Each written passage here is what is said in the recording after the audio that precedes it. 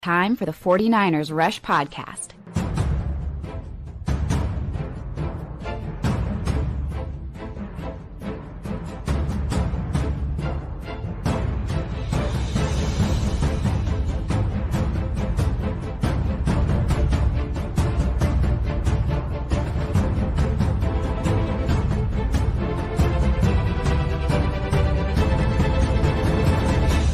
And here's your host, John Chapman. What is going on, faithful? Welcome to day 3. Welcome to the Thunderdome.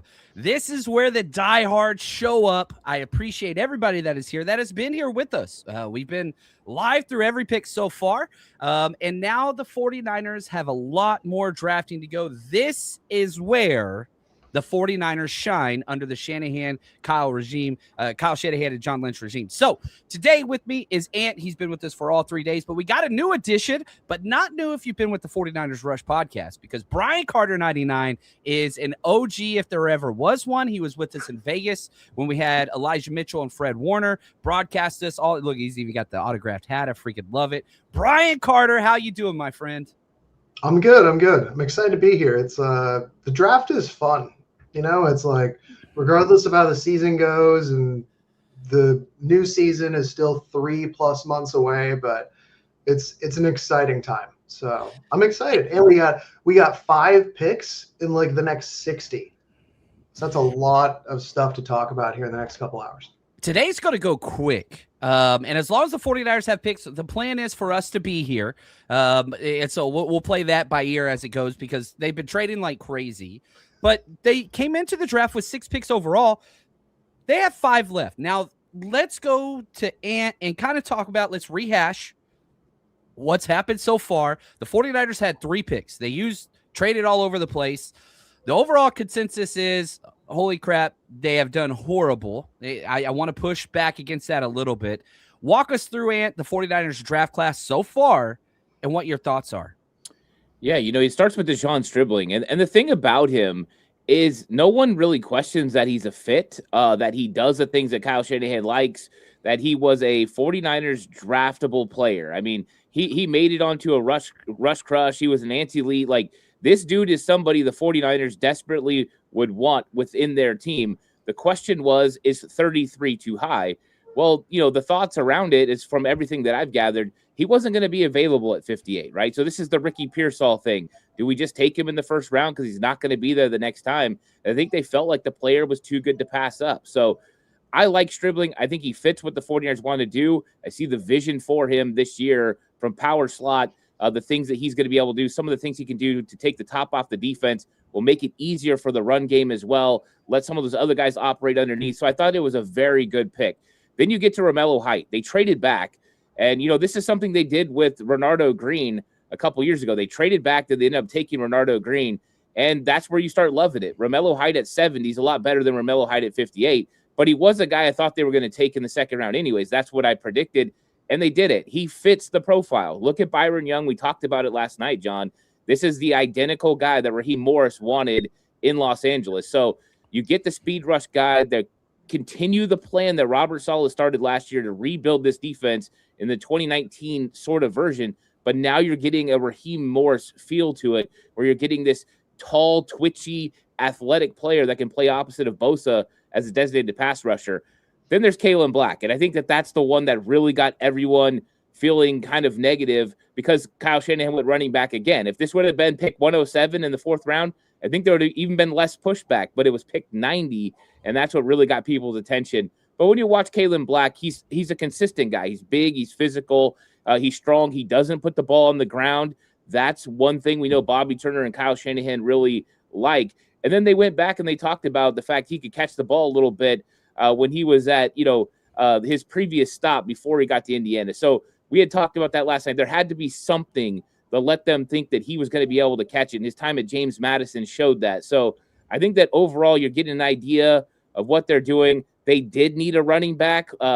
We do know they needed to add depth to the room. I think people are just wondering why they did some of these things early. And I think that's the biggest part of this thing. They drafted probably maybe a round early on a couple of guys, and that's what got people's attention. Yeah, the draft has started day 3. The 49ers are 6 picks away. And you have a draft trade already, not the 49ers, but the Raiders traded up to the first pick in the 4th round. It's been a draft of trades. I love that aspect of it. So let me just do a real quick kind of my overall sentiment of kind of how the draft has gone so far right here. Vita, John, how's the tequila hangover? It's been a rough morning. RUFF so far for John Chapman, but nowhere else I would rather be. And I am pumped to be here. I'll say this. Yes, the 49ers have reached, but not on every pick. You traded back twice to get Stribling.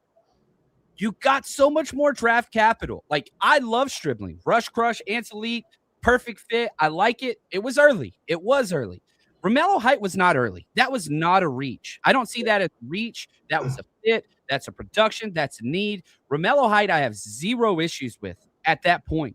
Like, consensus was 7 picks behind where the Niners took him. The Kalon Black, it triggered me. I'm gonna be honest with you. I went totally, what the hell is this? But it's because of the past, right? Yeah. So like when people are like, oh, like you can't let them get to you like that. It's all of the past that has stacked up. It's Trey Sermon, it's Ty Davis Price, it's all of these Joe Williams. It's not the first, second, third, fourth, fifth time. Like, this is a pattern of behavior that is non-sustainable, that Shanahan and John Lynch laugh at in the press conference. And it's like, you're not learning from your mistakes. And I think that's why a lot of 49ers fans are upset. I'm happier with this draft class thus far than a lot of people. And day 3 is where they always shine. So can they get some of those, round 4, round 5 home runs that they've gotten over the course of the past decade to kind of, I don't want to say save this draft class. You have to look at the last 2 draft classes. They've done very, very well.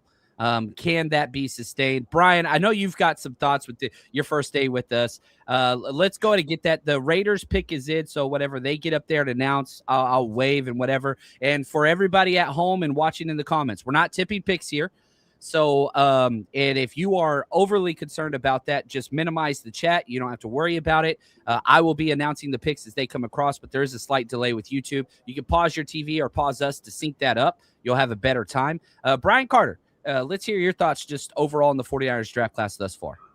Yeah, I think, first off, anyone who's saying this is the worst draft ever, I want you to think back 3 years ago. You might remember my face. I have the infamous disbelief face of Jake Moody, where I was like, oh, here it is. I got it right here. Joke? Like that? Yeah.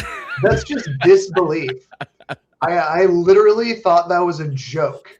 I was like, that can't be the actual pick. And then after that, they went Cam Latu, who played 0 snaps and then got cut. And now he's maybe on some other team's practice squad. This is not the worst draft ever. I think, was that the Purdy draft where the only good thing out of that draft was Brock Purdy? Yeah. This is not the worst draft ever. That being said, you don't have to love the draft so far.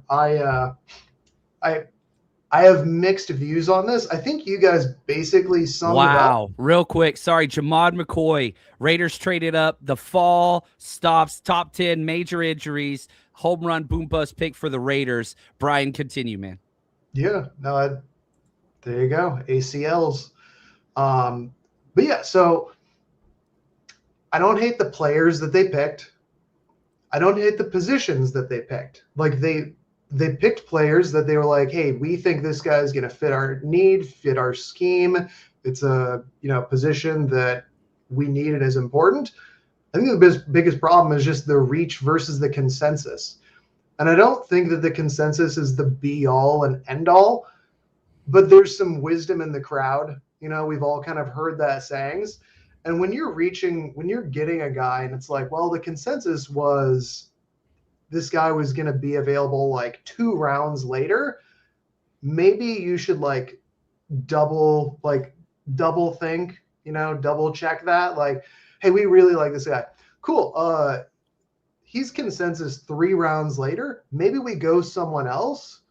And here's the thing is, if they hit, then you know what? They're lucky. But if the players don't hit, then it's just another one of those why did they reach for this guy 2 rounds early? Of course, he was like not as good as where they drafted him. So you really hope the guys work, and I can understand how they fit, like you said, Stribling, he's big, he's strong, he's fast, he can stack defenders, he can be a vertical threat that threatens the outsides, he can go up the seams out of the slot, opens up the run game underneath, he blocks like Juwan Jennings. I get it.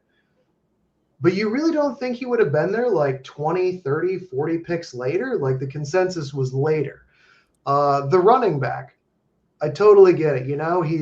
He's built like a tank. He's got low tread on the tires. He does really good, with contact balance and getting through small gaps. High character guy, good body, winning program. Like all those things are good things, but you really don't think he would have been there in like the 5th round? Yeah, I'm not doubting he'll be successful, especially in the system, but here we go. The Bills just took Jude Bowery, tackle. That was one of Ant's guys off the board there. And the 49ers are on the clock at 4. So let's continue with this analysis. I'm loving this, Brian. It's fun to get a different perspective of it. And Romello Height, that wasn't a reach. My only issue with Romello Height is that I felt there was 1 or 2 guys I'd rather have. But it's not a reach. To me, we needed a speed rusher. We got a speed rusher. And it was a 3rd round pick. So, I'm good with that one. That one's probably my favorite, even though I wasn't the highest on it. That was probably my favorite pick. Gotcha. And there's a lot of good guys to pick from today. Yeah, that's the thing. The 49ers wanted to concentrate their efforts into the back end of the 3rd and 4th rounds. That's where they are. And now they have so many picks in a row in such a short space. You're looking at the board and, man, there's still a lot of guys that I really, really like. I want to give a real quick shout out to Eric Meisner, 49 Meisner. You see him up here in the chat. He runs all of the 49ers Rush social media, one of the best humans I've ever met. What's up, brother? Just glad to see you in here. Makes me happy. Look at this. Times. Good guy. He's awesome, man. Kimbro with the super chat. So pumped. Have the house to myself. Cold drinks in the Rush podcast. I'm finally going to make it to the end since I'm in the East Coast. Thank you, gents, for being here. Love to all the fans. It's funny because you could tell East Coast and overseas fans, they love today. West Coast Niners, we are struggling. This is early, but that's all right. So real quick, I just want to get a sentiment. And where are you at? Scale 1 to 10 energy level. Usually you're always at 10. Where are you at? Are you at 9.7? I think that's about as low as you go sometimes. Yeah, I'll go Joey Bosa, 9.7. That sounds good. We'll keep it there. Yeah, I think there's still energy because there's like Brian brought up earlier, there's a lot of picks today and it's going to happen quick. This 4th round, the 49ers can make 4 selections. That's exciting. You're going to add 4 players to your football team. And I'm looking at my board here and I'm like, there's a lot of really good football players the 49ers could add. And, we talked about this earlier. They can start filling some of those spots that people have question marks about. If they go and hit an offensive lineman, they go hit a safety, they get a couple of guys, all of a sudden people are going to get more excited about this draft. Oh, I love it, man. Appreciate you, Kim, bro. He finishes it up with, thank you, Jits, for being here. Love to all the faithful. The best fan base in sports. It is not even close. And the Jets took defensive tackle Darrell Jackson Jr. out of Florida State, one of your Seminoles. This I feel like we're in the Ant nodding stage where just your dudes are going off the board. So, Ant, I'm going to kick it back to you. Talk to me about some of your favorite picks. The Niners are 3 picks away from being on the clock. What is it that you're hoping to see here? They've gone running back because, of course, edge speed rusher only, still could use a regular defensive end, and wide receiver. What are you looking at here for 3 picks in the Niners? Yeah, I think that I'm looking defensive back. I think there's a chance that they go there. Your guy is still on the board, so there's always the chance to go Muhammad. They met with him. My guy, Jalen Kilgore, still on the board. Versatile defensive back. I think those guys are interesting. But also I look and I see a lot of those defensive tackles that they've been looking at, the penetrators. You got Grayson Halton. He's still on the board. You got Caleb Proctor. I think that those guys are guys to be interested in. And then my favorite interior offensive lineman, Jalen Farmer, is still available as of right now. So I think that there's a lot of players to choose from. I don't know the direction the 49ers go, but I would say interior offensive line, secondary, and that interior pass rusher, I think they're still looking for. And I think all those guys are right there. In fact, interior pass rusher, you still got really good players available. I thought Halton was already going to go, and he's still available. Yeah, I like Danny that. Dennis Sutton is there if you want to double up on edge. I mean, to me, that would be a great pick in the 4th round. And I think we still need another edge, in my opinion. We got 2 guys coming off of ACLs, a rookie, and then a couple guys who are okay. No offense to Keon White and Sam Okwanu, but they're not like stars. No, they're rotational depth pieces. And like you need those guys.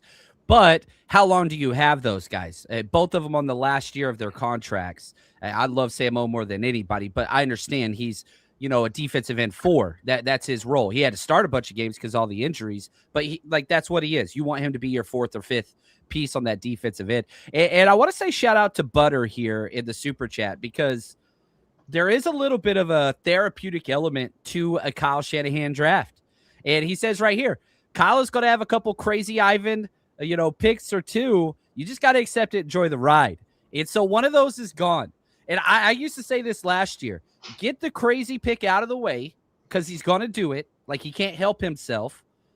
And then you look at the entirety of the draft. Right now, you're looking at 3 picks that the 49ers took. 2 of them are insane reaches.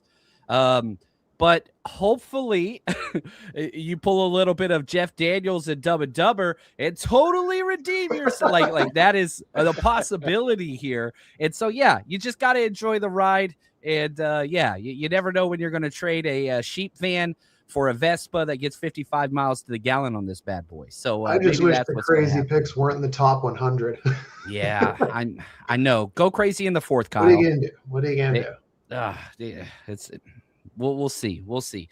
But the Cardinals are on the clock, and they've had an interesting day. They've taken Jeremiah Love, which I think was one of the worst picks in this draft. Not that I dislike Jeremiah Love. It's just it was the best position they had on their roster. Then they go Chase Besantis. I like that. Then Carson Beck. Now they just took Caleb Proctor. This is another head shake from Ant. That's pretty damn good pick. They took Walter Nolan last year. They got Caleb Proctor off the board. That was one of the Niners kind of scheme fit guys. What do you think about just the Cardinals' performance so far, Ant? Well, I think it just got a whole lot better. I mean, Caleb Proctor is going to be able to generate pass rush from the inside. And if Walter Nolan's healthy, they've got 2 interior defensive linemen now that can get after the quarterback. And what do you want to do against quarterbacks like Sam Darnold and Brock Purdy? You want to bring pressure right up the middle.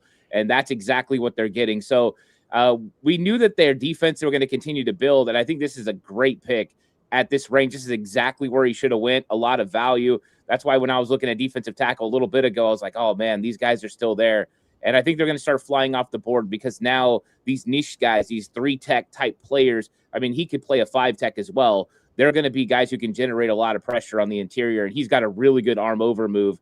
So whoever the 49ers draft as offensive guard or the guys who are going to play offensive guard, they're going to have to deal with Caleb Proctor now, and he's pretty darn good. Yeah, they're bolstering the interior.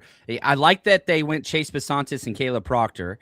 Not a fan of the Jeremiah Love or Carson Beck pick, but that's okay. The Cardinals are going to Cardinals. 49er Joe, thank you for the super chat. He says, thanks so much. Finally, I've gotten to listen to you live for the first time these past 3 days instead of my commute home. Man, I just want to say glad you are with us, everybody that's with us.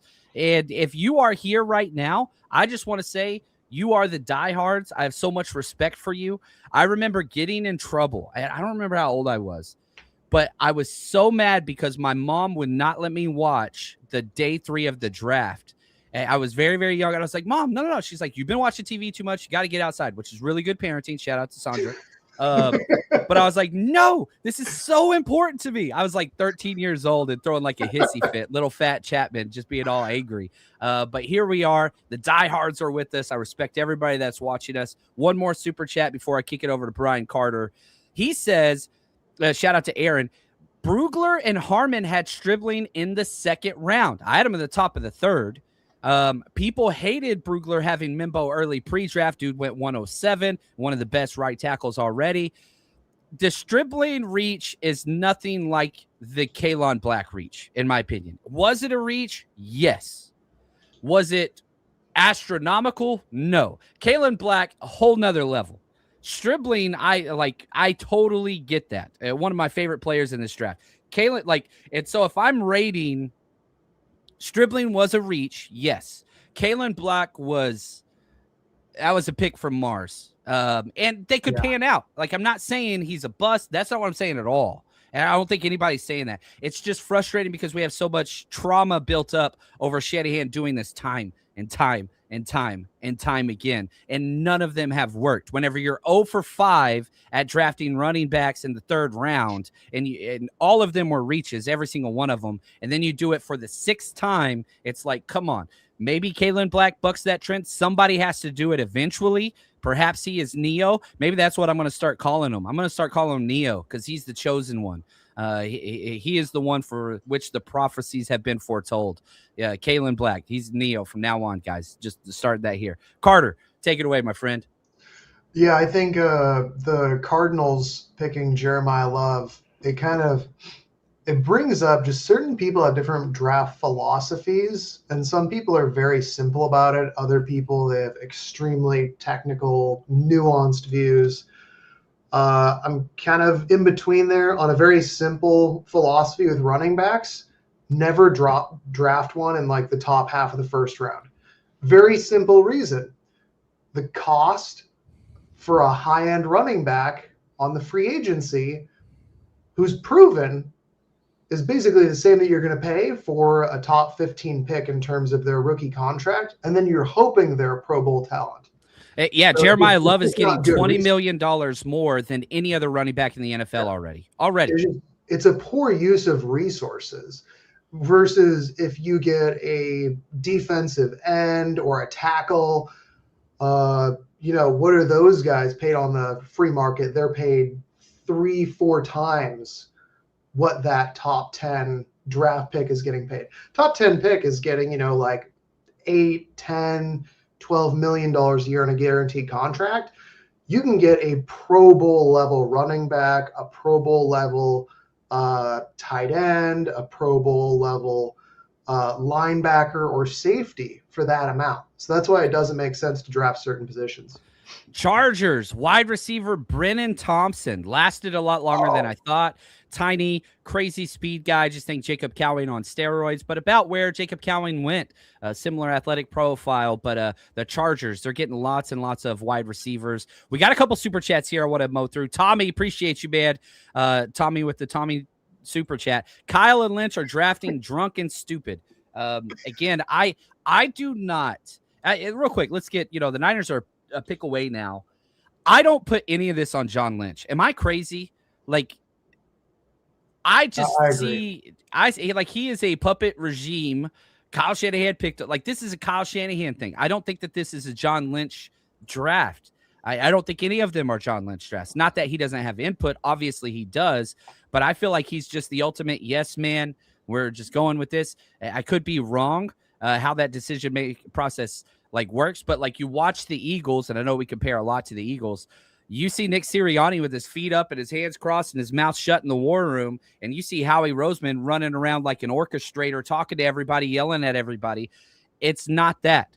Kyle Shanahan is in charge of all of these things, but yeah, I think it's fair to say, Tommy, the majority of fans not super happy with this, but hopefully things change. Right here, Noam, look at this, man. Oh, freaking, I love this dude. Love the energy. Let's stick the landing. Let's get it, Noam. Appreciate you, brother. And right here, breaking 80. Thanks for the super chat. Yeah, so the 49ers are on the clock currently because the pick is in for the Texans. They haven't announced that yet. But this is going to be the pace of day 3. It is boom, boom, boom, boom, boom. And, they're going remote and announcing all these things. Breaking 80 says, Malik Muhammad, Keontae Scott, Brian Parker II at 107. Let's go. Let's go. Who would you guys want? Brian Carter, I'm about to announce the Texans pick. They're doing the remote Turo Bull announcing it right now. But once I announce the Texans pick, I want to know who you want the 49ers to take at 107. And if you guys want to stay away from spoilers, just go ahead and minimize the chat so you can't see that. Febechi Nwayu, there we go. Guard out of Oklahoma went. That's one of Larry Kruger's guys. which he had a lot. Jessid says Keontae Scott, Skylar Bell, DDS. I like those names. Who would you want if you were the general manager right now, Brian? Who do you want the 49ers to take as they are on the clock? Well, if I'm looking at like guards and centers, not that I think they're actually going to play a rookie, that would probably be where I would go. Either that or I would get Danny Dennis-Sutton. So either a guard / center, and that could be Connor Liu, it could be Sam Hecht, it could be a guard that you really like a Jalen Farmer, or double up on edge because, again, get another athlete coming off the edge. I don't know. What do you guys think? Yeah, I like. There's just so much value here. And man, I don't want to double up, but Skylar Bell, one of my favorite players in this draft, JC Davis, Zane Durant, Malik Muhammad, like those are my rush crush guys that are left on the board. The Niners are going to get multiple stabs at all these players. And so I'm not expecting a lot of trading back early on, maybe later on. The 49ers pick is in. They are not trading back. So there's that. But there's going to get a lot of stabs at all these players on the board. Whereas before you would make a pick and then have to wait a long time. That's not the case now because when you look at the Niners, they're picking, they're going to be right back on the board here very, very shortly. So excited about this. And could they redeem themselves at this point? How are you feeling? Is this the strength? Are we predicting a turnaround? I think they're going offensive line. I thought as soon as they moved up yesterday, it kind of put them in a spot to go offensive line. And I think that this is a good spot for it. You're looking for somebody that could come in and compete. And I think that that's probably what they end up doing. I don't know exactly which player they go with, but I think that there's some good ones out there that are available that are going to be probably tackles that used to move in. I would love for them to go to a traditional guard, but I think they're going to go with somebody that used to play tackle that moves in, like Brian said, that has versatility to play guard or center. I think they really like that. They really like to do that. They really like to get those athletic, undersized tackles and kick them into guard. Yeah, and just, I'm pulling up the guys that they have met with. Alex Hockey, guard from Oregon, is about the only offensive lineman that they met with that's still on the board. Kind of overall 5th round, but that's a round early is pretty good for the 49ers, to be honest with you. It would not be upset with that here. Like if you address the offensive line in any way, which the entire, it's funny. We are now at, everybody saying, oh, they're going O-line, they're going O-line, they're going O-line. 4 consecutive drafts, they haven't drafted offensive tackle. 13 consecutive drafts, the 49ers haven't drafted a center. The only draft capital they have spent on the offensive line is guard, and it still seems to be a little bit of a need. Dominic Pooney was an absolute home run. Ant nailed that pick perfectly. Left guard, and they talked about it. They're cool with Connor Colby, who started 7 games. They played Brandon Jones. They paid Brandon Jones twice as much as they paid Ben Bartch the past year. Brett Toth could also move over there. I'm not sure the fans are super pumped about that. You would like a little bit more depth there. So, Ant, you said you want offensive line. Are you thinking tackle? You thinking center? You thinking guard? Utility player? What is it that you're seeing there? Yeah, I'm looking at someone that can play guard. It got brought up in the super chat. A guy like Brian Parker. I like Jalen Farmer. I brought him up. He's a traditional guard. He would have to kick to the other side. A guy that can really get some movement, but they have a particular type that they like, right? They like these guys that are Nick Zakelj, Spencer Burford types that can kind of move inside and have versatility to play guard, both guard spots, maybe center. So I think that those guys are kind of in the mix. And when I was looking at my board, you got Brian Parker. I got him at 110, right? Some of the guys who just went, a guy really like Jude Bowery. He was my 100th player. So that's the kind of guys I would have loved Jude Bowery here if he wasn't already off the board. But those are the kind of guys you look at in this spot. Is there a chance that they actually start going for value picks, guys that had fallen? There's usually 1 to 2 picks a year where it's oh, you got insane value here. We don't say that a lot with the Niners, but that could be and again, you start looking at it differently and it's oh, well, if you would have took this player in the 3rd round and then Kalen Black in the 4th round, that would change perspective and all those things. I will say this. Every single time the 49ers have drafted a running back, whichever undrafted free agent they picked up that same year at the same position has beyond outperformed. the running back draft. Not say that's going to be true for Kalen Black, a.k.a. Neo, a.k.a. The New Beginning, a.k.a. bucking the trend of third-round running backs. I love that dude, and I do want to read this. Thomas, appreciate you, man. He says, I hope fans will support Kalen Black. Support all these dudes. It's not their fault where they got drafted. Also, when he makes mistakes, don't give him the Moody treatment just because he was drafted too early. Yeah, well said. These are human beings, something that, I constantly have to remind myself of. Like, they read this stuff and they see this stuff. And Thomas, I appreciate you bringing the human empathetic response to this. We as sports fans go crazy. There's no doubt about it. That's why we're fans. We're fanatics. I'm a fan. I'm not an insider. I'm not a beat reporter. I don't want to be those things. I want to be a fan. But I like what Elevated said too, the other super chat by Elevated. Oh, here we go. Read it, my friend. Take it. Fans aren't thinking we need weapons on offense. We're 2 injuries away from an offense being the same situation last year. I love that we picked running back and receiver. It was needed. True. I mean, if Pearsall gets hurt. Oh, yeah. Here we go. 49ers are on the board. The international fan of the year, David Rossler from Germany. Gotta love it. Gets to announce the pick. I love. He's up there to 25 jersey, which I don't know if that's Sherman.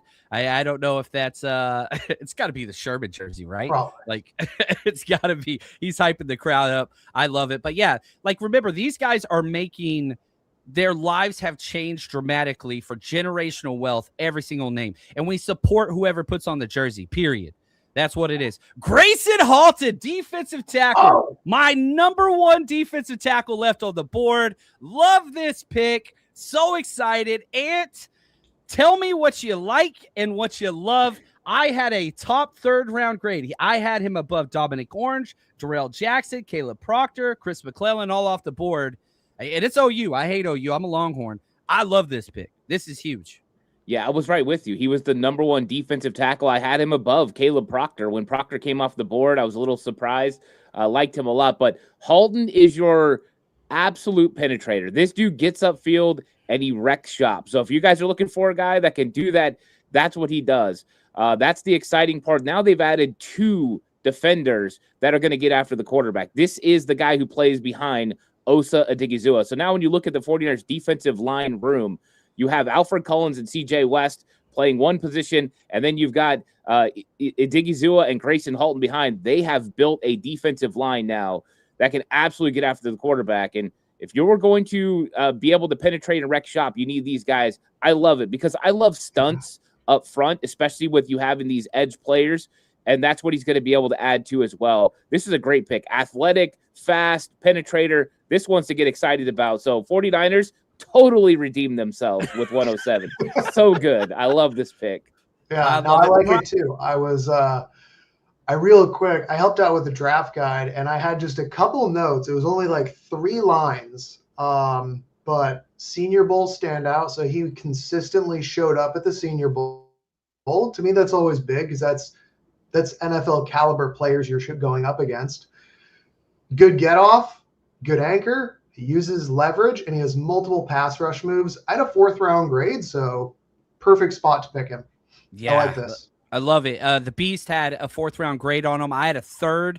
I wrote good motor and speed, impressive athlete when you watch the tape, very effective on stunts, very similar with this is now 2 players that you drafted on the defensive line, Romello Height and Grayson Halton, that I've said, man, impressive on stunts. This is what it is. Has a swim move that is pretty good in his go-to move, lacks the ideal length and footwork, only 31-inch arms, very short arms, tends to play finesse at a violent position. He was a high school tight end. Athleticism shows on tape. Lower body twitch is there. Crazy get off. 3rd best vertical ever for a defensive tackle. Ever. 36.5-inch vertical is incredible. Love his pass rush arsenal. Not a lot of snaps. He only got a 1 on the experience scale as far as the defensive tackle class goes, graded 1 to 10. Because he just hasn't played a lot. So you're betting on the come up and what you've seen. But this is a guy, 6'2", 293, undersized, that, man, Osa. And so now you've got Alfred Collins. You've got CJ West. You've got Osa Odighizuwa. And now you've got Grayson Halton behind him. You are now 2 deep at both of the defensive tackle spots and good to go. Like we knew they were going to get somebody. I am thankful that it's Grayson Halton. This was not a reach. This was right where it was. Now, 2 picks, Jonah Coleman, your boy, went off the board, and Jadon Kennedy, cornerback, Oregon, just went to the Chiefs. That's where we're at there. But, man, let's go back to this. And talk to me about Romello Height and adding Grayson Halton and what the plan is there with Raheem Morris. Speed, too. He ran a 4.8 at nearly 300 pounds. Athletic. Yeah, that's exactly what you wanted to add to the defensive tackle. They went to a more defined role again, right? I mean, we talked about this yesterday. They wanted to have that guy. You know, they had the Armstead guy with Mikael Williams. They needed a designated pass rusher that was the D Ford. The change is that Raheem Morris doesn't want a big twitched up guy like D Ford. Those guys don't really exist anyways. So you get a more lanky Romello Height who can do some things with speed.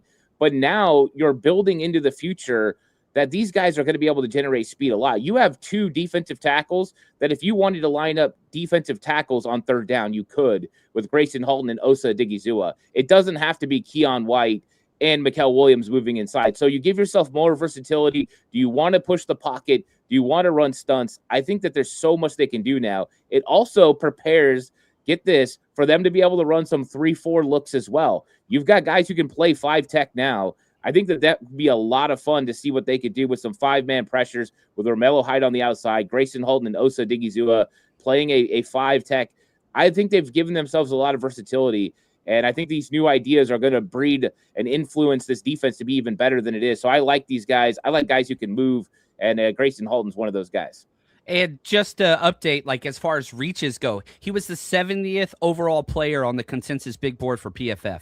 70. You got him 107. So, like, again, swap the picks. Like, if you're trying to talk yourself into this draft and feel better about what's happening, man, just put him at pick 70, like where you were earlier. And everybody would have been just fine with that than Kalen Black here. So you've got to judge the entirety of the draft, which we're just now halfway through. You have 4 picks in the barn. You have 4 picks left. So to judge this before it's finished, dude, I love this pick. Maybe one of my favorite picks so far. And I feel a lot better as well. Yatsik, my man, look at this super chat. You are the best. He says, I'm beyond appreciative for the depth of knowledge here. My 3rd day with you. Thank you, gentlemen. JC, the next bottle of tequila is on me. My man. It will go to wonderful usage. And yeah, if you want to be negative, here's where you would say drafted a backup defensive tackle. It's out there. He only started 10 games. This is a player that was a rotational kind of hybrid project player, was a tight end, converted over to defensive tackle. Yeah, he's got 10 starts, but he's played in 47 games. Here is what Dane Brugler wrote about Grayson Halton. Just his real quick summary. Halton is a sawed off and can be overwhelmed at time, but he moves with big man twitch and his initial quickness and closing speed can be weaponized. A part-time role that keeps his battery charged will be his best fit in the NFL. And that's exactly what the 49ers have room for, because you have Osa, Alfred Collins, CJ West. This is your number 4 defensive tackle that's going to come in and just provide burst. GTFO. He has that in spades, and he gets to play into that role. He's not going to be asked to do more than what he has been asked to do in college. This is a fit. He steps into a role where he can be successful. Also, I want to bring something up that I know that when we brought in Raheem Morris, it was talked about the different types of fronts, how he would a lot of the times put like 5 men on the line. If we now look at our defensive line group as a whole, it looks like they're kind of transitioning a little bit more to not necessarily a 3-4 defense, but kind of a 3-4 defensive style front in terms of who they're putting on the line. You've got your big nose tackle in Alfred Collins, and then you've got your more traditional size like CJ West, and then you've got smaller 3 techs for like penetrating. And then you've got a little bit below that, you've got your kind of like bigger 4-3 defensive ends that are, 265. That's your Nick Bosa, your Mikael Williams. your Keon White, and now you've got your speed rushing outside linebacker. So I think we're going to get potentially a very different look in terms of the defensive line usage this season, which could be a lot of fun. But it's just, I'm seeing kind of how all the pieces are coming together on the defensive line, and it looks like we're going to go maybe a little different than the standard kind of like two big ends, two, normal sized guy in the middle, and then maybe we swap some out for a NASCAR. It's looking like it's going to be a little bit more varied. Yeah, and that's the thing. The 49ers have had the most vanilla defense for about 5 years in a row. Going, under D'Amico was probably the most advanced it got. But, man, Robert Saleh is simplistic as simplistic gets, and that's not necessarily an insult, but you're having so many teams play multiple. Now the 49ers are building that out. You're exactly correct. You go get two undersized defensive tackles that could play that hybrid end, and you go get an undersized off the edge guy in Romello Height. You're building out this way to where you can have some different looks up front. Cade Klubnik went to the Jets out of Clemson, another quarterback off the board. I actually liked Cade a lot last year. Had a terrible year. Clemson, the wheels fell off, but another quarterback off the board. That's good for the 49ers. I'm excited, man. Here are the strengths for Grayson Halton listed by Dane Brugler. Compact build, developed muscle, and his upper. Every player the Niners have drafted, every single player, Stribling, Romello Height, Kalen Black, and now Grayson Halton. Insane work ethic in the weight room. They are drafting bullies, high-strength players, explosive off the ball, closes like a banshee when he has a clear lane to the football, uses subtle shoulder dips to wrap and slash through gaps, strong hands to control blocks, competes with play isn't over until it's over mindset. That hair on fire thing that they talked about in the press conference yesterday. Wish they would use that same thing for number 64. That's okay. Fan favorite of Oklahoma because of his energy and fun-loving personality, displays leadership traits, set the bar high in the weight room. No mystery why he was a 2025 team captain, despite it being his first year started. This is a guy, which you don't get this in college football. He was at OU for a long time. Is he old? Yeah, he's 22. This is the youngest player the Niners drafted. He was there for 4 seasons before he started and didn't transfer. A little bit different guy in the way that he's built. Some loyalty there. Dude, I love that. In today's climate, you don't get that. And again, I'm not an OU guy by any way, shape, or form. This is a fun pick, and I'm psyched. Like, dude, we're building in the trenches, baby. 2 defensive linemen, and then a wide receiver and a running back.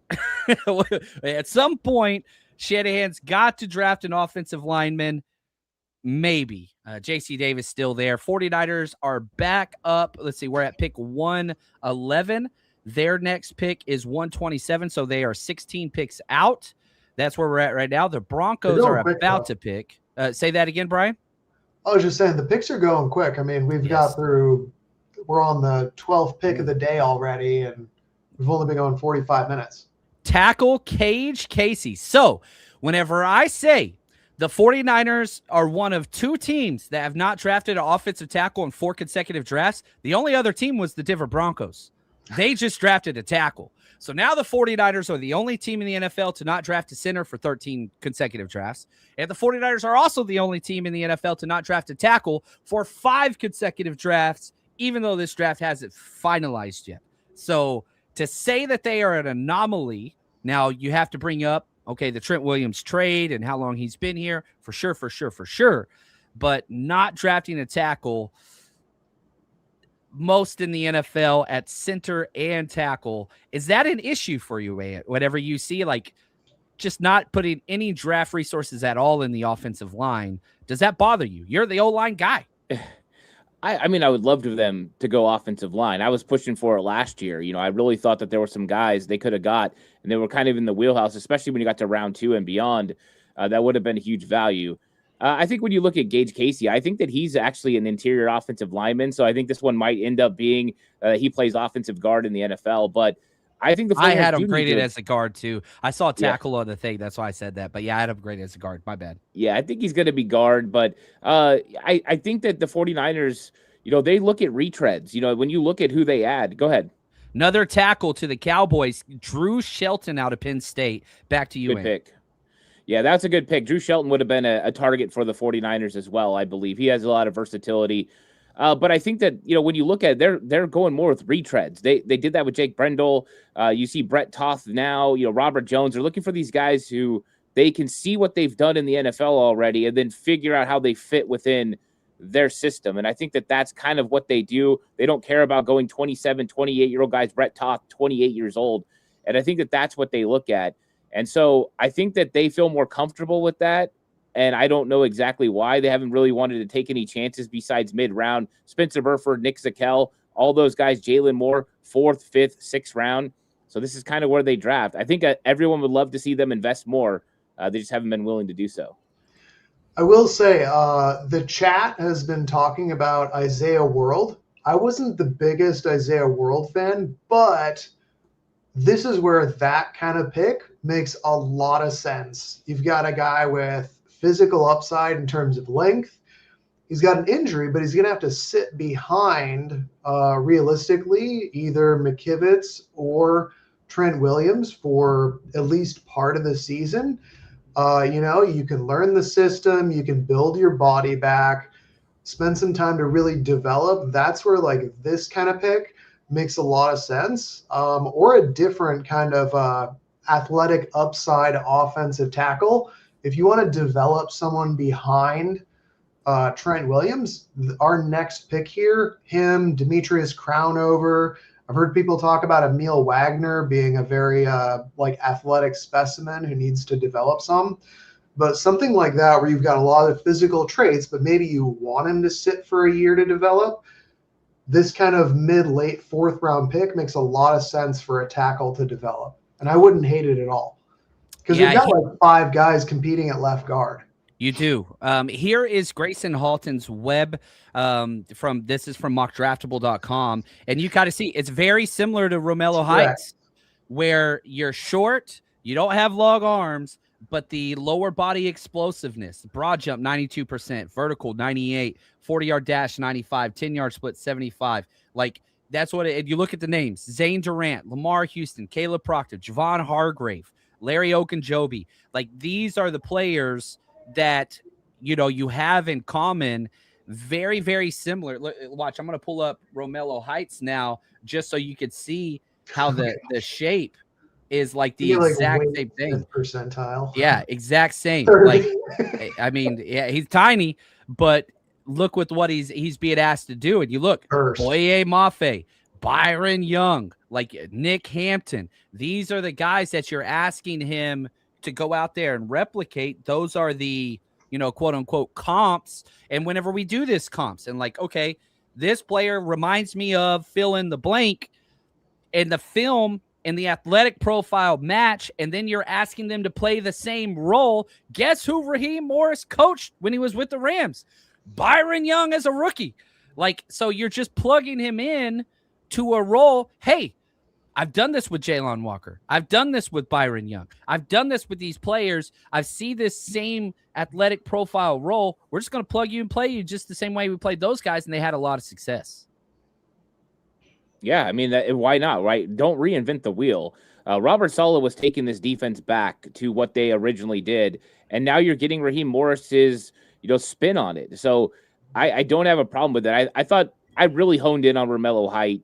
Probably a week ago is where I was pretty sure he was going to be the 49ers' second pick. And I was kind of invested in that because of the Byron Young. I kind of picked up on that. I was watching him play, and I really felt like he was going to be a really good fit for the 49ers and what Raheem Morris wanted to do. And he is. Raheem Morris has got a way. He likes to run defense. And I love the fact that he's getting those guys that can go out there and do it. And what we say, 49ers needed to bring speed to the defensive side of the football. They've done it along the front.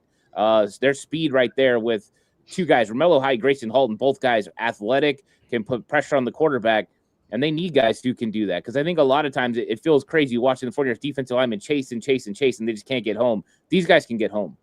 Yeah. We added speed on the defensive line, that's for sure. And we needed it. We added speed, we added pass rush. We've already got guys who can stop the run, so now let's go get the passer. I like it. And another thing too, like you whenever you hear undersized, fast defensive tackles, you're like, oh, well, pass rusher only. He had an 86.9 run grade.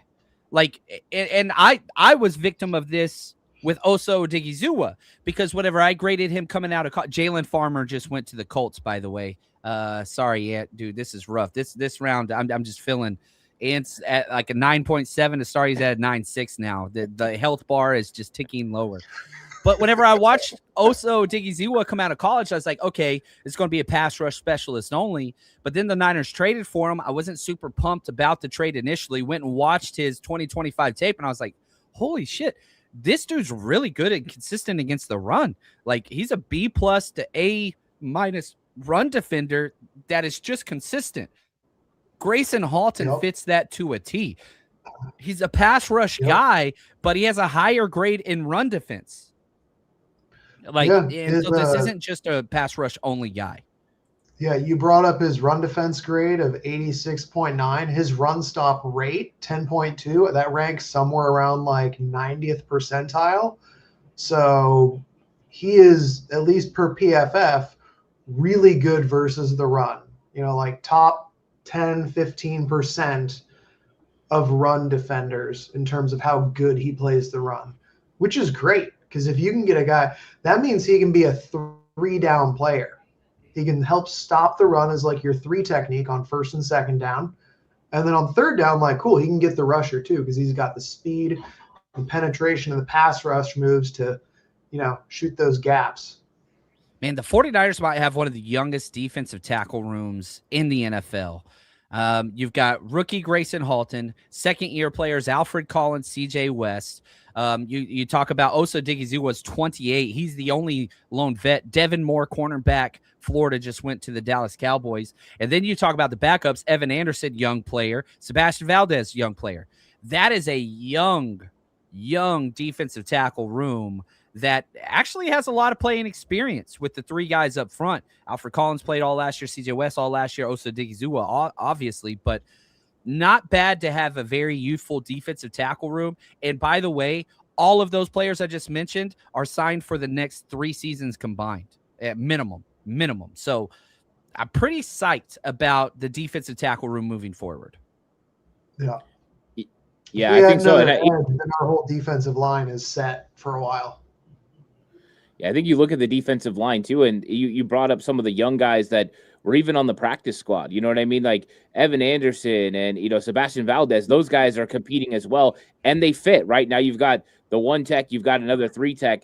They've got depth. I mean, there's 6 deep of guys who have NFL potential, and the top 4, you know, 3 of those guys are super young. I'm excited about Alfred Collins, CJ West, and now Grayson Halton. That is a wonderful core to build towards the future. This is what they needed. Ultimately, they are putting themselves in position to be good every single year for a while. Wide receiver Elijah Surratt just went to the Ravens. Another big name that a lot of people liked. I liked him. To me, my favorite thing about him was he was such like a violent route runner. Like when he was making his breaks, he was like, you're not necessarily allowed to like push guys off, but the violence that he was running his routes with, it was like he was making dudes just like fall down. And I was like, dude, if you want a power slot, he was a lot of fun. I really liked him. I did too. Do you think the 49ers double dip on any positions? They have 4 picks left. I could see them possibly going with another edge. I could see them possibly going another wide receiver, but man, that room's getting pretty full now. Is there any position like they notoriously double dip, maybe running back, because I really don't think Isaac Guerendo's long for this team. Like I will laugh if Kyle Shanahan drafts another running back in the worst running back class of all time. It would be so on par with this. But this is a UDFA class if there ever was one. It was, and it still is. But yeah, Heinrich, yeah, you go get that dude, something along those lines. He's a versatile piece that can kind of do a lot of things. And do you think they'll double dip at any positions? Is there anything that you'd see them like, man, we could add 2 of this? Well, I think if they are looking for value, there are some defensive ends that are still available. that I think could be a lot of fun, and even one that they met with, Nadame Tucker, still out there available as well. I think you could always bring in more edge help. I think they're loaded at defensive end right now. I think Romello Height kind of finished the deal, but I mean, if you were looking interior defensive line, they could go there again. You still got Zane Durant. You got Conga, the defensive tackle from Louisville that they met with.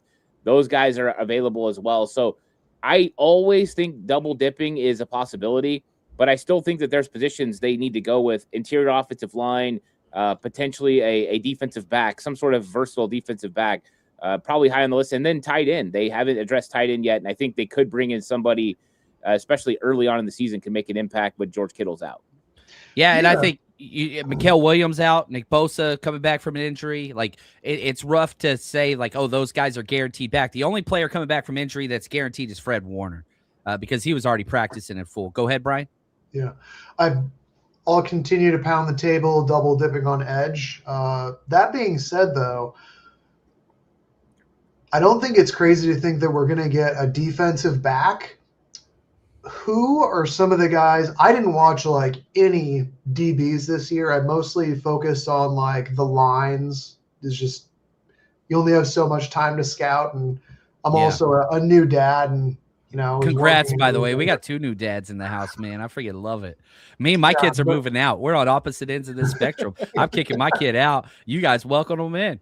Yeah, but who are some of your like safeties or corners or DBs that you like? So Keontae Scott just went to the Bucks.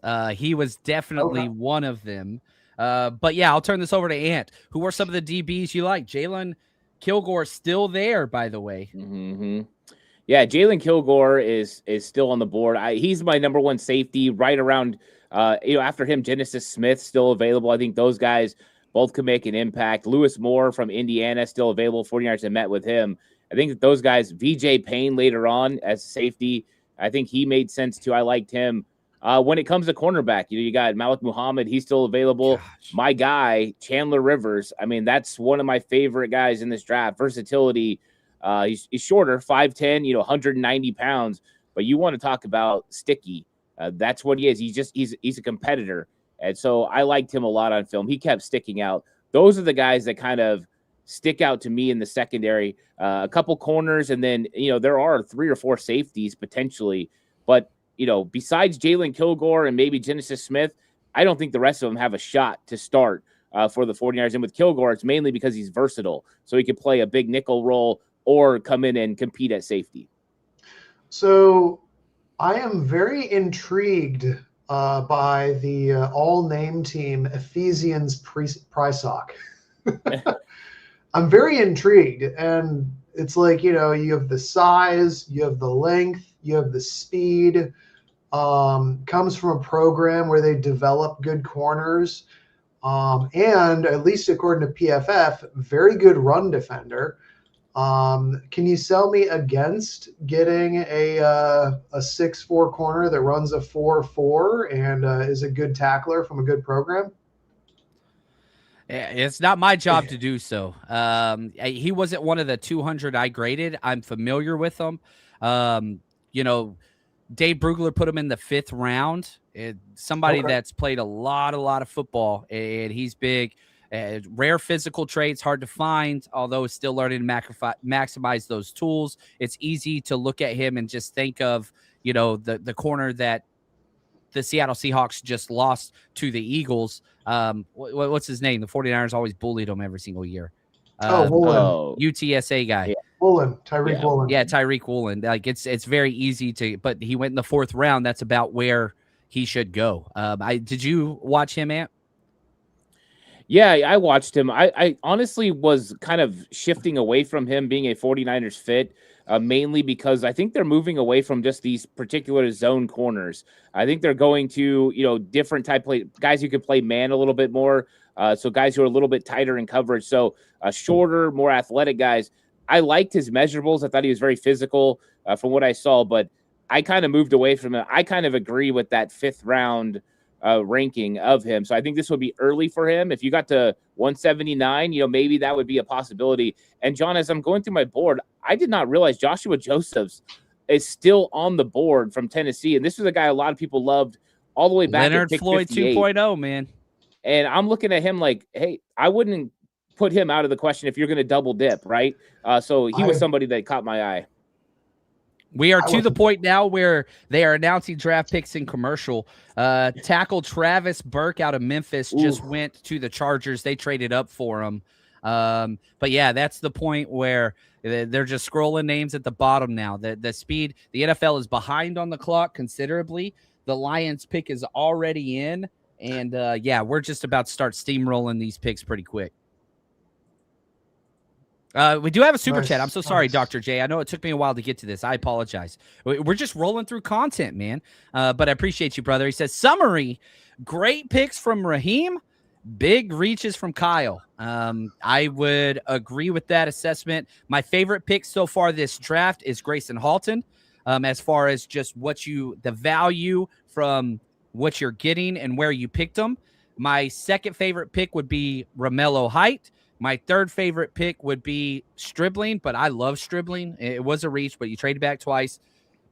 Kalen Black, where you took him, that is definitely the big misnomer. How would you rank these picks as far as just your favorites value-wise so far, Brian? Where would you put 1 through 4?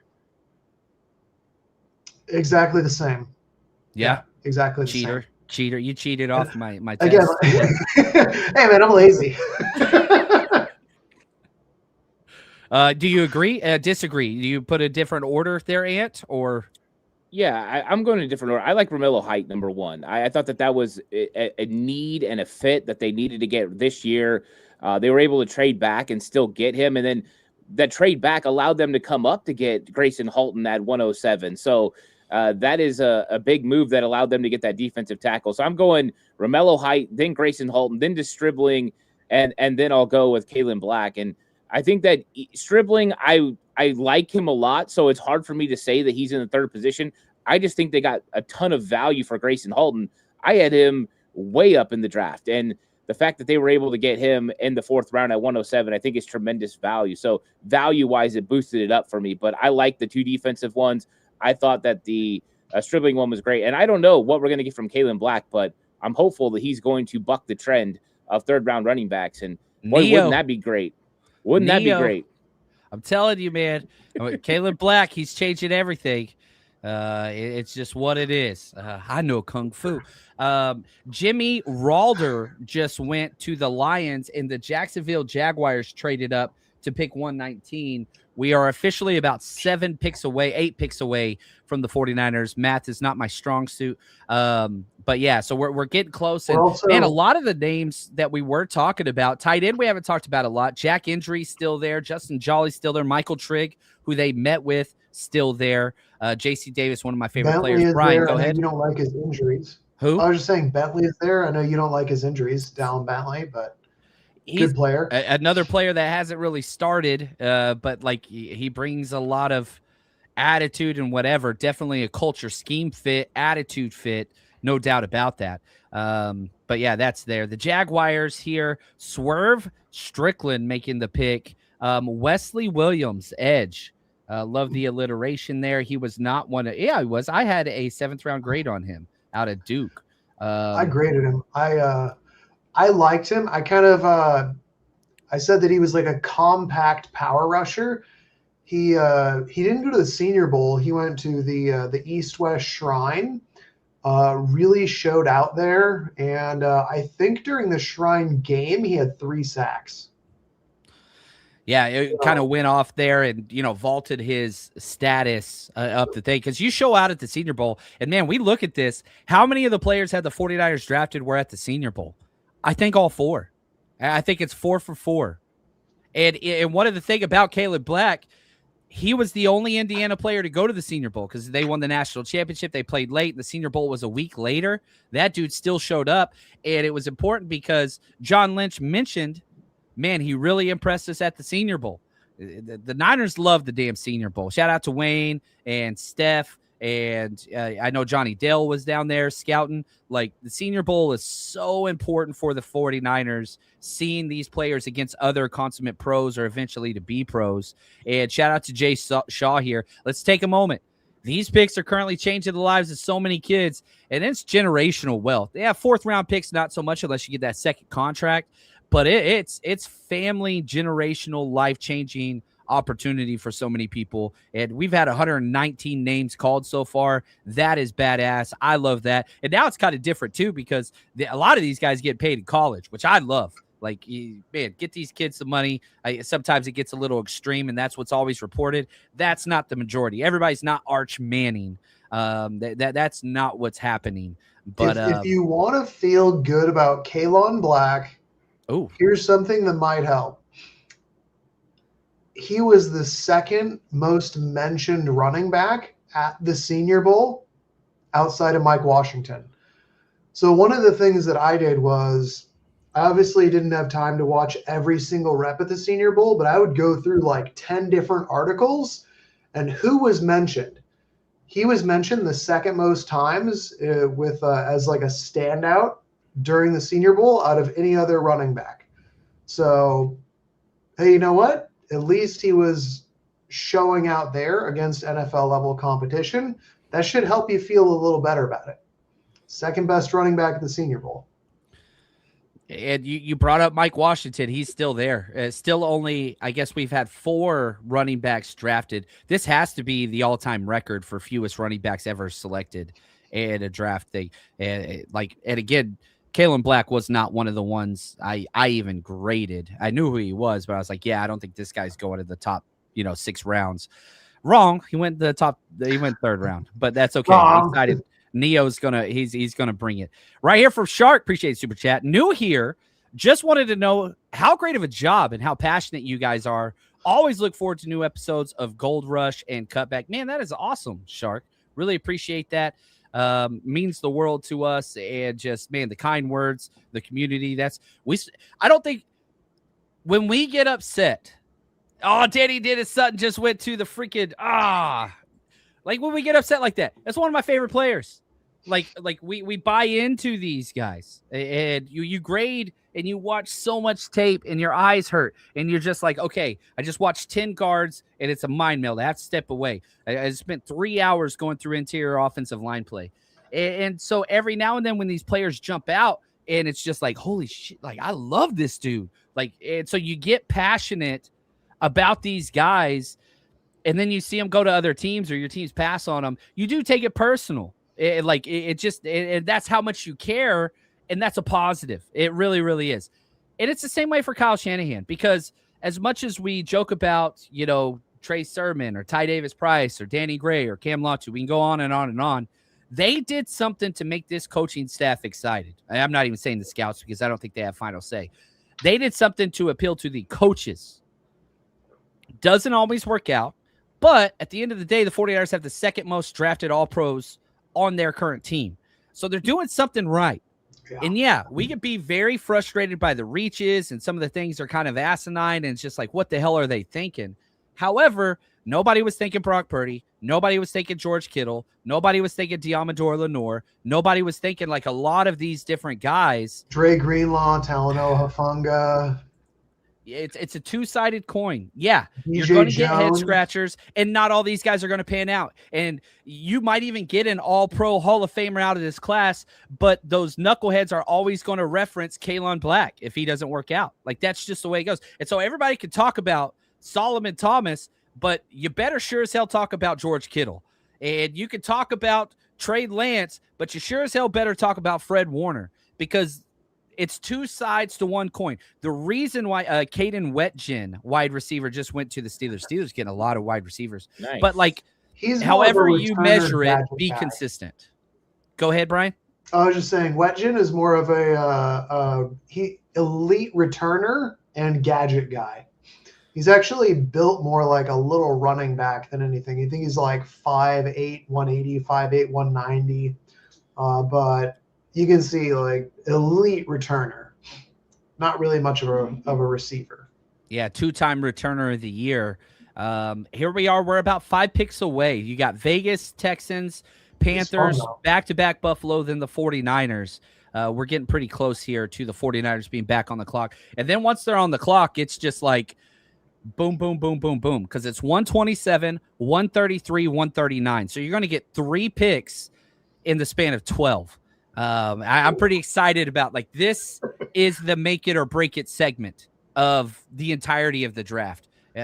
3 players, if they don't trade back. I'm pretty pumped about this. Ant, what are your thoughts position-wise with what this little gauntlet the 49ers are about to go on with 3 picks? Yeah, what I love is that I'm looking at my board, and there's still a lot of really good football players out there. We talked about Joshua Joseph just a minute ago, but, you got Genesis Smith at the safety position. I brought up Jalen Kilgore earlier. Both of those guys still available, so that's fun. Then you look at the cornerback position. You got, Malik Muhammad. You got Chandler Rivers. But even at wide receiver, I think Skylar Bell is still available. If I'm looking at the sheet right, sometimes I have to double check myself. Like, but I think that there's a lot of talent out there at the key positions for us need to go. And offensive line, there's still a bunch of guys available. We talked Brian Parker earlier; he's still available. So I think he would be somebody interesting for them to go as well. So offensive line, Matt Golbin, he's another guy that I think is I'm on big that. on him. And then, earlier Brian brought up Isaiah World. Isaiah World is still on the board as well. There's also a couple centers. If you want your center of the future, Connor Liu is there, Sam Hecht, a couple quality center prospects that could sit back and develop if you want to go that direction. It's been 13 years since they drafted a center. At some point, man, good Lord. So you're saying there's a chance. I think Brett Toth is the center of the future. I really do. I think they got him this year, and I think they're going to work him out, and he's going to be the center for the next 3 or 4 years. I think that's the plan. So I don't know if they go center. I think they go with probably someone a little bit more versatile. Maybe if they went Brian Parker, he could eventually be the center of the future. But I don't know. I seem to think it's going to be Brett Toth. We've had a couple questions in here about Pat Coogan. I'm not a Pat Coogan guy. I wanted to be because of all the love that he got through, everything that was going on. But man, whenever I was watching him, I'm sorry, like, wasn't really my guy. I think it's just the lack of athletic profile doesn't really scream NFL caliber athlete. And I'm not saying that you have to be like an elite athlete by NFL standards, but there is a certain threshold that I think you need to meet in order to play and not just get destroyed. And I think that's what it is, hey, he can play well against 20 and 21-year-olds, but when he's lining up against that, 4-year veteran, 27-year-old defensive tackle. Yeah, well said. Look at this super chat from Andy. Thank you, man. Thanks for the stream. Been with you guys all weekend. Means the world to us. I hope that's not lost. We are thankful you chose to be. Over 2,000 people watching us live right now is crazy, and I'm so grateful and so thankful. That's insane to me how great you guys are. Love your balanced but optimistic analysis. I still get shocked when people say we're anything about optimists. I don't feel like I feel like I've been complaining and bitching too much. So I'm glad that somebody sees something positive. Shout out to Ben NY Niners. The draft book that we put out in the draft content, the 49ers Rush that we put out on our Patreon and the 49ersrush.com. It's not just me. It's a whole team. Brian Carter, 99, Ben. We've got Josh, 49ers Faithful Forever, Zach Ortiz. There's a lot of us that goes into work on all this stuff. So thank you guys so much. Now, Ben asked this specifically of Ant. Any thoughts on Caden Barnett, Ant? Yeah, I like him. I think that he's a mean dude. I like the fact that he plays so physical. He's so strong. He had that move of position. But I think that he's a very solid prospect. And I think the 49ers set themselves up to potentially be able to take someone like Caden Barnett at pick 179. I think that draft pick, that would be a nice spot for him. And so I do think that he can play in this system. I think he's got the necessary athleticism. He's physical. He's got strong hands. So, yeah, I think that would be a fun pick for the 49ers. But I don't know if they would do that right now. I think that's going to take a little bit longer for him to come off the board. But I think that he would make a lot of sense for the 49ers. And I do think that he would be a fun pick for them if they grabbed him. There we go. That now you're getting into the spot where I don't mind reaches here. I think that's another issue that a lot of 49ers fans have. The reaches in the, pick 33, the reaches in the second round, the third round, those are reaches in the first round, but at least you traded back, right? Like that's it. Oh, speaking of traded back, look at this. Rob Louder, the man making an appearance. What is up, man? How are you, my friend? Oh, Mike Washington Jr. just went off the board to this Steelers. Sorry, go ahead, Rob. I was sitting there on the couch hanging with the family, and I was like, 49ers are about to make like 3 pretty quick picks. I'm going to go hang out with John and the boys. Well, we traded up. That's what just happened. We just traded up. So, Rob, 3 picks. Probably got rid of that 5th rounder, right? Yeah. So, what are your thoughts position-wise? What are your thoughts, Grayson Halton? Just kind of catch up, get some of your thoughts here. The defensive tackle, Grayson Halton, let's start with that as we've got about 4 more picks till the Niners are on the board. So let's look back a little bit. Defensive tackle, Grayson Halton, what were your thoughts? Kind of like an Osa Odigizua rotational backup. A player that wins in a very similar way to him. If you think about Alfred Collins and CJ West kind of being interchangeable in the way they both play and the way they both win, you want somebody that's going to be able to give you the same type of juice rotating in with Osa. So why not? It made me think when I saw that pick, I was like, oh, they probably liked Caleb Proctor. We went off the board, 2 or 3 picks before him. They both win kind of in the same way. Proctor's a little slimmer, a little bit. Not even a tweener, a little bit more of an outlier. But I mean, he's a freak athlete. It really does to me scream the same types of things that Osa Odigizua does. So to me, it just seemed that simple. I liked it. The value seemed right. You can never go wrong with getting more defensive linemen. Now they almost have an abundance. If you look at the entire defensive front, they're going to have to cut some guys, that would be able to make an impact otherwise. All name team, Wade Woodaz, linebacker from Clemson, just went to the Texans. D'Amico can't help himself. Wade Woodaz, which definitely sounds like a character in a Deadpool spinoff. Right. But that's okay. I like this comment from Armando. Subscribe, help these guys, one of the Real 49ers channels. For those of you who don't know, Striking Gold Podcast is set to join this millennium. And they have started a YouTube channel. So I need everybody right now, wherever you are, you're watching us on YouTube, okay? Type in Striking Gold Podcast. Go subscribe to Rob Louder's new channel. It is awesome. I went to subscribe as soon as you tweeted it out, and I was like, yeah, I'm going to be the first one there. There were like 6 people before me, and I was a little offended. I was like, damn it. I should have given you the early heads up and just sent it to you before I even announced it. But just make sure you're subscribing to the new one is at the Striking Gold Podcast. Eric Crocker's one from like 6 years ago is still sitting there, and I asked him to delete it, and he couldn't figure out how to delete it. That sounds like Croc, right? He at the end he's like, I'm just gonna report it as spam or report it as fraud, and that was his way of doing it. But I'm sure at some point, they'll kind of swap places. That's what's up. So what's the at one more time on YouTube, please? At the Striking Gold Podcast. The Striking Gold Podcast, capital T. Just so you know, Malik Muhammad just went to the Bears. Man, I'm so mad. That was my guy, and he just lasted and lasted. 2 picks beforehand. Oh, they weren't going to take him. Man, it was my number 1 player of this draft, my funnest player. He is gone. Just instant resignation. They were going to take him anyways. It doesn't matter. Yeah, it's what it is. All right. So Rob, John, back to you again. Oh, go ahead. Yeah, Brian. I was just going to say what you were saying right before Rob dropped in here about reaches at this point. We also need to remember that the 5th round is our last pick. So they're basically going to say, like, hey, if there's anyone left on our board, we don't care if it's a consensus 5th, 6th, 7th. If we love that guy, we might take him in the 4th round. So, again, like, they're looking at this as there's no way that this guy is going to last to be an undrafted free agent, and we love him. So there may be some reaches at this point. But again, just try and get into their mind of how is this guy going to make an impact on the team? Impact. And again, John Lynch and Kyle Shanahan said they have 200 about graded players. You're at pick 125 here. And, you got back-to-back picks here from Buffalo. So they're going to be picking twice.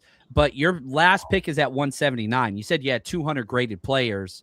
They're going to have somebody that they see as draftable grade there for sure. If they don't trade back, and maybe one of these picks they do trade back and get a 6th or 7th, we'll see. Skylar Bell just went. Man, this is like back-to-back picks of my favorite freaking players. Skylar Bell, which is like the ultimate. You're just pairing up. Who's their slot? Khalil Shakur. It's basically Khalil Shakur 2.0. Okay. Yeah, and they get a pick again, so they're still on the clock. Niners still a pick out. That's a good value. I think I had like a 3rd round pick on him, but like I don't really see anything negative about Skylar Bell, the prospect. Except for the drops. He looked like he fixed that this year, though. Like he had the lowest drops this year. It was like a 2%, but it was a lot of drops over his career for sure. Yeah. All right, Rob. Niners are a pick out. We've heard from Brian. We've heard from Ant and myself. 3 picks in a row. What positions? Let's start there that you would like the 49ers to address. They only have 4 picks left. What do you see in there? Feels like, tight end seems like a likely possibility. There's already been such a huge run at that position. Who knows if they even feel like they've got one there? But they get attached to their guys. Jack Hendries came to their, to their local pro day. That seems like somebody that could go right now. There's still some decent interior offensive linemen hanging out, some decent centers, some decent guard prospects hanging out. They have to appease the masses with one of those picks here eventually. And this is as weird as it is, as weird as those first couple rounds were. This is where the 49ers have been good.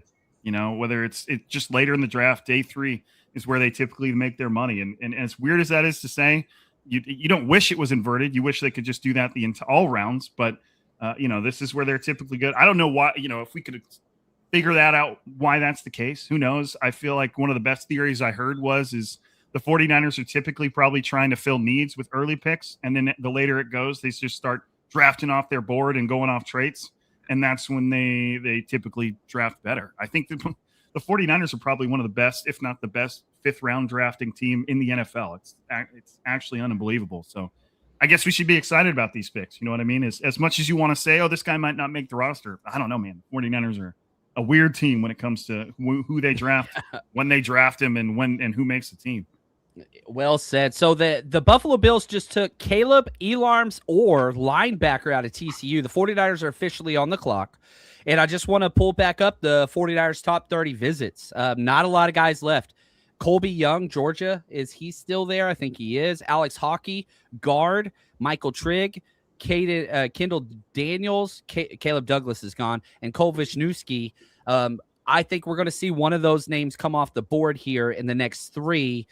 Is there anybody stand out to you that you think the Niners will grab in these next 3 picks? Anybody feel free to speak up here. Oh man. I think they got to look at interior offensive line still. I think that, Brian Parker probably stands out to me as a player that could be in the mix. I know he's not one of the guys from the 30 visits, but I think that he's somebody that they could go with. I think that some of the offensive linemen they would have considered got sniped early on. This is going to be interesting what it ends up being. I would love a secondary player. I don't mind them going with a value pick, somebody that's still on the board that we thought should have already went.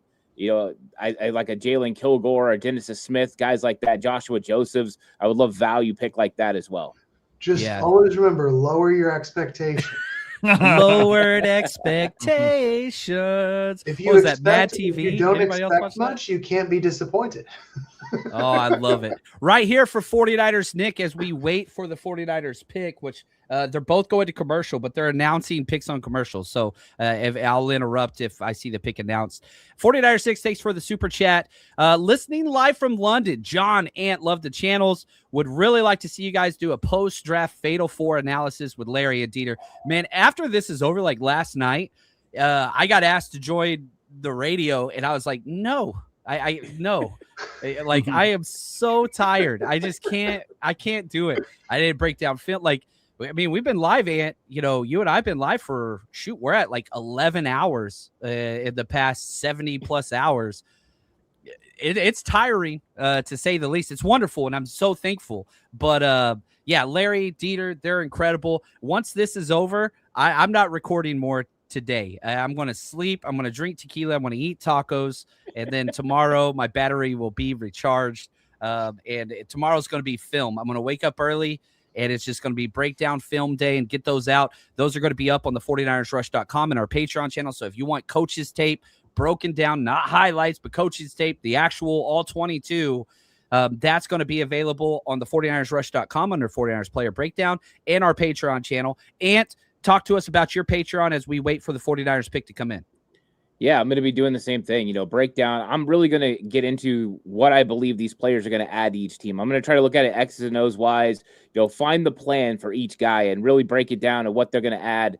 That's going to be my focus. Come check out Patreon. I do breakdowns. I have some standalone shows. We've kind of taken a break on those during draft time, but we're going to get back to those as well. So, yeah, come check out the Patreon. Let me know what you guys think. It's always a lot of fun to break down the players. Give us the Patreon link real quick. Yeah, 49ers Cutback. Yeah, at Patreon. So just come check it out. I love it when I used to get so pissed watching the draft whenever I was little, because you'd wait and you'd wait and you'd wait, and then your team gets up on the board, and then both ESPN and NFL Network go to commercial at the same time, and it's just like, why is the world against me? What happened here? Well, and it was like that first 4th round pick that the 49ers had. Like all of a sudden everything stopped. And you were even hearing about picks happening after the 49ers pick. I'm like, did something just break? What's happening here? Like, why does this happen now? Sometimes the whole world is against us. It's just the way that it goes. They hate us because they ain't us. That's right, man. And it's the 4th round, 4th and 5th round, like Rob said. It's usually where the 49ers do some of their best work.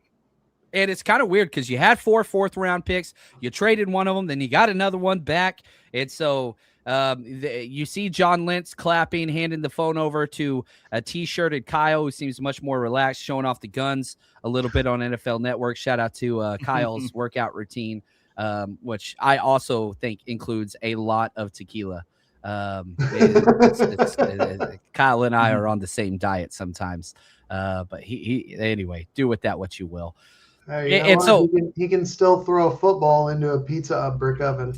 There you go, man. And one of the best words in the words of Kyle Shanahan, the wide receiver reminded me a lot of myself, which is a great evaluation. So the 49ers selection is up. They are announcing it now. Here we go with pick in the 4th round, number 127 overall. Tackle Carver Willis, the first offensive tackle taken by this team, and not 1, not 2, not 3, not 4 drafts, but the first offensive tackle in 5 class. Ant, you're the O-line guy. Tell us about Carver Willis out of Washington. Yeah, I mean, when you talk Washington players, you talk guys who fit the system. And so he's going to be a scheme fit, and he's got, the proper length to be able to play offensive tackle. This is an offensive tackle. I don't know if he's going to work into offensive guard. We'll see what happens. But I do think that he's got the necessary athleticism, pretty good feet. I wouldn't classify it as great feet, but pretty good. I think this is it's a solid 4th round pick. And Brian brought up earlier, this guy probably could have been a 5th or a 6th round guy, but in the 4th round, you go for the guys that you like. And so I think that's exactly what they think for Carver Willis, offensive tackle. I wasn't expecting that name, but I do think that they've probably been watching him for a while because they've been in love with offensive linemen for Washington for a while. Yeah, he's an interesting player. I had a 6th round grade on him as well. Major reach. I don't care. In the 4th round, I don't care. You got an offensive lineman. You got a tackle. 32.5-inch arms. My favorite thing about him was the run game. He is a run game guy. So if you were one of the people that was just not really a Caleb Lomu fan, you're going to like Carver Willis's tape because they're just opposed to each other. You had a pass pro guy in Lomu. This is a run game guy. Finishing. He is a bully, which the Niners haven't really had a lot of that. Brian, was this one of the guys you did a dive on? He was not. No, zero familiarity. I just pulled up PFF, and thing that I like, run blocking grade, 84.8. That's a really good run blocking grade. And also, it looks like he's got at least 3 years of experience playing right and left. So developmental swing tackle with a bit of an edge. I'll take it. And I will Again, say fourth this, round. in our draft write-up, which I did not write this down. I don't know who's responsible. I think this was Josh. He played all 5 positions at the Senior Bowl. So every player the 49ers have drafted has been a Senior Bowl type player that they got hands on while there. KJ Wright was there, coaching one of the teams. And so this is a player that took snaps at all 5 positions. So the versatility check mark. He might be tagged as an offensive tackle. Don't be shocked whenever they slide this dude into left guard. Spencer Burford, Moore, fill in the blank. Rob Lauder, finally trenches. That's a positive, right? Well, it was funny because I almost interrupted because you were just making such a big deal about the fact that they drafted a tackle, and I was like, and he's going to play guard. So, but looks like they probably fell in love with his ability to run block and the way he plays offensive line, and they're just probably hoping he can develop his ability to pass block. If you're going off PFF, great run blocking grades, great zone blocking grades, and then just struggles in pass protection. His true pass set grades are not great, 39.9. So that's exactly what Shanahan likes. Athletic, undersized offensive tackles who are good in the run game, bad in the pass game, and he'll put them into guard.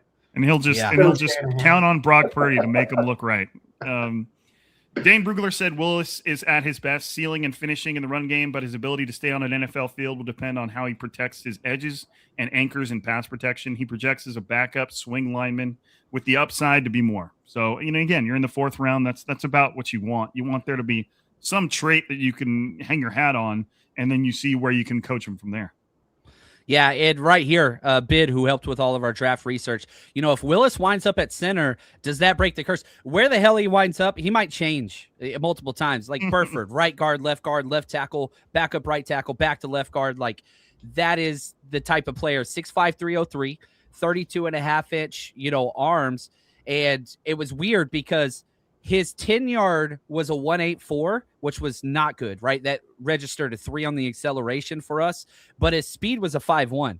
So he's not a quick burst guy, but man, once he gets moving, this dude, was a tight end for Washington when he was recruited. They added weight, a la Joe Staley, right? We could talk about that, but this is for Washington.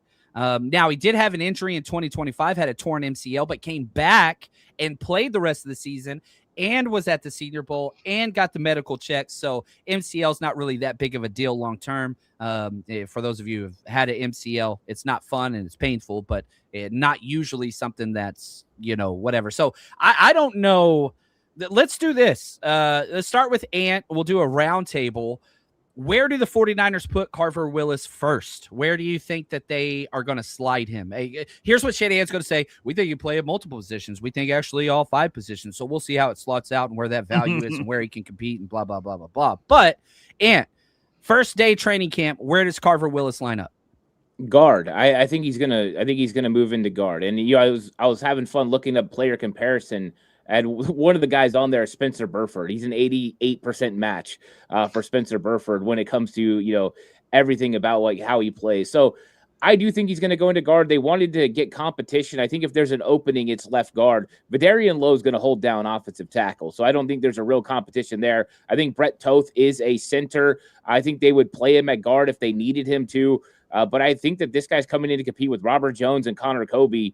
And they're hoping that he's going to be able to help in the run game. They needed somebody that was going to be able to get some movement along the front, and I think that's why they drafted him. All right, real quick, I just want to update the big board as names are coming off. Right after Carver Willis, center Connor Lew went to the Bengals. Cornerback Will Lee, the third, went to the Panthers, and Trey Moore, another one of those super fast speed guys off the edge, went to the Miami Dolphins. The 49ers are up in 2 picks, by the way. Brian, where do you think Carver Willis plays? Probably guard, but it also wouldn't surprise me if he got reps at right tackle. He had 2 years where he was a starting right tackle at Kansas. Wasn't great there, but he's got experience play on both sides, and there's 2 guys ahead of him on the left with Pleasance and Lowe. So it wouldn't surprise me if he got some reps at right tackle, probably with the 3rd string, though. Yeah, fighting with Austin Pleasance or fighting with Connor Colby. That's where he is. Rob, you're going to put him at guard as well. Did my whole excitement about drafting the tackle. Genesis Smith safety just went to the Chargers. Was my whole tackle spill just misguided completely? No, man. Enjoy your moment. Enjoy the pick. Enjoy the breaking of the curse. I wasn't going to stomp on that, but everybody knew he wasn't actually going to play tackle. But I mean, it's another guy that if he's played all the spots on the offensive line, then I mean, do they have anybody that's you would bona fide place behind Dominic Pooney? You know what I mean? Like we're talking about left guard all the time, but you got to essentially have somebody behind everybody. So, and the Niners, Chris Forster likes to do that. He doesn't like swing players. He wants a backup right tackle, backup left tackle, backup right guard, backup. So now you essentially have your 10 offensive linemen going into the season. So yeah, right guard makes sense. A couple super chats. Pick is in for the Saints, which means the 49ers will be on the clock soon. I want to get through some of these super chats. Shout out to Ronald, John, Rob, and Ant, all in the same feed. Awesome. I'm out here delivering mail in the hot South Texas weather, listening. You guys make my day go by better. Man, thank you for delivering mail, making everybody else's lives better. And Brian's here too. Yeah, Brian Carter 99, guys. Come on, man. I don't have a show though, so I'm not that cool. But you've been here for years. And I love it, man, because just such a good friend, and just I love your perspective on when you see players. Glad you're here. Jason Bash Photography, my man. It's been a while since we've hung out in person, my brother. Thanks for the super chat. Walking through the grocery store, listening to my favorites. Always my go-to live every year for the draft. Can't wait to watch the tape on all our new guys on your Patreon. Man, very, very kind, Jason. You are the man. I hope you're still in Denver. We partied together in Denver when we were out there a long time ago. It was a good time. Great dude. Drew in Denver. He's also in Denver here. Super chat. If 49ers drafted O-line in rounds 3 and 4 instead of running back, they'd have won a ring by now. Day 3 looks better than day 2. I agree with that assessment. I really, really do. But this is the way they do things. Watching your live reaction, I went back and watched your guys' reaction to yesterday's pick, and when the Kalen Black reaction was just so funny. John was like embarrassed for the team, and he's already a shade of red, and he turned like an additional shade of red, and he's just like, man, that's such a bad pick. He's like, I don't even know. I don't know what to do. I don't know what to do.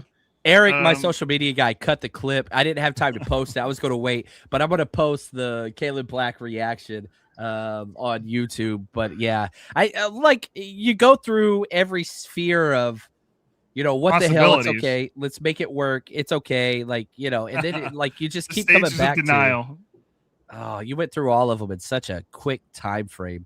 Right here from the Malik. What's up, man? Help me be less grumpy, guys. Another 3rd round running back. Don't address the offensive line till the 4th. Wide receiver doesn't run the full route tree. At least y'all are the best. Rob, let's start with you, man. What would you say to Malik, who's struggling with this draft class? I'm supposed to cheer him up. I mean, Sean Stribling is tough. I mean, I liked him. I like the player, and they took him a lot earlier than I thought, but he had a round 2 grade, in some places, round 3 grade in some places. He had a day 2 grade, so you could feel good about that. And he's moldable clay for the most part. Oh, hold up! 49ers just traded out. They did not. In the 4th round, you're trading. Really? Out. Baltimore is now on the clock, so the SF switched to Baltimore. So I'm assuming it's a trade out because I saw the little initials changed. Save me from having to cheer him up. This has not been reported anywhere, but the little ticker at the bottom, there we go. ESPN San Francisco trades the pick to Baltimore. And I hope you're ready, man, because we're going to be here for this is going to be a great player because every time the 49ers have traded out, the player taken at that spot has been great. Emmanuel McNeil-Warren still hanging out at 58, and then let's get out of here. Let somebody else take him. There we go. So Jeremiah Wright, the guard, went to the Saints from Auburn. But now you've got, the 49ers trading out, and we'll see here. We don't have the details of that trade yet. Where was Baltimore picking? I hope they got like a late 7th rounder. So we have to stay locked in for the next 4 hours. I think I'm leaving after the 5th regardless. Yeah, man. And we'll see. As soon as those trade details are published anywhere, we will get those to you. Ishmael, thank you for the super chat. He says, thank you guys for coverage for all 3 days. That's right, man. We are with you guys. Okay, here we go. Pick 133. Oh, for pick 154 in a 2027 6th round. I love it. I love it. Why You're going to not? reach anyway. How Now many you spots did they fall back? They fell back 21. So 5th round, 133 to 154. They fell back 21 spots. And they get a 2027 6th rounder. This is how many? the second how many time. 27 picks have been traded? Twice, just Yeah. twice. And the one of them 49ers was a got player one. trade. Yeah, very rare. I love this trade back. So let's go through it real quick. Ant, what are your thoughts? Falling back 21 spots, but you pick up a 6th rounder next year. Yeah, I like it. I think that getting draft capital for next year is very important. Next year's draft is going to be very good. So getting mid-round picks for next year, I didn't think it was going to be possible. So when you first said it was going to be a trade, I didn't think they were going to get something like that.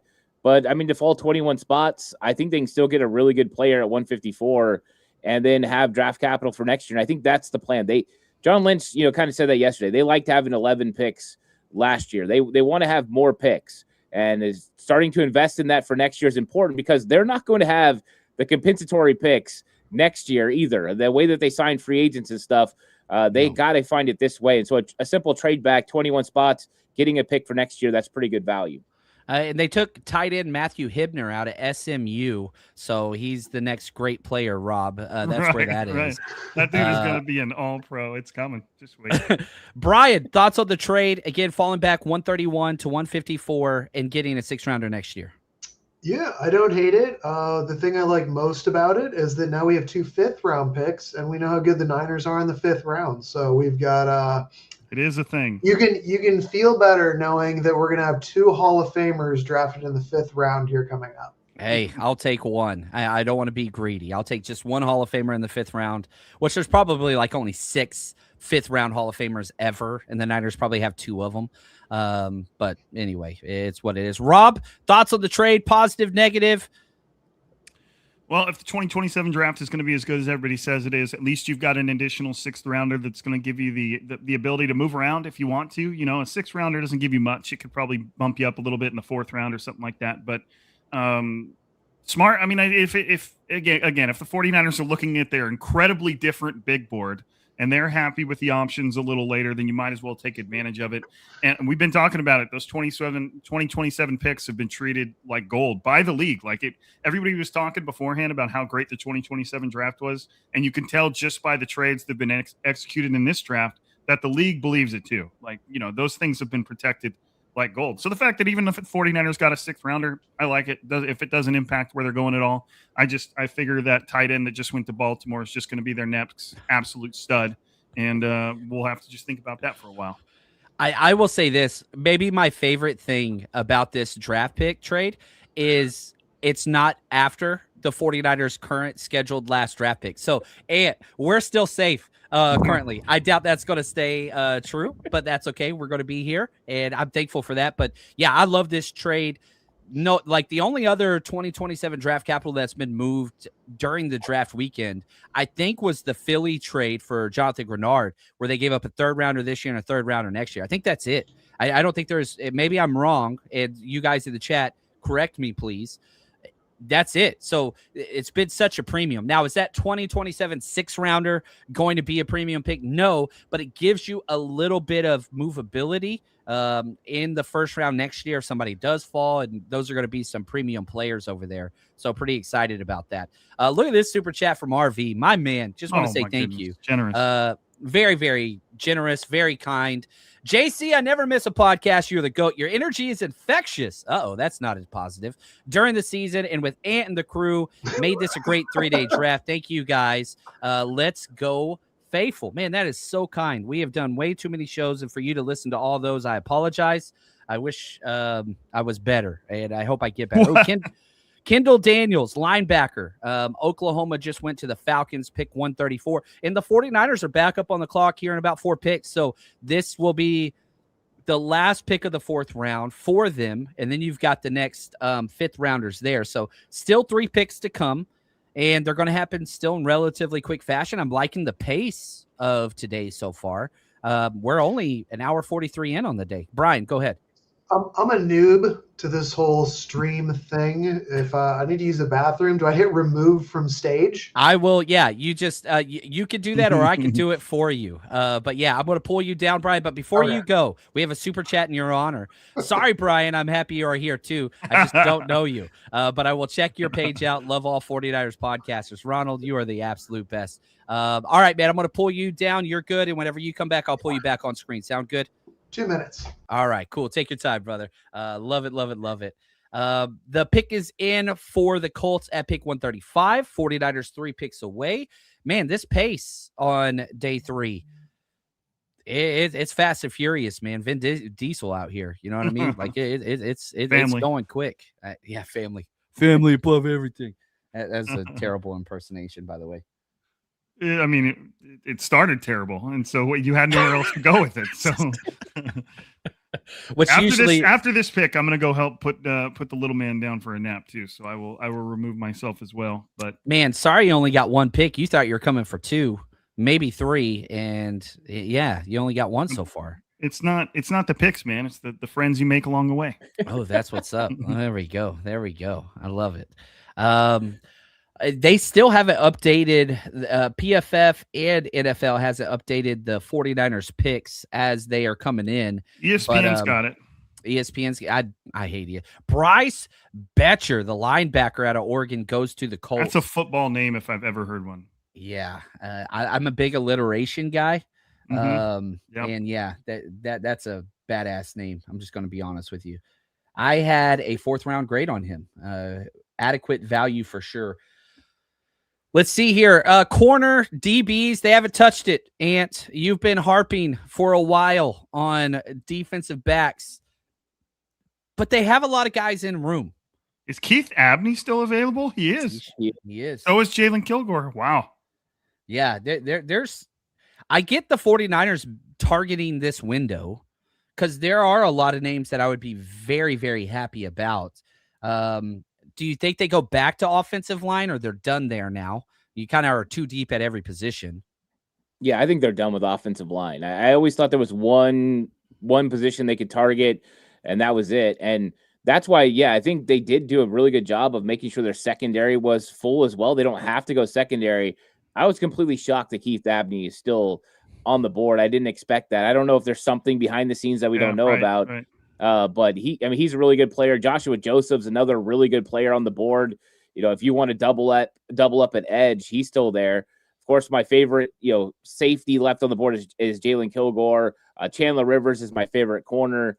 If they wanted to go secondary, I don't know. How do you guys feel about Justin Jolly, the tight end? He's a little redundant whenever you just look at, what you've got in Jake Tonjes. He's that receiving only type guy. Right. A little bit of injury history that kind of scares me, but in the 4th round, not at all. I think it fits. I like Jack Indries more. Yeah, he's still there too.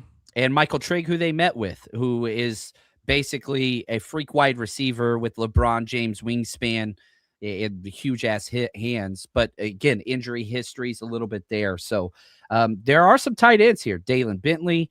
I think tight end, I would hate to walk out of this draft without a tight end and safety.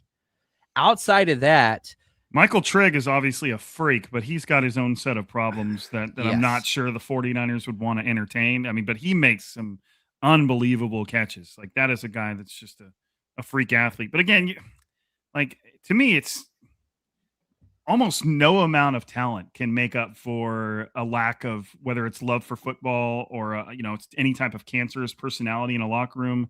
It's tough. It's tough for me to buy into that. And you always hear John Lynch talk about, we want guys that love football. We want guys. And so whenever they have those meetings, medical, work ethic, character, that's what they're trying to figure out. What is this guy's personality? Can we have him around? All that stuff. Silent, appreciate the super chat, my friend. Only pick I like is Halton. What the hell is up with the board? It's a weird ass board, bro. It's just weird. Things it got weird in here. It's just what it is. So yeah, I get it. You're probably not alone in that. You are definitely not alone in that. Brian Carter, give me the thumbs up whenever you want to get brought up, and we'll pull you up, man. I know you're still doing some things, but he's getting the stage set behind the screen. Turbo, appreciate the stream, fellas. Not sure about our picks, but I'm hopeful. Go Niners. Doesn't seem like they went after a lot of starters. A lot of rotational players. Stribling, probably not a starter. Romello Height, pass rush specialist only. Do you consider that a starter? Probably not. Caleb Black, definitely not a starter. Grayson Halton, not a starter. Carver Willis, not a starter. What do you think about the idea of Carver Willis playing center? I love it. Because Barrows just tweeted that he said he's willing to, he's ready to transition to guard with the 49ers, but it sounds like he's as if he's also thinking about a move to center. They had him take center snaps at the Senior Bowl. So that is there. I mean, if he's a mauler, then, I mean, we need that at center. Like, we got demolished up the middle in the run game, like, all season because of who for some reason staff thinks like he's elite. John Chapman's Voldemort, he who must not be named. I don't know, because you didn't really see on the Washington tape like a lot of anchor issues, but I don't have in my notes, neither does Dane Brugler, like his anchor ability. So like there's a little bit of a, I don't know, incomplete grade here because you just haven't seen it. So with center, you don't have to anchor as much as guard, right? So whenever people are like, okay, what's the difference between a center and a guard? When There you're goes, a guard going up, Bryce Lance. oh, Bryce Lance went to the Saints. There we go. That is a huge value pick. Huge value pick right there. I like Bryce Lance considerably. Hit 6'3", runs a 4.3. Yeah, he's something else. But when guard, you're going one-on-one against three techniques against a bull rush. At center, you almost never do. Even if there is a one shade, you almost always have the play side guard, the backside guard helping you out. So can he move well? He wasn't the best mover, but he could run, block, and get movement. That's one thing Jake Brindle's never done in his life. He is a stalemate blocker if there ever was one. So yeah, I'm cool if this is going to be competition with Brett Toth for the eventual center replacement. And you talked about how you really expected Toth to be the center of the future. Could this be a competition and the loser just winds up at guard? Yeah, it could be. I mean, why not? And, I did look in my notes and I did have questions about his anchor. So moving over to center would make more sense where he doesn't need to have as good an anchor as you do at guard. And so I think that, I think all bets are off when you talk about these guys who have the versatility to move inside, who's played tackle with the arm length. He's probably going to move inside. And so with that, they'll probably start him at guard and then see what he could do at center. The thing about Kyle Shanahan's offense is so difficult for centers to adjust, players to adjust to center early. So it's going to take them a little bit to figure this thing out. They were hoping the same thing for Nick Zakelj. It just never happened. Zakelj, also a guy who doesn't have a great anchor. That just couldn't quite figure it out, had the mental part of it, that he could figure things out. So I think that they got a little bit rougher, a more physical, less passive offensive lineman. And so I think that that's probably what they're betting on. But I think now they put themselves in a good situation. Brett Toth, Carter Willis, one of these guys ends up being the center of the future because they do have to move on from Jake Brendel sooner rather than later. He's getting a lot older. He's starting to get injured a little bit here and there. And I think that they know improving there. And if you could get a guy who's a really good run blocker, why not? This is, I got a couple people asked, how long is Jake Brendel signed up for? Last year of his deal, no guaranteed money. And he's cheap. He's very cheap. People complain about him, but it's like we're paying him like $4 million. I mean, how much did what's his name get? Like $27 million for a top center? Like, he's not great, but he's cheap. Also, I remember hearing something interesting a long time ago in terms of how much mental capacity different positions take. Obviously, some positions are a lot more technical and nuanced than other. If I remember correctly, I think outside of quarterback, offensive linemen on average required like the highest level I don't know if you'd call it IQ, but I remember like the Wonderlic, they were traditionally like really high on that compared to other positions. And with Shanahan's scheme, I think one of the reasons why he likes Brendel is just because Brendel understands the run scheme, where people are supposed to go, who the mic is. Like, he understands that. I'm not saying he's good, but at least he understands what the run game is doing. And the offensive line, it's 5 people working in concert. Like, if you have one great guy, that's great, but they all need to communicate and work as a 5-man team. And so if you just have a guy who just doesn't get it, that can just lead to miscommunications, people just coming through wide open gaps. I think people underestimate how much thinking is involved in the offensive line position. And Ant, you probably have an opinion on that. Yeah, you have to be super intelligent to play offensive line, especially center, where you've got to make all the reads and you've got to slide protection and you've got to figure out who's coming and who's not. It's extremely difficult. That's what's always made Jake Brendel be able to stay on the field. It's never been the physical gifts, even though he has really good speed. He can get to the second level pretty consistently. It's the intelligence. That's why they drafted Nick Zakelj. Super intelligent, highly functional. That's what they were looking for. And even like guys like Dominic Pooney are super smart. That's why they thought even he could move to center. So it's a big part of the game. And center is the biggest one. But all these guys got to be able to figure out where the stunts are coming from and adjust. So offensive line, it takes a lot of mental capacity to play in and play out. And that's why these guys are no joke. Super big, physical, and then also the intelligence to go with it. Yeah, it's there. I'm pulling up his Carver Willis's mock draftable, and some of the names that Mike Pouncey, Graham Barton, some of those types names, Luke Godeke. Like, I like seeing those as far as athletic profiles. But 49ers are on the 49ers are on the clock. Oh, there we go. So the Dallas Cowboys pick is in. I think you're ahead of me. I don't know if you want to announce the Cowboys pick. It is in. I don't see that one, but you might be ahead of me. I saw it at one time. At one point, I thought it was LT Overton. Okay. The Miami's up next, and then the 49ers. But yeah, so both the channels are behind and on commercial. As they always are. Yeah, this is what happens day 3 for sure. But yeah, I have a question here. I love this from Marcus. He says, so Deshaun Stribling isn't a starter this year in 2026, but he better be a starter in 2027, right? Like, okay, so let's ask it. Like, Christian Kirk is going to start at the slot. Is there any debate for Deshaun Stribling starting this year? I don't think that he is. I think he's going to be a rotational piece at X and slot, right? Like, the moment Kyle Shanahan drafted him, they hated him. So he ain't starting anything. He's got to earn his stripes. You have to emerge from the doghouse. When Kyle Shanahan just puts them in there, and it's their job to work their way out. It's like an escape room. There you go. You're not playing as a rookie receiver unless you're a top 50 pick. He is a top 50 He's top pick, 50, 33. We'll see. I think the bigger question isn't does he start, because we don't want him starting. That means that some people got hurt. That means that either Evans or Pearsall or Kirk got hurt. What we want is, hey, how much does he contribute? Is he a guy who only gets like 50 or 100 snaps, or does he get a few hundred snaps and make some good plays and has an impact?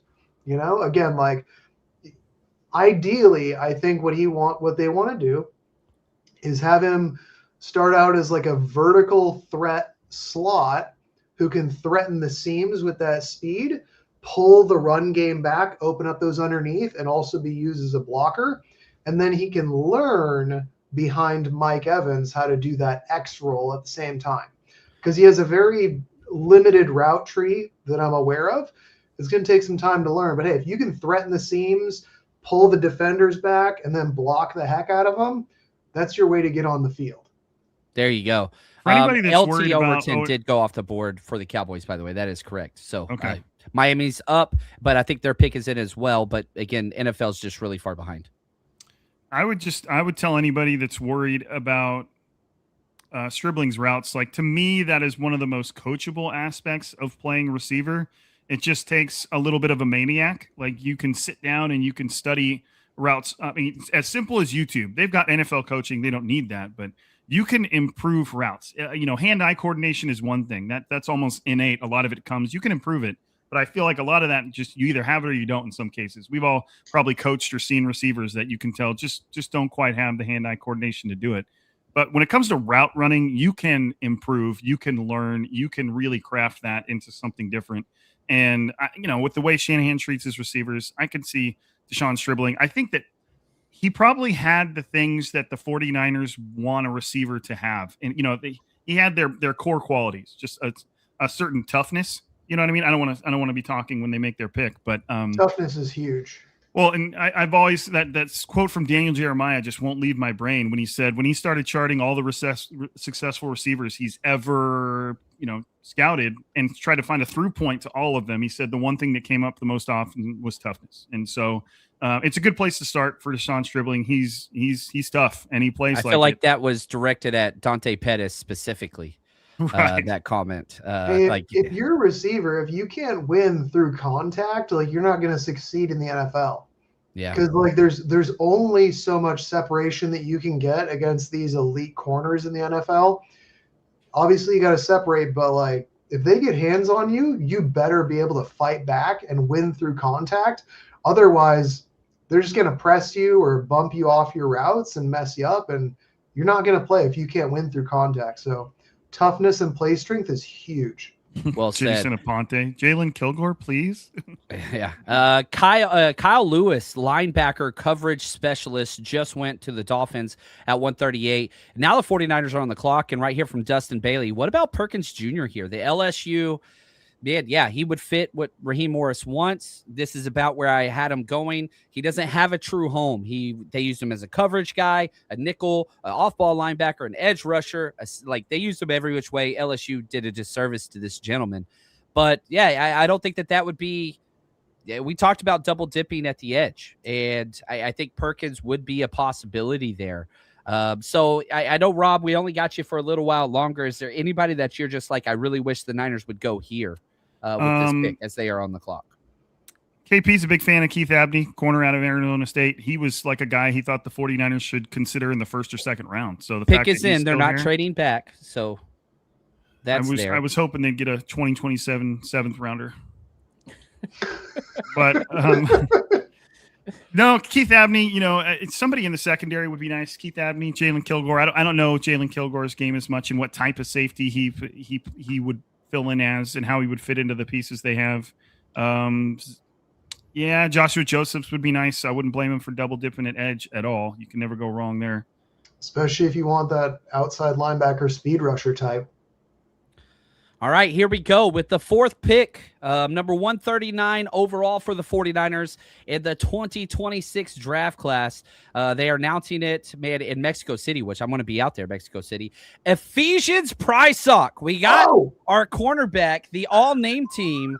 Brian Carter brought that one up. I am so excited to learn how to spell and pronounce and type this out on Twitter in a hurry. Ephesians Prysock, my friend. He was not one of the players I graded, but, it's interesting because you talked about they're kind of going away from this type of player. They're going after the small, sticky, shifty guys. I think that they're going to move him to safety. I think that's where he's going to play. This is a 23-year-old. Every single player they have drafted has been old. 6'3", 196. I think this is going to be a safety look personally. Ant, what do you think, man? I would love it if he was going to move to safety. I think watching him on film, he fits kind of the more traditional, cover three, corner that plays on the outside. And this would have been a Robert Saleh, solid pick way back when. He is physical, though. I mean, that's one thing I can give him. He plays physical. He plays strong. And I thought that his coverage was good. And so we talked about, possibly fifth round earlier when we were talking about it. This is basically, what does Kyle Shanahan say? These comp picks are basically fifth round anyway. So, I think it's an interesting pick. I would like to see what they do with him. Are they thinking he's going to be a boundary corner? Is he going to be a Buffalo nickel, a big nickel? Is he going to play safety? I do want to know what their idea is for him. But the one thing I can say is he is a guy that's going to play physical. He's going to play strong. And he is a fun player. So not a bad player by any stretch. This is a solid player. I just didn't think he was going to fit the new way of the way they've been building the secondary over the last couple of years. Yeah, but maybe this is the new way now that we have a different defensive coordinator. Yeah, a little bit different. And Jerry Gray, I think that's probably the second most important coach hire this offseason, the defensive backs coach, who's a legend. I mean, college football Hall of Fame, NFL, played for a long time. He's been coaching everywhere. That changes things. You want your guys back there.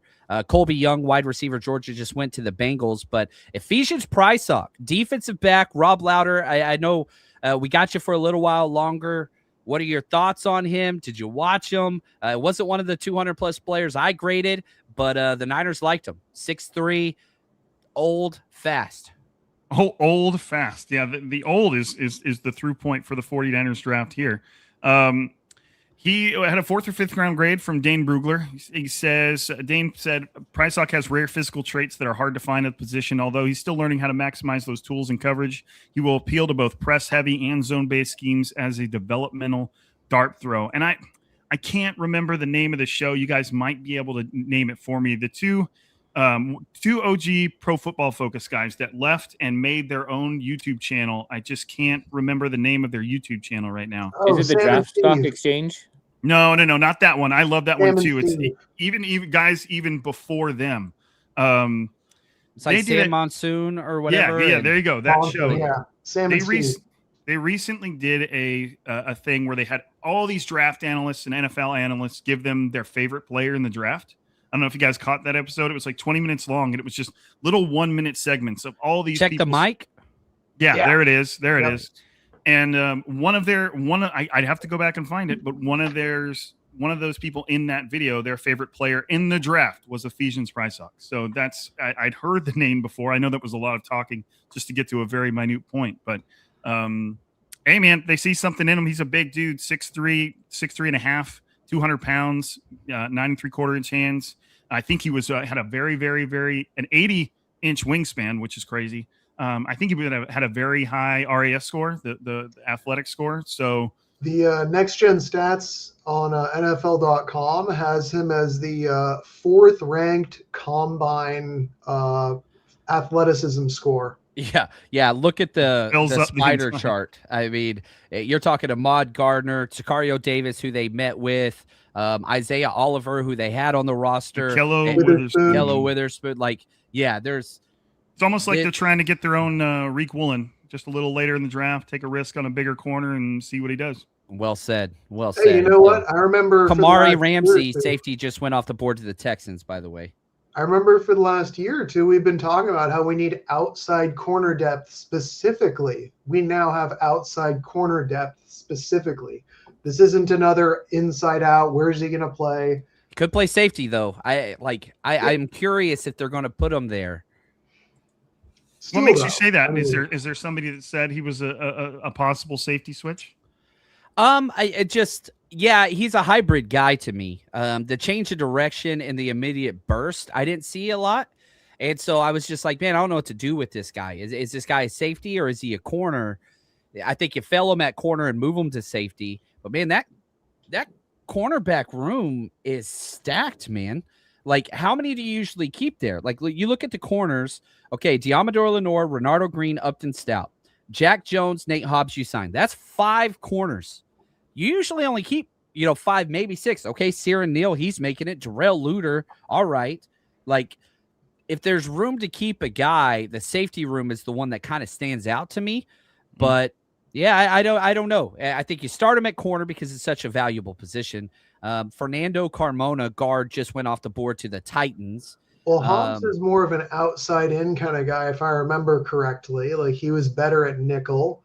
And then I forget who we just signed, but if we just signed someone like a week ago, to me, that's like he's a 90-man roster guy. He might not Yeah. be making the team. Jack Jones. Yeah.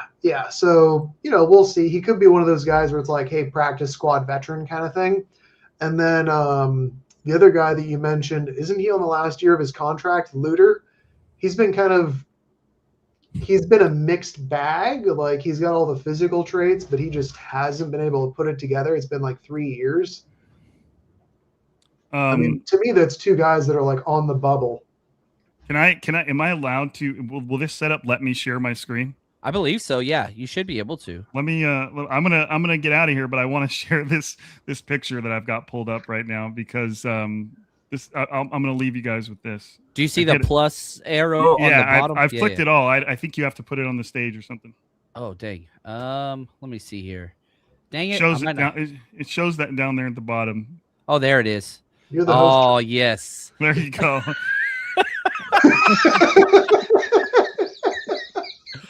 Oh, that's awesome. That's what I'm going to leave you guys with is anybody who knows the skit. Anybody who knows the Ingle McCringleberry. Rob, we appreciate you. Everybody go check it out. The new YouTube channel, The Striking Gold Podcast on YouTube. Rob, appreciate you, brother. Welcome to the Millennium, Rob. I appreciate you guys, man. It's good hanging out. See you guys later. Later, Rob. That is awesome. Ingle McCringleberry. Oh man, donkey teeth. Yeah, that's some of the best. Man, Key and Peele just home runned it. All right, let's take a step back. We wanted a DB, didn't get the DB that probably most fans or Ant really wanted, or I really wanted. The Niners have drafted 2 players I didn't even grade because I was just like, yeah, I don't think that these guys go in the top 6 rounds, but the Niners saw something they liked. The athletic profile is definitely on par with the NFL. We saw the spider chart. But let's do this. Let's go back. The 49ers are now about 10 picks away. Shout out to my man, Alex, president of the Seattle Faithful chapter. Guys just got here. Can we take it from the top? Let's go back through just the 49ers draft class and kind of what they got going on here. And then we'll get some opinions just on what the 49ers have put together totally. Deshaun Stribling, after 2 trade backs, was a major reach at the wide receiver position, but perfect fit. Romello Height, definitely not a reach. Probably the biggest need that was left on the roster, speed rusher. Kalen Black, running back. Kyle Shanahan has to.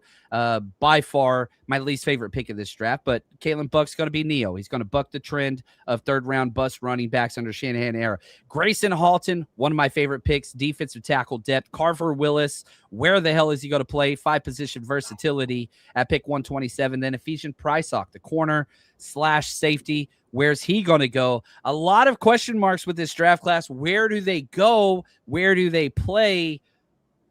But definitely a lot of depth and a lot of versatility. Ant, give us your quick assessment just on the players that the 49ers have picked. They still have 2 draft picks left, by the way. Yeah, I think that there's been a lot of players that fit what the 49ers want. I think when you look at Stribling and you look at Romello Height, those guys were extreme fits. Grayson Halton today at pick 107, that's another really big fit. And so they're doing the things that they want to do. And then you're getting some guys now that they're projecting a little bit. And when you get into the 4th round, the end of the 4th round, early 5th, you can start projecting these picks a little bit. And I think that's what they're doing. You have Carter Willis. Does he project to be a guard? Does he project to be a center? I think that's a big question. Ephesians Prysock, there's now a question. What is he going to be? And you brought up safety. I think that would be really interesting to see if he could be a safety. I think right now I see him as a boundary corner, but I don't know exactly if that's going to be what he ends up being. But, he's long and he's strong and he's got some ability to him. The question is going to be, how about that long speed, right? Those are always some of the things we question about those bigger corners.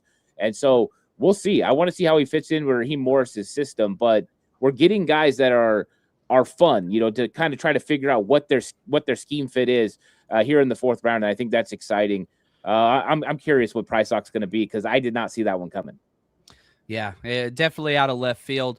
Brian Carter, just what are your thoughts as the 49ers have added a lot of players today. Grayson Halton, Carver Willis, Ephesian Prysock, still 2 picks to go, but you got to defensive tackle, you got an offensive lineman, you got a defensive back, building in the trenches. The positional flex that they've taken does provide a lot of just flexibility, right? But what are your thoughts? Yeah, I mean, obviously yesterday kind of left a little bit of, I think, a sour taste in our mouth because of the reaches and the running back. But now looking at the draft as a whole, I think it's looking a lot better. It's like, again, you can be annoyed with where they got picked, but now that they are picked and they're on the team, Does it make sense? Can you see them making an impact? Yes. Is Deshaun Stribling, like, was he the best wide receiver available at the time? Probably not. But hey, you know what? You got basically turbo mode Jawan Jennings in there. Think JJ, but with 4.3 speed instead of 4.7. I think he's going to start out as a power slot, with some vertical, a vertical threat who can learn the outside. You got height, you got your speed rusher, you got a running back. Don't love it, but you knew Shanahan was going to take a running back at some point. Love the defensive tackle. You got some pass rush, a surprisingly good run defender for being, more of a 3-tech size guy. You got your developmental offensive linemen that you can, shore up, gets more competition. And now you just added a DB who can potentially be outside depth or learn how to play safety. I like it more and more the further we get. So they're making up for yesterday. I feel better today, which is good. There we go. Wide receiver Reggie Virgil just went to the Cardinals out of Texas Tech. And here's the thing about Ephesians Price Hawk, another Senior Bowl guy. Every single player the 49ers have drafted has been a Senior Bowl player and is old and has a high athletic profile. Maybe Carver Willis doesn't fit that mold. He's probably the least athletic amongst the list. But the rest of them, man, played a lot of football. And definitely have the experience in Senior Bowl. They wanted to see what these guys could do against other pros. That has been a constant paramount. Now, here's to Dane Brugler's The Beast on Ephesians Price Hawk. The strengths, impressive blend, height, length, and speed. Stretches out his stride to cleanly accelerate and get vertical. Plays route awareness and zone. Doesn't normally get pulled out of position. Uses his long arms and leaping skills to contest throws. Can track it when he finds it. Makeup speed helps him close on throws better than expected. Sufficient as a tackler and usually gets his man to the ground. Played on punt coverages all 4 seasons. That's huge for the 49ers. Staff told NFL scouts he prefers to be coached hard. Durable, 42 college starts. Those are the positives. The scheme fits a little rough for me. There's no doubt about that, but that's okay. We do have a super chat here from a man, Kim Bro. What's up, brother? He says, damn, John and Ant, have you guys not gone to the bathroom yet? Are you wearing the NASA diapers? Dude, I was a teacher for 17 years, man. You have to build up that tolerance because you teach 3 straight classes in a row. You don't get to go to the bathroom. Even if you need to, you just can't. And so, yeah, I appreciate that. And I don't know his secret. He's mind power. He controls everything from up here. Well, now the power of suggestion from Kimbro. I'm like kind of feeling like I need to go to the bathroom. So thanks a lot, Kimbro, for that. Yeah, but I mean, yeah, it's crazy when you're on here. You don't think about like that kind of stuff. You're just like focused. But yeah, I am a couple beverages in already. So at some point I'm going to have to step away. Maybe I will right now. So that way I could come back if John needs probably a good to. idea. So yeah, go ahead and take me down, John, and I'll be back. I'm out of my coffee, so that's what it is. It's about to move to sweet tea time, and that's how I'm grading this. But yeah, what's up, Salty? Appreciate it. I feel okay about this draft class, if I'm going to be honest with you. The overall assessment, it's been frustrating. There's no doubt about that. Like everybody understands that. It's a frustrating draft, but like you can't really measure this with what you have right now because these guys got to play. Yeah, the 49ers have not drafted starters. I don't think that the 49ers want to do that. You are back to the Kyle Shanahan red shirt program. I remember for a long time, we even made a shirt where it was like I got drafted by the 49ers and all I got was this red shirt. Like we gave those away for a while. But like they got away from that last year with the younger, cheaper move. This is back to the old Shanahan regime where you fill your roster in free agency and then you supplement in the draft for long-term placement. You got to figure out what it means to be a Niner and what it, especially offensively, and then you step into a role if you earn it. Nobody's drafted getting an assignment right off the bat. So yeah, you could argue not one starter drafted. That is last year, I think there were 7 drafted starters. A lot of that with injuries. that's not the way this is built. Now, just updating Sam Hecht, center, went to the Panthers 144. Nick Barrett, defensive tackle, went to the Chargers. The Browns pick is in. We are 49ers pick 154. We're at 146. So we're about 8 to 9 picks away from the 49ers picking overall. Yeah, I don't know. It's interesting. What are your thoughts about the 49ers not drafting one starter? Does that put a little bit of a kind of like, man, that's not right? Like, not one starter, projected starter drafted so far. Yeah, but I mean, how many starters realistically, how many starter openings did we have? Like left guard, safety, edge rusher, that was it. Yeah, but even then, like safety and edge rusher, it's like we've got the starters. It's just, do we trust them and or are they healthy? Like we've got starters at defensive end. We've got Bosa. We've got Mykel Williams. Like those are the starters. They're just coming off an injury. So they added a speed rush to that. We've got at safety, we've got Siegel, who could potentially take the next step, Mustafa, who they like. We don't really like Jair Brown, but he does have experience, and he did put up a good season as a rookie. So is there a guy who's just clearly going to win a starting safety spot? Like, not with how much they value the position. They probably weren't going to take a safety before the 4th round anyways. I mean, they've only done that like once, twice ever. I mean, I remember Tarvarius Moore.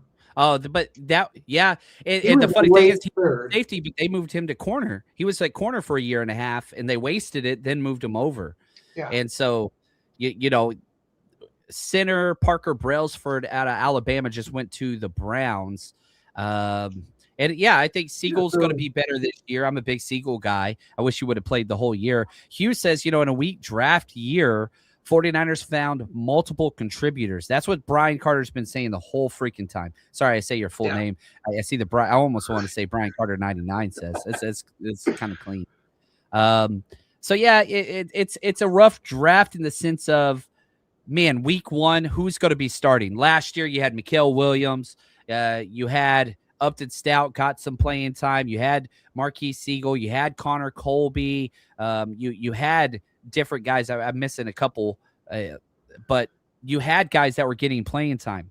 And we've got like 3 or 4 dudes already who are going to compete at left guard. So, I mean, it's not that weak. Obviously, we want like an obvious, clear-cut stud starter at left guard, but at least we've got like 3 guys competing. And I think on this draft, if you take a step back and you just say, hey, let's just pretend Kalon Black doesn't exist, I think you look at it with that context and it's like, okay, this is not a bad draft. I think it's just we got a player trade. The Raiders have traded pass rusher Tyree Wilson, former first overall pick, to the Saints. Look at that. That is a fun player trade, which you don't usually get. Somebody that just didn't really work out from Texas Tech. And he goes down to the Saints. Interesting pick there. I don't know what they gave up for that, but Tyree Wilson, the former first-round pick for the Raiders, gets traded to the Saints. He hasn't really worked out, has he? I don't think I've heard his name since he got drafted in like a much context. So I don't blame the Raiders if they want to. They probably just want to move off the contract. You know, I mean, that first-round contract, it gets expensive. Yeah, we'll see how that kind of works out. Look at this. Jess Allen. Appreciate the new member subscribing on YouTube. Really appreciate the support. Means a lot to us. And I will say this, just to update, Monday, so here we are Saturday. Sunday, I'll do a breakdown episode, a lot of film. That's going to be up on the 49ersrush.com. Go subscribe, and on our Patreon. And then Monday at 5 p.m. Pacific time, we will be having our Zoom hangout for Jerry Rice tier members. We can talk about the draft. I get to hear from you guys. Go sign up. Support 49ers Cutback on his Patreon as well. Silent super chat. Have we gotten closer to the Seahawks? Hell no, in my opinion. Let's talk about their draft, because I don't think the Seahawks had a very good draft either. And they lost some key guys, too, in free agency. I mean, they lost starting corner, starting safety, starting running back, one of their key pass rushers. They lost 4 legit guys in free agency. So, and they replaced those. Yeah, so they drafted Jadarian Price in the first round, running back, Bud Clark, safety, and Julian Neal, cornerback. And they only have 2 more picks left in the 6th round. Like, they did not have draft capital at all. Yeah, so what are your thoughts, Ant, just on the Seahawks draft? Jadarian Price, safety, Bud Clark, Julian Neal, cornerback. I actually like it. I mean, I thought they did a pretty good job. I know they probably picked Jadarian Price too early, but they had to replace Kenneth Walker. And you're getting a guy that can play in place of Zach Charbonnet until he's back from injury. So I think that he's a very good running back. I think he was pretty much consensus number 2 running back in this draft. I thought that was a really good one. Then you look at Bud Clark, a rangy, long player who makes a lot of plays in the secondary, and he's a ball hawk guy. So he fits kind of what they like to do. I know that they've got a really good plan for him. So, and then now Julian Neal. So I think that they've done a pretty good job overall. I wouldn't say it's been dynamic, but it's been really solid with guys who fit what they need and the system. So I think that out of the NFC West right now, I think that they've done a pretty good job. And the Cardinals have come on as of late with a couple of really good picks, especially when they got Bisontis. That was a really good pick. And then they got my guy later on, Caleb Proctor, as well. So I think the NFC West is not doing too bad, minus the Rams, who are struggling a little bit. Yeah, they're just going to run 4 tight end sets. And they have the 2 best receivers, like the best wide receiver room in the NFL. So the Rams went Ty Simpson, Max Clare, Keegan Trouse, the tackle from Missouri, and that's it. They still have 4 picks, but no picks in 4th round, no picks 5th round, 1 6th round, or 3 7ths. But yet, like the Rams, I'll say this: the 49ers have the Joshua Josephs just went off the board, by the way, and the Seattle's pick is in.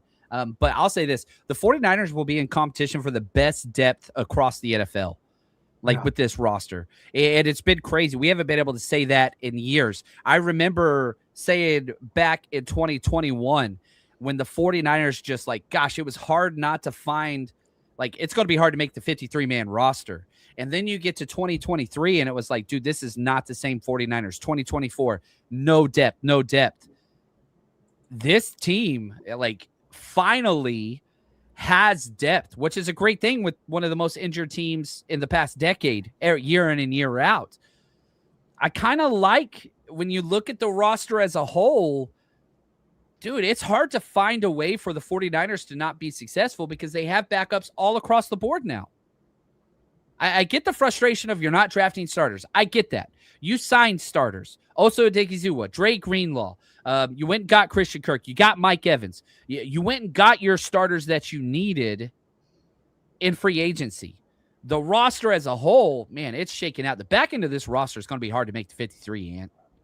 Yeah, I think so. I mean, even guys they drafted right now, right? There's no guarantees that Carter Willis or Efficiency Prasock make this football team because if you're going on best player, if you're really going on a meritocracy, there's no guarantees. There's going to be a lot of work that has to be done to make the team. And, that's not something we could say last year. We had a really good idea that most of those draft picks were going to be a part of the team. And as this team has improved, they've went to adding depth. It's not just about adding starters, but it's also future starters. When you look at this grouping that they have, these are guys who can eventually take over, right? Once Osa Odighizuwa's contract is over, you're hoping that Grayson Halton can step in and play that. Once Jake Brendle's gone, you're hoping Parker Willis can take over that role. You're starting to get some of that too. So it's a mixture of guys who make an impact early and guys who are going to help in the long term. That's ultimately what the draft is. And that's why as you go through, there's a lot of projection, especially once you get, into the last 100 picks. Everyone's just trying to find someone with an elite trait. Is it height? Is it speed? What is it that makes this guy a little bit different? And then can I coach them up to be better? And that's one of the things the 49ers have done really well at so far. And I'm hoping that they can continue that. They got another pick coming up here pretty soon. And I'm kind of curious what they're going to do. But I think it's been a nice mixture so far of guys who are going to help now and guys who will help later. Yeah, and Hugh, I kind of agree with this. We have gained on the Seahawks, especially if you look at the offseason in its entirety. Before the draft, I had the Rams number 1, Seattle 2, 49ers 3. But, those are 3 of the best teams in the NFL. Not just this division is bananas. And then you had the Rams go out there and squander the number 13 pick, which won't help them out for years. And then, Seahawks taking a running back. I get it. It was a need at pick 32. It's a little bit more, salvageable. I get that. but the 49ers have added a lot of players. The 49ers added more starters in free agency than the Rams and Seahawks combined. Now, the Seahawks have added 3 starters in this draft. You can't say that for the 49ers, but they did that in free agency. So it's a different way. Bo Stevens, guard, just went to the Seattle Seahawks. That's a damn good pick. He was on the 49ers short board. That is a great pick right there. Break it 80. Appreciate super chat. Davis, Parker, Trigg would wash out bad taste in the mouth. What are your thoughts about those 3 guys, Ant, and how you feel about them? I think Trigg is the most interesting of those guys because of the physical traits, the wingspan, the crazy catch radius. The 49ers really haven't had a guy that could play tight end, besides George Kittle, that was a true threat when it came to catching the ball. And we've seen them try to do that in 2020, and it really didn't work out. They just couldn't keep everyone healthy. But I think he would be a real problem in the red zone, and I know he's got all kinds of question marks. But when you get into this range, right, you this is where you can take a chance on one of those guys. And I know it would be a 4th tight end, and they would have to figure some things out. But make no mistake, this dude is gifted. This guy could have easily been a day 2 pick. But because of the question marks, he's here. So if you're looking for value and upside, I think Trigg makes the most sense. He would be a lot of fun and interesting at this point in the draft. And Linebacker Justin Jefferson from Alabama just went off the board to the Browns. Go ahead, Brian. I was just saying they met with Trigg, so I know, Chapman, you've mentioned this a few times, but they like to know, how much do you love football? And I think that was probably just one of the big questions with Trigg, because there's no denying the athletic gifts he has. Like, go watch his highlights, and they're ridiculous. But are you willing to, like, block your ass off? And, how much do you love football? So that's probably why they brought him in, because anybody can go watch and see, wow, this guy's a ridiculous receiver. He's insane. But again, are you willing to block? Do you love the game? If I remember correctly, did he have off the field issues, or was it just like a blocking and maturity thing? I'm trying to remember. I think he had injuries too. Oh, he got suspended for like a whole game. So Ole Miss was playing Arizona State, and he wore a gold undershirt. It was basically trying to get off the team. Then he went to Baylor. Like, yeah, there's some major loyalty, whatever. And so this is a quote from an NFL scout. Quote, I know how much he likes football, but he needs hard coaching, and you hope he develops better consistently on and off the field. There are issues with Michael Trigg. The athleticism is crazy. Safety Dalton Johnson from Arizona just went off the board to the Raiders. Another safety, which bad news for the 49ers. Well, I guess I don't know how you grade Ephesians Prysock, but I think he's going to wind up at safety eventually, but that's just me. I'm guessing we're done at DB. We'll see. Yeah, maybe a true safety. I wouldn't be surprised if we went tight end with one of these next couple picks. I mean, but yeah, we'll see. We're done at DB. We have a lot of DBs now. Ooh, we got to trade. The Panthers have traded up. Let's see. We haven't seen what that is. The 49ers are 3 picks out. Let's see here. They traded up and took Zakee Wheatley. They traded up for the safety. I don't know what they gave up to jump up there, but Zakee Wheatley, the safety, off the board to the Panthers, who traded up. I'm going to step away for my bathroom break now. I'm going to pull myself down, and Ant, I'm going to have you take over, and I'll be back real quick. I'll be just a couple minutes, so you guys got that. Yeah, 49ers are going to be up here, Brian, in just a couple of picks. In fact, the Denver Broncos pick is in. Green Bay's on the clock. And I think you brought up a good point. You have the defensive back room is getting really, really thick, especially when you consider the end of the safety room is really special teams. I don't know if they could go there. They don't go linebacker. Linebacker's pretty much bloated. That's why they traded away D. Winters. They've focused on defensive line. It almost feels like defense is loaded and done with. So offensively, you brought up tight end. I think that there's some unique names there. And then it's possibly doubling up. Do you think that they go tight end here? Do they wait till 179, or do they go with another position maybe where they double up? And if it is a position they double up, which position is it? Yeah, I think tight end is definitely an option because there's still some guys here. I mean, you've got Justin Jolie's still there. He's kind of your receiving tight end.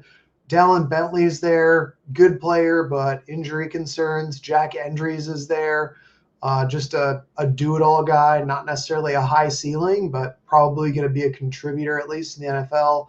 Joe Royer, Michael Trigg.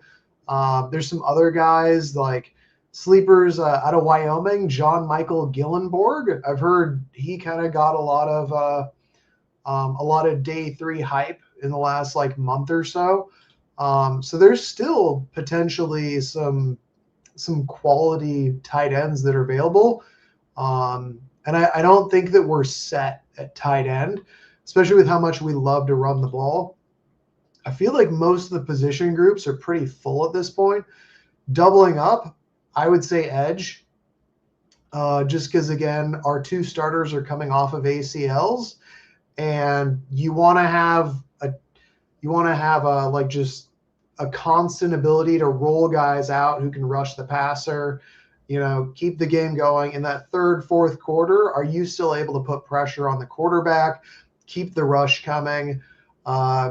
So I wouldn't be surprised if we picked up another edge, and there's still some guys that I like. Sleeper guy that I really like is Michael Heldman out of Central Michigan.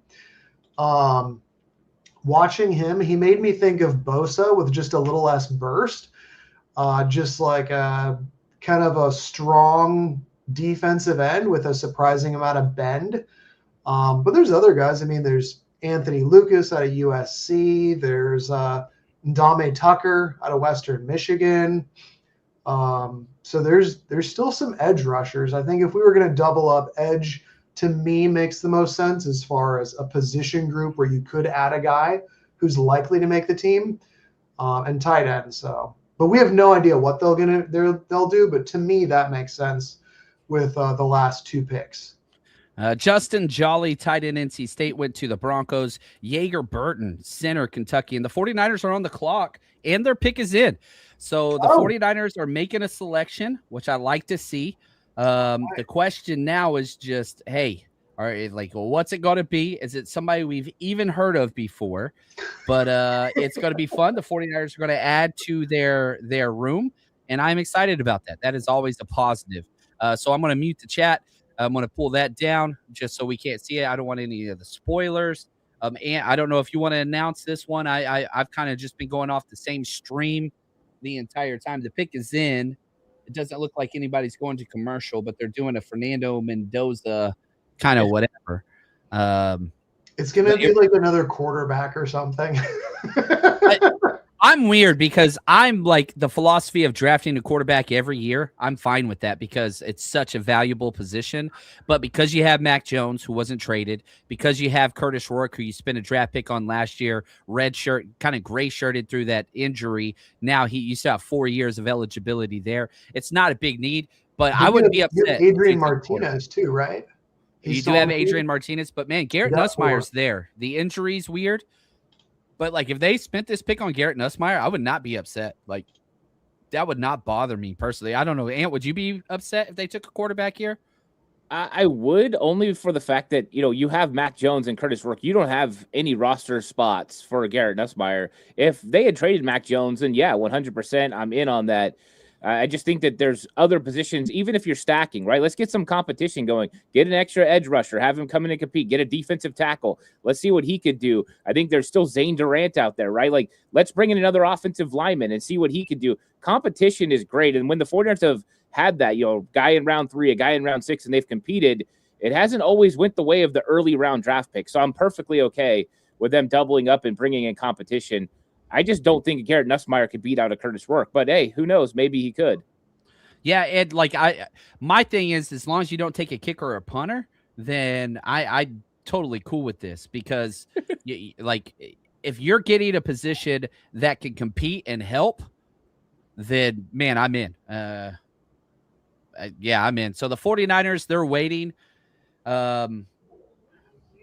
I'm retweeting this feed here, trying to get some more people in here. We got a little over 3,000 people watching in the 5th round. You bunch of crazy maniacs. That's awesome. I freaking love you guys, man. You guys, I just hope everybody understands. The pick is in. And the the San pick is Francisco 49ers select Jaden Duggar, linebacker, Louisiana. Oh, linebacker. Jaden Yeah. Duggar. Yeah. He is not a player I graded, to say the least. Is this a true linebacker? Is this an edge guy? Yeah. Let's see I'm gonna here. look him up. 6'4", I don't- 240. I think he's an edge dude. I mean, he's 6'5", 242. He played safety at Georgetown, transitioned to Louisiana, the old Ragin' Cajuns, pipeline to the 49ers, the fighting Elijah Mitchells. Anyway, you get this. This dude's got 35-inch arms. This is an edge player. This is like, he's 6'5", 242 with 35-inch arms, ran a 4.6. This is an edge pass rusher. Listed as a linebacker, but this is an edge guy. Dane Brugler said, overall, Duggar is an ascending player with the blend of size and athleticism worth developing on the back end of an NFL roster practice squad. Man, interesting player. Ant, what are your thoughts on him?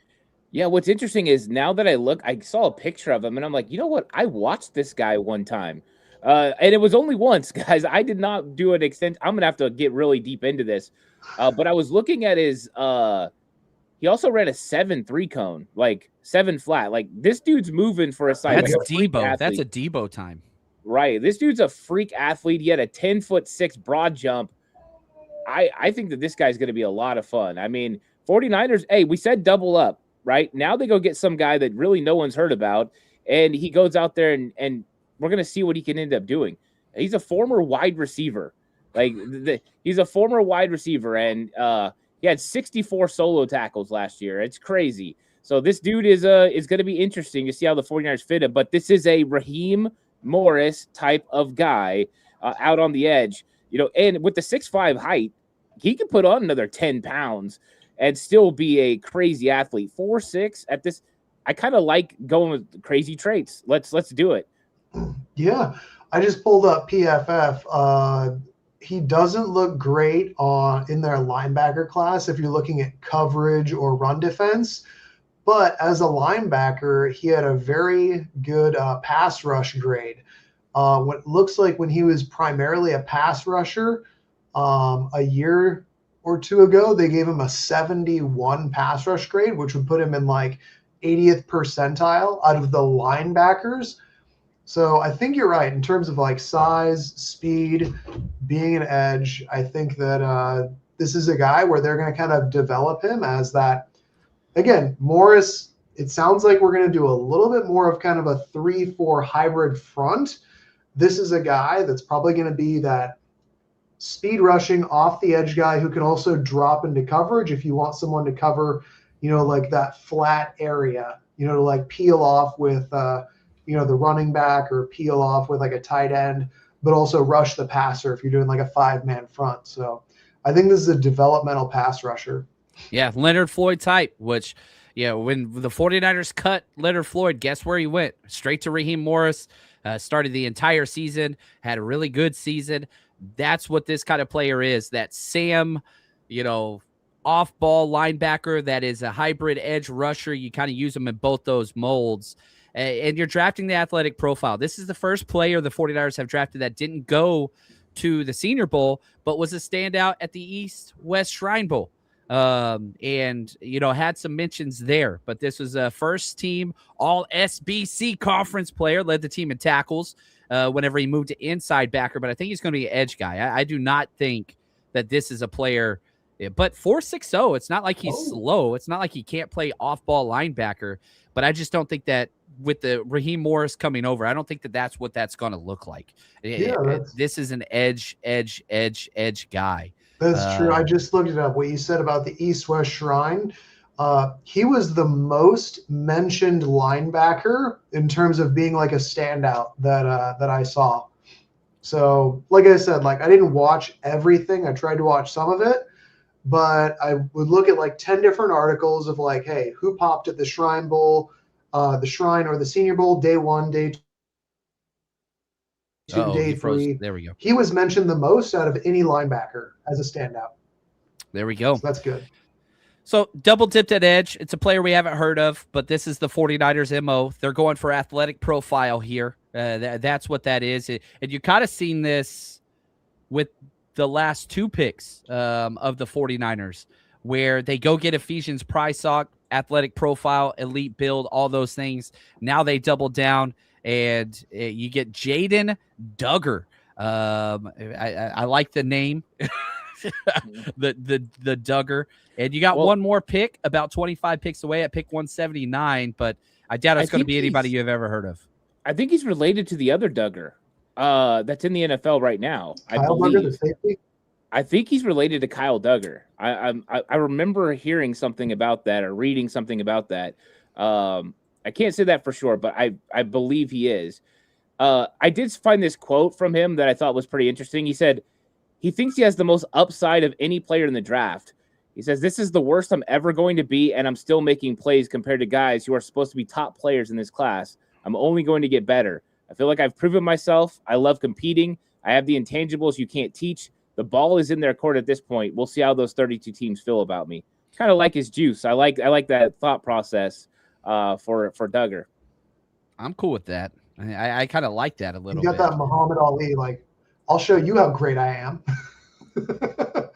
Yeah. I do like the Louisiana Raging Cajuns, though. I'm not going to lie. That is a very unique place. To go there and to have success is quite interesting. Now, updating the big board, DeMonte Capehart, defensive tackle, went to the Bucks. George Gums Jr., the edge out of Florida, went to the Colts. Keith Abney II, finally off the board, to the Detroit Lions at pick 157. So we're currently at pick 158. The 49ers, currently their last pick is at the end of this round, 179. So about 20 picks left. If they don't trade out, we'll kind of see how that goes. Yeah, I don't know. Today's picks, not guys reaches for sure. But whenever you get into the 5th round, you get the guys that you like. And the athletic profile is what the 49ers are betting on this back end. You're betting on potential. Haven't done it yet. That's what potential means. Can some of these guys, the good news is for them, right? If I'm looking at this through, Jaden Duggar's lens, he gets to go to a place where he doesn't have to perform right away. He gets to learn, adapt. This will be his 4th position change. He was a wide receiver, was a safety, was an off-ball linebacker. Now he's going to be an edge guy. Like, you're going to have to learn. But at least he's got the coaching staff to do it. He's got the 7-foot wingspan. The ceiling idea is there. It's just, it's an interesting landing spot to say the least. Yeah, and there's no credible evidence that he was related to Duggar. I just wanted to make that clear. Besides playing safety, that's their only thing that they had in common. So I misspoke on that. I just wanted to make it clear. Safety Michael Taft just went off the board to the Dolphins. Fun player. I didn't think he was a Niners fit, though. I really like him. I feel like they have too much of that already. Yeah, I agree. At this point, I think it's going to be tough for a safety. Wouldn't surprise me if Duggar was redshirted. Wouldn't surprise me if Duggar was redshirted. He has an injury. He's got an injury. He's going to take some time. We're going to be putting him on the thing right before the 53. It just happened the last week of training camp, and we were excited about him. But we're just going to have to. He's going to have to learn, and hopefully we can get him back next year and he can contribute. Yep, that's exactly. Yeah, we really liked what we saw from him in camp, and it's just unfortunate with his injury, which we can't disclose at this moment. But that's what it is. Eric, appreciate the super chat. I think that's Eric. Do you guys think the reason we haven't won a Super Bowl is due to the offensive line? Thank you guys for a great draft weekend. Really appreciate the super chat. I would not say that necessarily. I think, and again, I've mentioned this, my coaching perspective, you've got to have a lot of things go your way. And you look at the 49ers runs, ball bouncing off the shoulder of Darrell Luter Jr., you've got the crazy injury to Feliciano, and then you put in Burford, who goes the wrong way.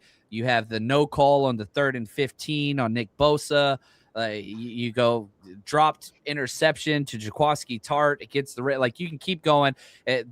The the Chiefs fumbled, I think, 8 times in the Super Bowl and lost 1. We fumbled 1 time and lost 1 with Christian McCaffrey. Like, sometimes the 49ers went to overtime and had to lead 3 times in the fourth quarter in overtime. I'm not going to put that on the offense. The defense kind of laid eggs in both of the final fourth quarters of the Super Bowls against the Chiefs. So, yeah, I would like more investment into the offensive line, but I would not say that is the reason why. I think it's a very easy scapegoat for a lot of people that maybe don't understand football a lot. And I'm not saying that's you, Eric, by any stretch, but I've seen this narrative by other shows, and I'm just like, man, I don't think that really holds water. You have an all-pro left tackle. You got Dominic Pooney. You've got Colton McKivitz. That's 3 really good linemen. I wish the center position would improve. I wish the left guard position would improve, but I don't think we're going to see that in this draft, sadly. Yeah, I think right guard has been the liability in both of the Super Bowls. Mike Person, which that's the most basic name ever, he was okay, but he got wrecked by Chris Jones. And granted, like, Chris Jones destroys a lot of guards, but he got beat versus Chris Jones, and then Chris Jones destroyed Burford. The right guard in both the Super Bowls, I would argue the right guard was the biggest liability. But again, like you said, there's a lot of other things that go into it versus one specific position out of, 22, 23 positions.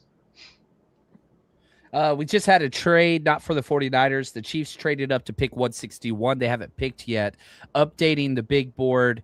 We had a fullback, Max Bredesen, fullback from Michigan, goes to Kevin O'Connell and the Vikings. Billy Schraith, the guard / center, Notre Dame, goes to the Tampa Bay Bucks. We are at pick 161.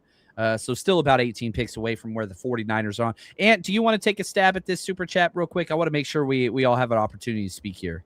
Do you guys think the reason is that the one you're talking about? Yeah, this one? It's the O-line, the reason why. You know what? I wouldn't say it's the reason. I think it's contributed at times. I think every position has, right? They've all had like little hiccups. It's always a bunch of things that contribute to a loss. It's not usually one thing. I think it's easy to look at Spencer Burford, in that particular play and see him go the wrong way and make a mistake. But that's one play in a big, microcosm of what is. And let's not forget, John Feliciano was starting that Super Bowl and got injured. If he's in there, that probably doesn't happen. So you're talking about depth at the position. I think that a lot of things happened. I think Christian McCaffrey fumbling was uncharacteristic. I think that there was a lot of contributing fact. Nick Bosa could have easily played Patrick Mahomes on that last, that pull when he ran around the outside on the read option. So there's a lot of things. Injury at halftime. Oh, for sure. You can't blame one particular group, but to say that the offensive line was a real strength would be saying it the wrong way. But it's always a team loss, and that's how everybody looks at it in that room. They all realize that if they'd all made one more play, they would have won, right? Bosa makes a play, or Burford makes a play, or everybody looks at it as one more play. So I think it's easy to say this position or that position, but in reality, it was a microcosm of a bunch of things that caused them to lose. Greenlaw getting injured, Christian McCaffrey fumbling whenever you're inside the red zone on first down. Like, there's a lot. And so, but that's okay. And I like those types of debates. Right here, Jess talking to everybody in the chat. Calm down, everyone. Misses and reaches. I don't want to go back to the days after Harbaugh. I trust these guys. I think it could be a great draft. Yeah, we forget those dark ages. I think it's easy to look back on the Chip Kelly year and the Tom Sula year and, freaking what's her name from Payroll and all those different things and farting in press conferences. And, I'm not going back to that. Shanahan is awesome. And I tweeted out this morning before the draft. Shanahan is one of the best coaches in the NFL, period. I don't care what anybody says. It stinks that he doesn't have an adequate GM that isn't more that, I love John Lynch, but, Shanahan hired John Lynch. Shanahan appointed John Lynch. Shanahan is the GM, the team president, the coach. He's every single thing. John Lynch is just a placeholder and a political figurehead. I think obviously maybe a little bit more of that. Culture setter. I'm not trying to downplay or take shots at John Lynch, but he's not in charge. He's not. And so it would be pretty cool to get Kyle Shanahan and an actual GM that would do it, but you don't get Kyle Shanahan if that's what you want. The only reason why you got Kyle Shanahan is because you gave him the keys, because he was in that much demand.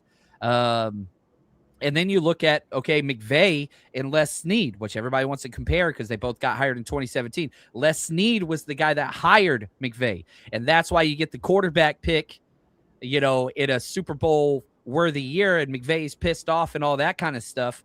So, like, there's pros and cons to both systems, but I'm not throwing out Shanahan. Hot take. Les Snead is bad at the draft. He's really good at using draft capital to get players, but they're proven players. As far as drafting goes, not that great.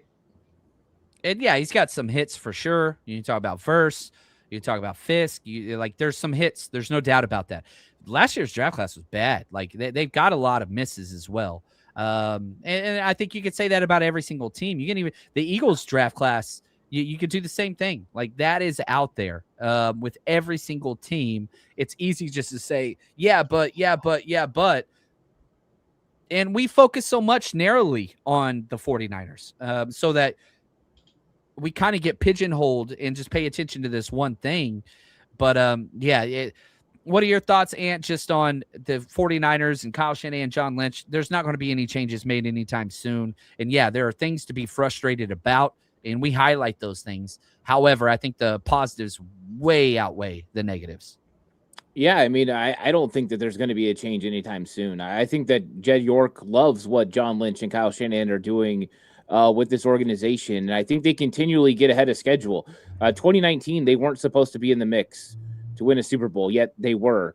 2023, they went all in, and 2022, they probably would have won the Super Bowl if they didn't have a Brock Purdy injury, and that was them going through 3 quarterbacks in one season. So I think they've consistently built winners, and last year was supposed to be another year that they were rebuilding, retooling, whatever they wanted to call it. I guess John Lynch called it recalibrating, and they recalibrated quickly. They got a playoff win, and now they're looking, to go, even further this year, and they've got obstacles in their way, but I like what they've done in free agency. I like some of the picks they've made in this draft. I think some of them are projection, and we're going to see how those things play out.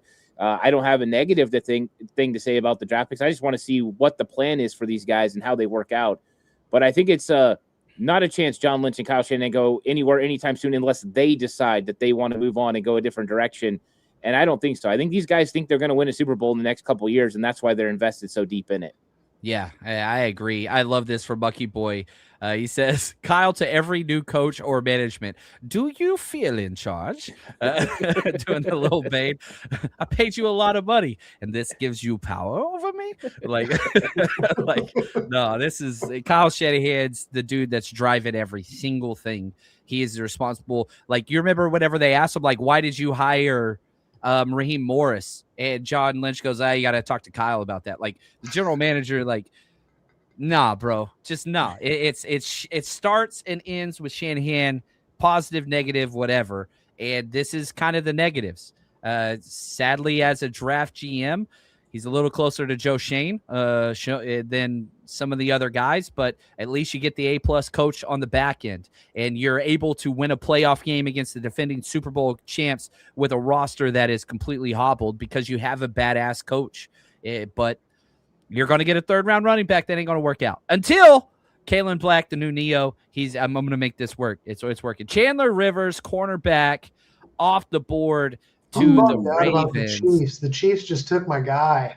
That was the running back I wanted. Emmett Johnson. You're an Emmett Johnson guy. Updating the big board, we had some awesome conversation there. Emmett Johnson, 161 to the Chiefs. Chandler Rivers, cornerback Duke, to the Ravens at 162. We're at pick 163 right now, 15 picks away from the 49ers. There we go. Right here from Sanja. Sorry I missed it. Did you like the last pick? Yes-ish.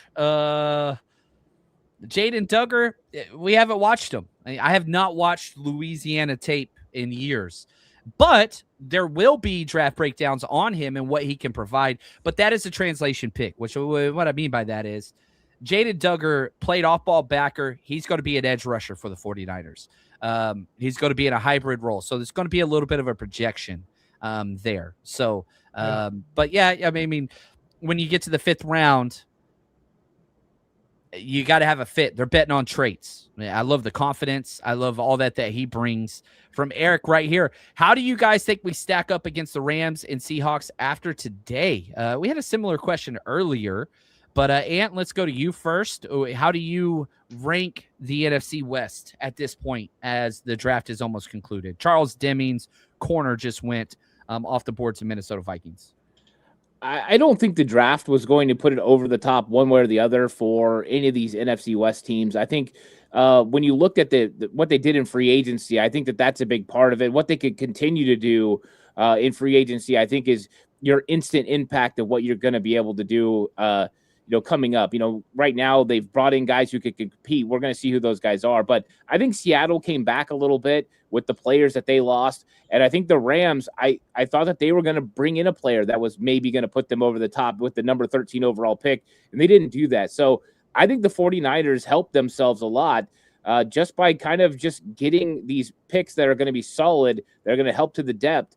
And I think they did their real work during free agency. So I think the 49ers narrowed the gap when they signed Mike Williams and traded for Osa Odighizuwa and made those things happen. And then I think that, the Seahawks kind of came back. That's what happens when you win a Super Bowl.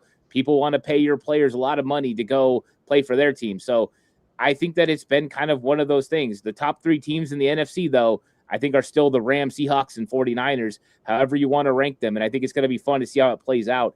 But that Mike Evans move was huge for this offense. I think it's going to pay huge dividends. And I think that's ultimately what makes a big difference in them catching up. Brian, how do you stack up the NFC West after kind of all these picks have taken place? Well, I think as a whole, I think the 49ers have improved this offseason. If you look at who they lost, they didn't really lose any major contributors outside of, I guess you could say, Juwan Jennings. But, I mean, you added Mike Evans, so that's an improvement. Osa's an upgrade on the defensive line. If we get back a healthy Michael and Bosa, like the defensive line is going to be much better next year than they were for the entire second half of last year. And then again, we might not love the draft, but you can kind of see how all these guys fit in. Now, obviously, guys like Carver Willis and Jaden Duggar, probably realistically not going to be guys we see on the field until they're like second or third year. But you've got contributors at multiple levels. We're adding to the defensive line. I think the Niners improved on a whole. I think the Seahawks took a small step back. I wouldn't say a big step back, but the guys that they lost who were key contributors, all they've done is basically tried to replace them with rookies. Sometimes that works, usually doesn't, Is the running back they drafted in the first round, is he going to be as good as Kenneth Walker? Probably not. Is the corner, the safety that they drafted to replace their safety going to be as good? Probably not.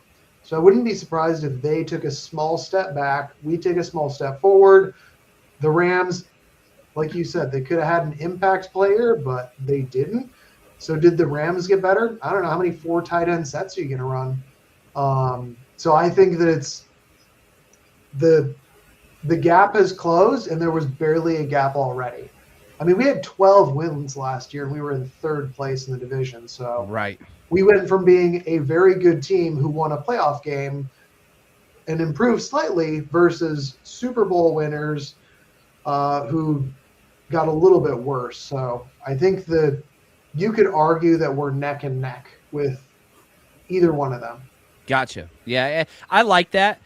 And like whenever I look at just kind of, the way that is like the NFC West is tough. I think it's one of the best divisions in NFL in the past several decades. You could have said that last year. I think it's going to be even better this year. And the thing that I go back to, what separates the 49ers from those other 2 teams is depth. They have so much depth on this roster now. And again, the counterpoint is, well, you didn't draft any starters. You didn't have to. And so I think that's one of the things that's just a little bit different. I missed this one earlier, and I apologize, Jess. Thank you for the super chat and your generosity. Duggar in 2025, 800 snaps in the box, 15 on the defensive line. He hasn't been asked to do it. But that is kind of where it is. And so it's a little bit of a projection, but in the 5th round, Ant, like, you're okay with this kind of whatever, adapting to where the 49ers are now with getting a player that's going to be out of position, which they've done this a lot of times. Yeah, I was watching right now. I was actually watching some of the highlights. I wanted to get familiar with Duggar, and I'm watching him play off-ball linebacker, including, them splitting him out. He's covering a running back out wide. He's got some athleticism. The thing I noticed right away was that wingspan. Just even when he's moving, those arms are extremely long. He's going to be a good tackler, and I think that's what they're looking at. He's a raw talent. Whether he's an off-ball linebacker or he's playing at the line of scrimmage, I got to watch a little bit of him rushing off the edge. You could see that there's, the ability to get off the ball quickly. I don't know if there's any moves there at all. Like, you don't see any, hand work or anything like that. So this is definitely a projection. Is he an off-ball linebacker? Is he an edge player? That's going to be determined. But what he is a guy with some elite traits. And at this point, let's see what we can do. We've got really good coaches, KJ Wright, Johnny Hollins, those guys in the linebacker room. You got Chris Kasarik, coaching the defensive line. Let's go get a guy that's moldable, and let's get the most out of him. Is he going to eventually back up Fred Warner? Don't know. Is he eventually going to come off the edge and be like Romello Height? Don't know. But the cool thing is we get to see what he ends up being, and they get to figure out what this talent could become. And I like that idea, as he even is translating from safety to linebacker, now possibly a hybrid role. Fun player so far, just from what I saw. I can't wait. I got to find some Raging Cajun actual film, though, so I can break this guy play in and play out. But, yeah, it's pretty fun to see him just out there running around. It's going to be fun. Tracking that down is going to be rough. Updating the big board, Tanner Koziel, the tight end from Houston, went to the Jags, pick 164. Nicholas Singleton, running back, Penn State, went to the Titans, pick 165. The Bears pick is in, and the Bills are on the clock. I like this question right here from John. Thank you for the super chat. Do you guys really think any of these guys contribute this year? I don't see it. Kyle hates rookie receivers. Defense and O-line still need help. If you look at this draft class, who has the biggest year one impact? I'll go to Brian first. Deshaun Stribling, Romello Height, Kalen Black, Grayson Holden, Carver Willis, Ephesians Prysock, Jaden Duggar. Who do you think has the biggest year one impact out of the gate, Brian? I'm not sure about out of the gate, but I think all 4 of our first 4 picks are going to contribute. Again, like, there's a role for Stribling. I don't know how much he's going to play, but I can see the role. Height's going to rush the passer when we need some speed to pass rush. Black is probably going to get runs just because CMC got so many touches last year. I would, knock on wood, but I wouldn't be surprised if CMC misses a half dozen games this year. And him and Jordan James are probably going to get some carries. And then Grayson Halton, again, you need more pass rushers on the D-line. So I think all 4 of the first 4 picks are going to contribute. How much, I don't know.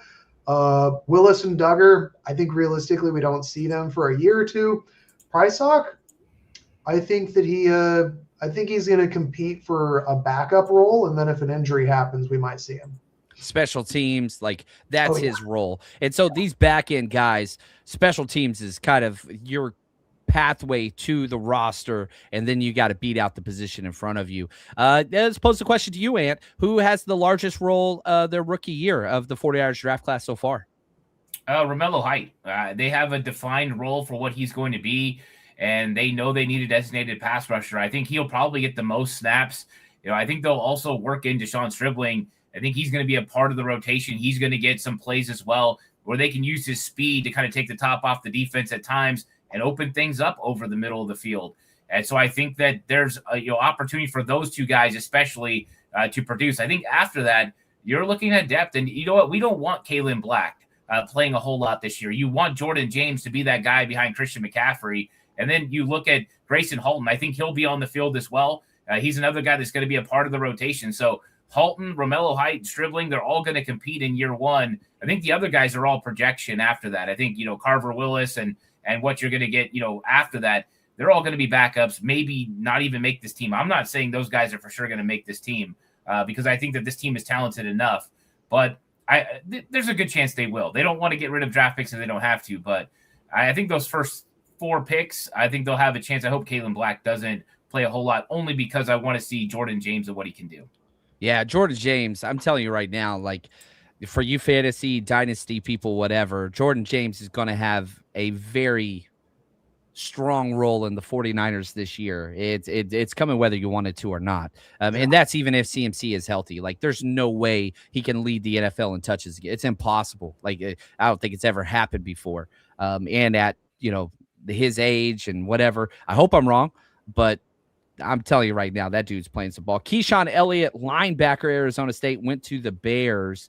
The Bills pick is in. Lions are currently on the clock. We're a couple picks away. So, yeah, we'll see it. I really think Romello Heights got to be the guy just because he has the clearest path laid out. And so that's definitely the difference. And I sent you a private message through the thing. I want to make sure you check that out. We got a super chat here from John. Appreciate you, man. He says, what's your thoughts on the team having a lot of cash right now, maybe to sign or trade another vet edge, maybe Burns, Bosa, etc. I think that the 49ers are really, really big on saving that cap for a midseason trade. The depth is there. I really don't see the open roster spots for the 49ers to go in and, sign somebody like a Bosa. I just don't see it, especially you just drafted 2 edge guys. Now, if somebody's injured in training camp and you need to replace a player, sure. But a lot of that is just open for the trade window later on. But that's kind of the way I see it. What do you think, Brian? Do you think they'll bring in some Bosa or anybody else veteran-wise? I just don't see it. I think that one thing that we've seen Shanahan do is once we get to midseason, depending on how things look, he might. We've seen it a few times. I know people don't think that Keon White was like a big trade, but they did trade for him at about midseason. In the past, they picked up who was the receiver we picked up in 2019? Emmanuel Sanders. So they're willing to make midseason trades if they think that they're in contention. I think the other thing is just they like clearing up cap space because it rolls over. And they like kicking the can down the road. So, it's like, oh no, cap doesn't look that great in 2 years. Okay, cool. Well, the good news is we've got an extra $40 million that we can roll over to next year. So that's going to make things a little bit easier to do more negotiations for future contracts and future restructures. So I think realistically, this is more of a 2027 move than a 2026 move. Yeah. I like that right here. RDM says, come on, John. We have major holes at safety, guard, and defensive end. How are we a deep team? One, I tell you this all the time. They don't value safety. They don't value left guard. Like they just don't. I can sit here and scream it till I'm blue in the face. Like it doesn't matter. Emmanuel McNeil-Warren was on the board for not 1, not 2, not 3, but 4 times they picked, and they didn't give a damn. Jalen Kilgore's still there. They don't value it. I could keep saying it. They just don't. Now, defensive end, I disagree. You look at that depth chart, Nick Bosa, Mikael Williams, Keon White, Sam O, Romello Height. Now you have Jaden Duggar. Like, I think that they did address that position. That is not a bad defensive end room. You have spent draft capital there. So I don't know. Let me pose this question to you, Ant. Speaking of which, Jalen Kilgore. Jalen Kilgore just went to the Buffalo Bills. Thanks for, I missed that one. Ant, what are your thoughts with this question? Is this a deep team with holes at safety, guard, and defensive end, according to RDM? I love the debate here. Very good question. I don't think there's a problem at defensive end. I think now that they got Romello Height, they are full. I mean, they've got, 4 base down defensive ends. They got a designated pass rusher for sure. I think that they've taken care of defensive end. So I don't think that there's a hole there. I think when you look at offensive guard, you can talk about it because you've got Connor Kobe. He was a 7th round pick. He started 6 games last year. I don't think he showed enough to make us feel comfortable with that. Robert Jones has 1 year where he played really well for the Miami Dolphins, former undrafted free agent. I know the Cowboys wanted him last year, but then you had the neck injury. So there's some questions there. Brett Toth hasn't been a consistent starter. I wouldn't say they've addressed left guard the way that people want, the way that I was hoping they were going to do. And so I think that they feel comfortable with Chris Foerster developing players. I think it's probably going to be Robert Jones. I think he's probably going to be the starting left guard. And if you go back and watch what he did with Miami, he wasn't bad. He was pretty good. But this is again, what they like to do, these retread offensive linemen and find these guys and figure out who they could be. So that's what they're doing. So, I mean, I think it's, when you look at safety, it's been an issue, but they've invested in safety. If you look at what they actually did, Jair Brown, Malik Mustafa, Marquis Siegel was an investment in the draft at safety. Raheem Morris is a good safety evaluator. Look what he did just last year with Atlanta. I think that you got to let this guy cook a little bit. If he hasn't drafted a safety, he thinks he can get something out of Marquis Siegel, Malik Mustafa. I really think so. And I think Marquis Siegel wasn't that far away. I really think that he's close to being a really good player, and he fits the modern day NFL of this guy that can play in the slot, but also can play the deep half, play in the box. He can do it all. He's a very good tackler. He was just, his eyes were a little bit off last year. That's a young player. Let's give him a little bit of an opportunity. But I think that the safety room, the guard room, I think those are bigger question marks. So in that case, have they addressed it fully? I would say no, not in this draft. But I think that safety, they look like they've already done it in past drafts. At least that's probably their thinking.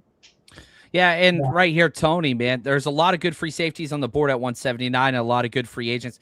This is what you remember, they went all the way through training camp and then brought in a free safety, Tayshaun Gibson, off the street, started for 3 consecutive years. They don't care. Like, I'm sorry. They just don't. If they did care, you keep freaking Hufanga, who is one of my favorite players ever. And right here, Ben, improved pass rush and linebacker play will help the safeties big time. Coaching will help the safeties. Jerry Gray will help the safeties. I think that's the way that they see it. Improve up front. They just don't value left guard and they don't value safety. And don't expect that to change. It's so, you know, people talking, oh, man, draft Chase Besantis. Dude, they traded back twice with them still on the board. Like, they don't care about certain positions. And John Lynch can get up there and laugh and, I value safety as much as anything. Bullshit. 1, he don't make decisions. 2, Kyle Shanahan don't care about John Lynch's position. He doesn't. Sorry, John, we're not drafting a safety. We don't care about safeties. So just, like, understand that is where they are. Like, that is not my opinion. I value safety much more so than the 49ers. But everything we talk about is through the 49ers lens. How many times they have to tell us? There's just certain things they don't care about. Brian, your thoughts? Yeah, I mean, I think that with Romello Height, assuming that Bosa and Michael come back healthy, I think the defensive end is set. Like Ant said, you know, we've got 4 base defensive ends, and we've got a speed rusher, plus we've got our developmental guy in Duggar. I think we're set at defensive end. I think the biggest question isn't, do we draft a guard or a safety? It's who wins those competitions. Because at safety, we've got 3 guys. There's only 2 spots. So they got to figure out who wins those safety positions. Is it Mustafa and Siegel? I think we would prefer that. Or does somehow Brown win out? But there is competition. So there's not a clear-cut starter, but there's a competition. Same thing at left guard. You've got Connor Colby, Brett Toth, and was it Robert Jones or whatever, the guy with the neck injury? So, again, like, you don't have a clear-cut starter, but at least you have 3 guys competing for that spot. It kind of makes me think of when you're playing Madden and you've just got, like, it's like if you've got, like, the 70, and then, like, the 69. It's like that's your depth at the position. It's like we've got 3 guys there. Are any of them, like, standouts? Not really, but we've got a little bit of competition to see who wins that. So we're going to see a competition at left guard, a competition at safety, and a defensive end. We've got, 4 or 5 guys that we can rotate. So I think that's about where I'm at. And also with safety, I feel like safety is one of those positions where it's a lot of the times better to go veteran than draft, because at safety, it's a lot more in terms of like play recognition than it is about being young and athletic. Because it's like, do you know what's happening in front of you? I heard a good analogy, and it was that the closer to the middle of the field, the more you have to rely on your play recognition and your intelligence. So quarterback, center, linebacker, safety, the further out you get, the more it's like athleticism, like corners, wide receivers. That's where it's a lot more athleticism versus, again, like play recognition and like smarts. So I'd be happy if they picked up a veteran safety. I think that'd be a good move to do post-draft. I like that.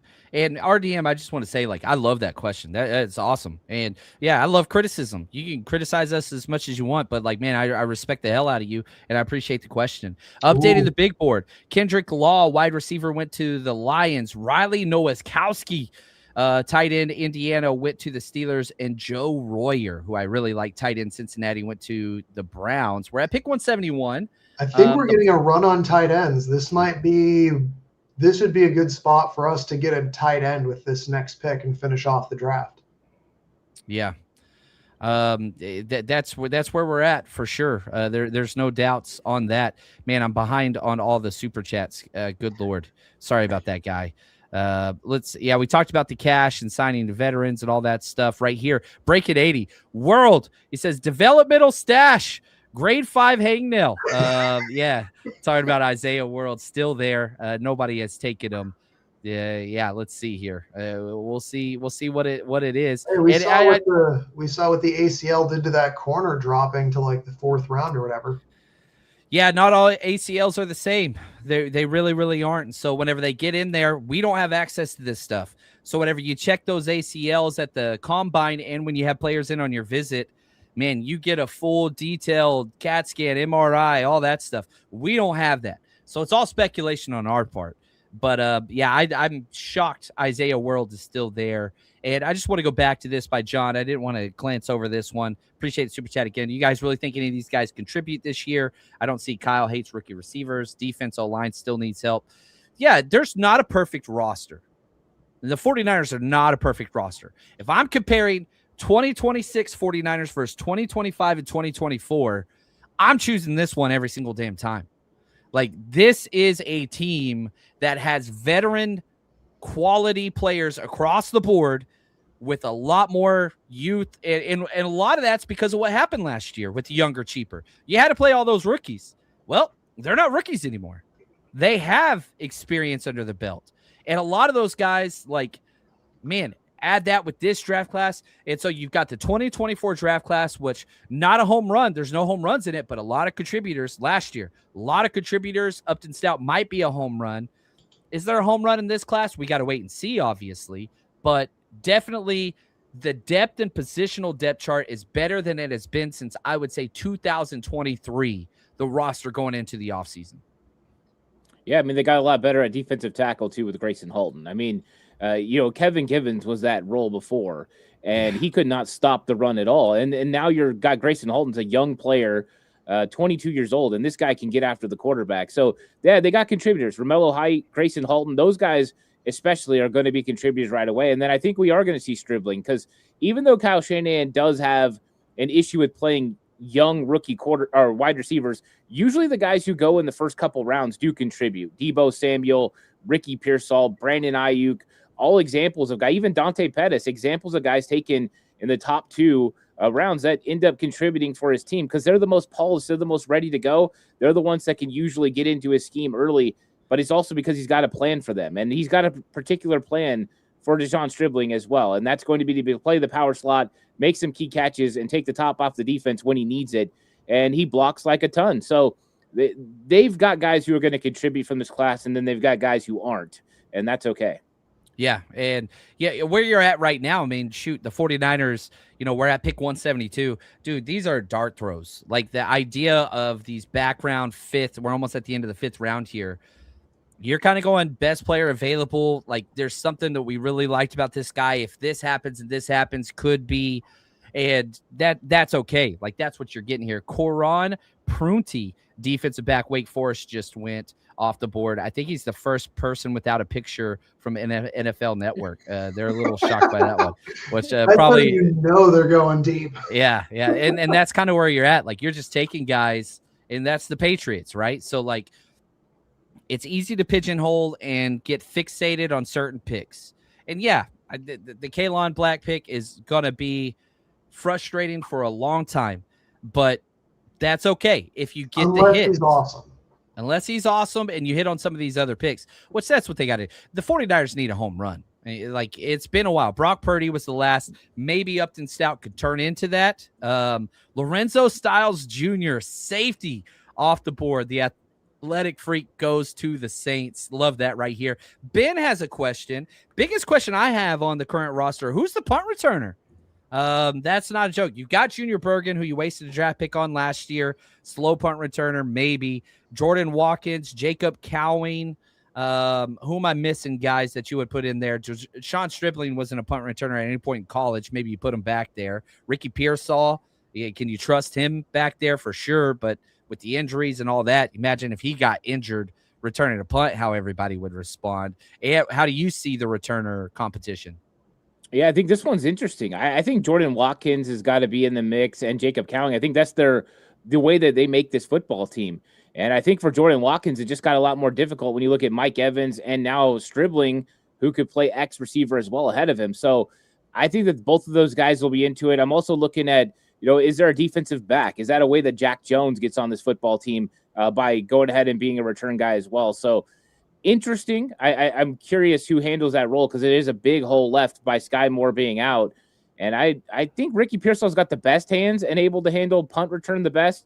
But I don't think they put him in a position where he can get injured. So I think that's still a question mark for the 49ers, who handles kick and punt return. Yeah, it's a question mark. And man, you saw, like, again, you had to trade for Sky Moore last minute. He was great. You let him walk. I mean, you spent a 7th round pick on a dude that is just a returner, and he couldn't even win one of the returner jobs. That's so frustrating to me. But did you see what Rob Lauder put in the chat, by the way? No. Trade for David Putney. Is he in the chat? Yes, he is. Look at this guy.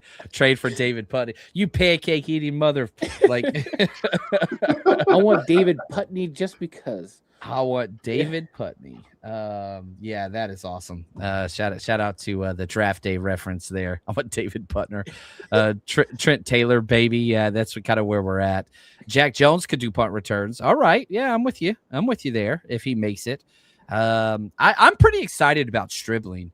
I really, I just, again, that was a Rush Crush player for me. I was an Ants Elite player for you. It was early, but I'm just like, man, the ceiling, the fit, like, you don't have question marks there. I'm pretty excited for what he can bring. The thing I'm probably most upset about is I have to break down more Ole Miss offensive play tape, which I absolutely despise with everything in me. I hate that damn offense. It is disgusting. But anyway, what about signing Debo, Oscar, and letting him be the returner? And you bring him in on a super cheap deal. You've got the money, and just say, dude, you're a returner, and just back up. If Ricky Pearsall gets hurt, you can go back in, but that's about it. Like, I don't want him getting snaps too much at wide receiver. One of the top 10 in drops again last year for Washington. But, man, get Debo in here and just let him return kicks, a couple gadget plays. Well, I think the question would be for Debo, are you willing to make a position change? Right? I mean, like, could you play running back more consistently? Could you take some of those snaps off of Christian McCaffrey, and be that wide back role again? Because I think that's where his value really is. If he's just going to be a Z receiver, I don't see him coming back to the 49ers, especially with the draft that they just had. But if you told me he was going to go add to the running back room with Kalen Black and Jordan James and Christian McCaffrey, I would say, okay, that's better than Patrick Taylor being the 4th running back on this football team.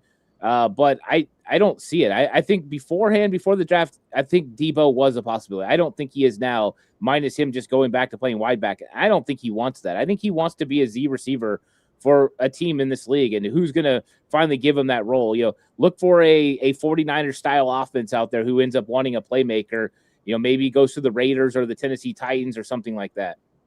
Yeah, it's Sanjay right here. Appreciate the super chat. Daniel Jeremiah said Black would be a great returner, not punt, kickoff return. And I think the new kickoff rules kind of changes the idea of kick returner, right? You saw Brian Robinson back there do a consistent job because used to, we had an earthquake over there in Sacktown, just joking. But like used to, you wanted these small, shifty speed guys, but with the new return rules, you want like a bruiser and a speed guy. And yeah, Brian Robinson Jr. worked out really, really well. He'd get past the 30 consistently. And so that consistent there, yeah, like I would have no problem with Jordan James and Kalon Black being my kickoff return guys. Jordan Watkins, Ricky Pearsall, Jacob Cowing being my punt return guys. I don't mind that at all. I'm not super stoked about either of those. Maybe Jordan James, I'm probably the most excited. I'm super high on Jordan James across the. I really like that kid. I think there's a lot of excitement in house too by them, and by going and drafting Kalon Black. I don't know. Like even that says, all right, Jordan James is the number 2. This is the backup guy. Another tight end off the board, Josh Cuevas. I'm sure I mispronounced that, from Alabama. 173. Niners are now 6 picks away. Ravens back on the clock with back-to-back picks here. I want to ask the question, what do you want the Niners to do here? Knowing full well they're not going to do that. But I want to ask, let's do this, Brian. You spent a lot of time on these day 3 dudes. Is there anybody that you like out there that you kind of see and you're like, oh, this would be interesting? I mean, I think that realistically, if you want someone who's going to be able to make the team, I hate to say this, maybe running back. Yeah. But tight end, just because who are the running backs on the team? CMC, obviously. Jordan James, obviously. We just drafted a guy. After that, Garendo hasn't looked very good. They don't seem to like him. And then you've got Patrick Taylor, who's like a kind of veteran practice squad, kind of like bubble guy. And this is the area where I like taking a running back. Not that I want them to double up on running back, but if you're going to, there is a path to making the team as a 4th running back. Yeah. But this is also where I might go tight end. You've got Dallin Bentley still there, Jack Endries, Michael Trigg, Daquan Wright, John Michael Gillenborg, Lake McCree. You've still got some tight ends available who, again, have a chance to make the team. I know that we all want like this super high-end offensive lineman, but we've got a ton of guys in the offensive line room. It's just who's going to win that starting guard position. We've got a lot of guys at a lot of positions, but I think those are the 2 spots where I think there's a chance for a 5th rounder to actually make the team. Yeah. As long as it's not a kicker or a punter, I think I'll be all right. But this would be the pick for Kyle Shanahan to do something asinine like that, but that's okay. And anybody stand out to you where you're just like, man, I kind of want him to do this? I think Michael Trigg. I'm just very interested in what he could be, and I think at this point you mitigated risk because of where you're at. Now you're going off of traits, and I kind of like when they go for guys, who have traits, and get somebody that's got a lot of athleticism and a lot of ability. So that's what I kind of like to go on at this point. If you're looking at a few other positions, maybe you find a guy, that's got some ability maybe to make some plays. A guy like Deion Burks, I think he's still available from Oklahoma. You're talking about a fast, rocked out guy. Maybe he could help in the return game. Someone like that I think would make sense. So I kind of like getting guys for traits. And then if you're going to get a safety, you still got Lewis Moore from Indiana. I think he's still available unless I missed it. And VJ Payne, who I liked as well. I don't think they're going to draft a safety at this point, but those were a couple of names I just wanted to bring up in case they decide to actually address the room. But John, how about defensive tackle, where you saw Zane Durant, Landon Robinson, the defensive tackle from Navy, who, hyper athletic, and then Conga, the defensive tackle from Louisville. All those guys are still available right now. Maybe you double up on a position there and let them go compete. with Sebastian Valdez to maybe be the 5th defensive tackle on the 53-man roster. Yeah, I wouldn't be upset. There's a lot of value left in this draft at this point. It's just, man, Adam Randall just went running back Clemson. He was a rough evaluation for me. Just missed so much time. But he goes to the Ravens there. Yeah, we'll see there. And I would not be up. Favorite sleeper receivers is still available too. Caldwell? Is it Caldwell? No. His teammate, Cyrus Allen. Oh yeah. All right. If you want a guy who just makes people look silly with not being able to cover him, Cyrus Allen he's a fun watch. Just when he was breaking on routes, the receivers were like looking the wrong way, tripping over themselves. Really good separator. I don't know about his play strength though, because I think he's only like 180. Gotcha. But he was a sleeper that I really liked who's available. I like that. Glass City, appreciate the super chat here. How is Jalen Duggar in coverage? Are you convinced he will be an edge? Maybe they like him off ball. I haven't watched him yet. This was not a player on my radar at all. I will be doing draft breakdowns to be able to answer that way clearer after the fact. Brian, do you guys want to do you have any thoughts on this at all? Yeah. I think hybrid player is kind of where they want him to be, and they're going to get him in-house and kind of let it shake out. But, Ant, what do you think here? Yeah, I mean, I haven't got I've been watching some, as we've been going through. I just wanted to get an idea of what we were looking at. Seen him in coverage a little bit. I think he's got the ability to cover. I wouldn't say he's going to excel in coverage. I'm not sure this guy's a will linebacker, but I think that there's some interesting traits there. The athlete is there. He's very patient, and as far as reading when guys are running through a hole, I seen him kind of jumping and stack and shed a couple of times, which I thought was interesting. I wanted to see how that was going to be. 49ers don't normally have that. I think he's got the ability to play off ball, but I also believe he can play off the edge. So I think a hybrid role is not really that far-fetched. I do think that that's a possibility.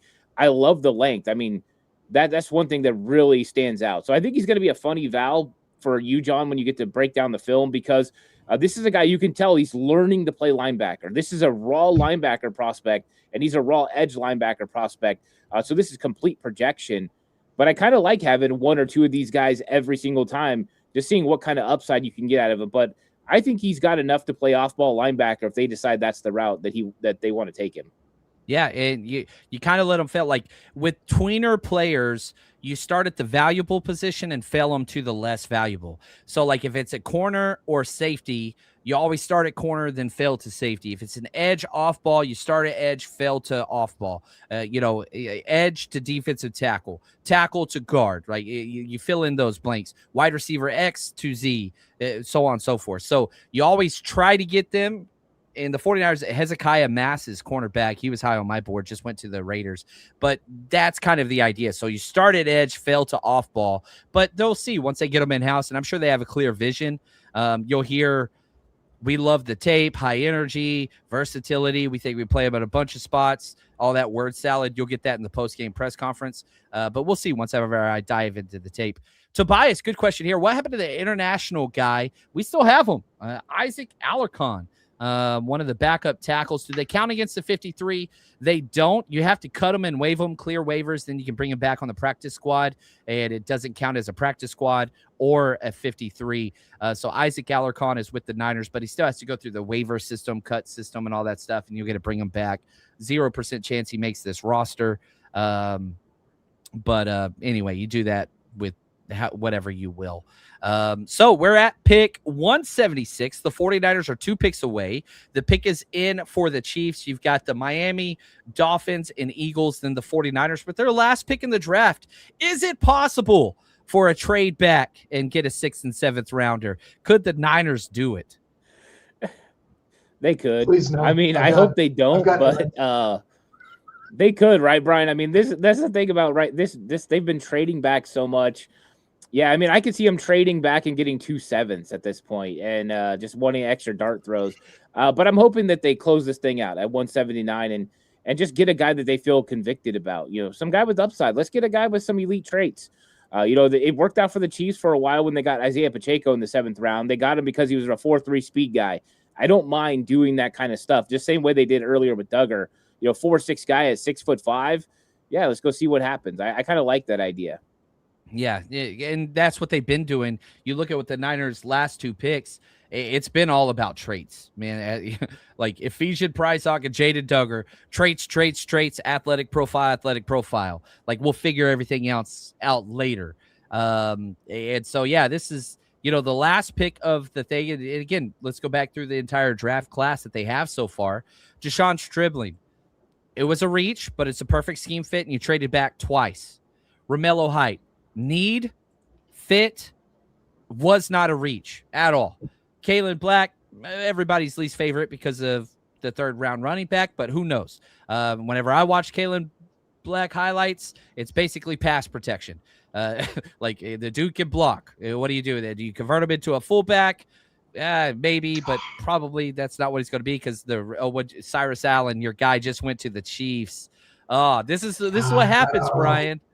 When you fall in love with players, they go to the teams you hate. Go to your enemies. Grayson Halton started off the 4th round today. That was a really, really fun pick. Huge value. You took him 30 spots later than he was projected to go. Carver Willis, center, guard, tackle, all in between. Any investment in the offensive line is a good thing in my book. So, yeah. Mauler, just a run demolisher. Run game. Ephesian Prysock, start him at corner, go to safety, worst case scenario, but a huge dude. He'll be the biggest in the corner room day one. Nobody's going to look close to what he is. It's funny because whenever I'm at training camp or practice of the games and the corners are all talking, Darrell Luter Jr. looks like a giant compared to everybody else. And now Prysock's going to make Darrell Luter Jr. look like a tiny guy. And then Jaden Duggar, a linebacker edge hybrid, this new Raheem Morris type pick. I bet Raheem Morris was more excited about this pick than almost anybody else. That is a Raheem Morris if there ever was one.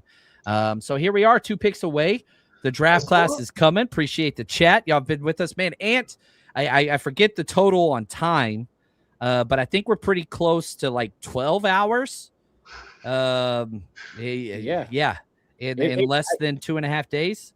I think my back and my shoulders say 12 hours for sure. Yeah. I'm starting to feel it a little bit. I don't think you're supposed to hunch like this so much. But yeah, I mean, and the thing is like the good news for the 49er fans that you can take in, we're going to get at least 2 pool parties out of Raheem Morris coming up. So that'll be a lot of fun. Because I do think Grayson Halton and Romello Height are worth pool parties as far as defensively. And then I do like that they went a little out of the box because they said they were going to do things a little bit different. And I think that they have, to a point when you talk about some of the guys they took later.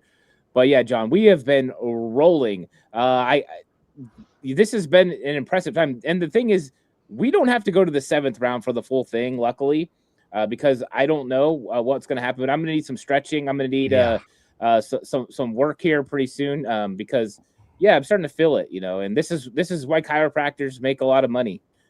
Exactly for this reason. Yeah. I like Tony Two-Tone's comment. Just use that for this draft. There you go. And yeah, I just tell myself Purdy was 3rd overall. Lance was 7th rounder, last pick of the draft. Yeah. Whatever mental gymnastics you have to do. And so here's what's going to happen. Everybody's going to dive into the highlights of all these players drafted. And that's a fun thing to do. If you dislike a player, go watch highlights. Like, I believe that because you could be, okay, all right, man, look at this. Yeah. Like, it's not a bad thing to overinflate and get confident and feel hope for these new players. So if you're just sitting there and you're just like, man, this sucks and Shanahan, I hate him and 3rd round running back, center, like, go watch highlights of these players and you're going to enjoy them much more so. You're going to have a better outlook. Our job is to dive into the all 22 and figure out the good, the bad, and the ugly. That's what we're going to do on all these players. And again, the 49ersrush.com, my Patreon page, patreon.com/49ersrush podcast. This next week is going to be all draft content like crazy. You're going to get way more than you want to watch, but we're going to figure it all out. And I'll break down every single play and we'll dive through all the tape starting tomorrow morning. It's going to be an absolute blast. Ant's going to do it over on his Patreon, patreon.com/49ers cutback. Man, all the stuff that you could want and more. And if you've enjoyed your 15 hours or whatever you spent with us. I apologize.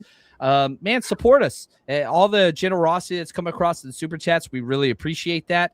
And our Patreon, that's how we feed our families. That's how we put food on the table. And so we would not have that opportunity without you guys. So I'm so thankful.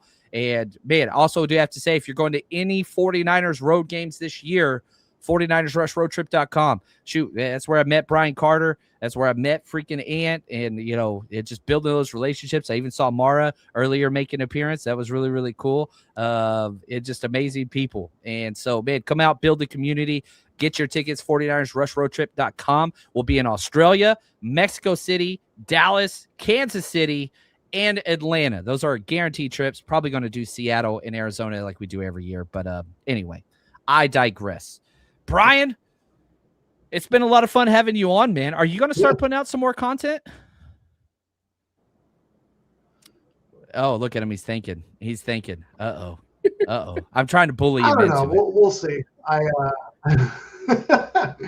don't know. We'll see. I'm trying to figure out this being a new dad thing and all the other hobbies. I got to be honest, this time of the year, I feel like I get kind of burnt out on football after the draft. Yep. The last week, I've kind of just been like, man, can the draft just be over with? So I think it'll be good to step away from football for a couple months. I'm going to watch some golf, get outside. But I don't know, like once like camp starts, that's when things start getting really interesting again. I saw an interesting comment on X, Twitter, whatever you call it. I think it was Lobs. And he basically said that Stribling it makes sense if you think about Stribling as a counter to Seattle with their very physical corners, because they play a lot of big nickel. They have a lot of very physical corners. And if you can put that guy in the slot who blocks that hard and is a vertical threat, that makes perfect sense.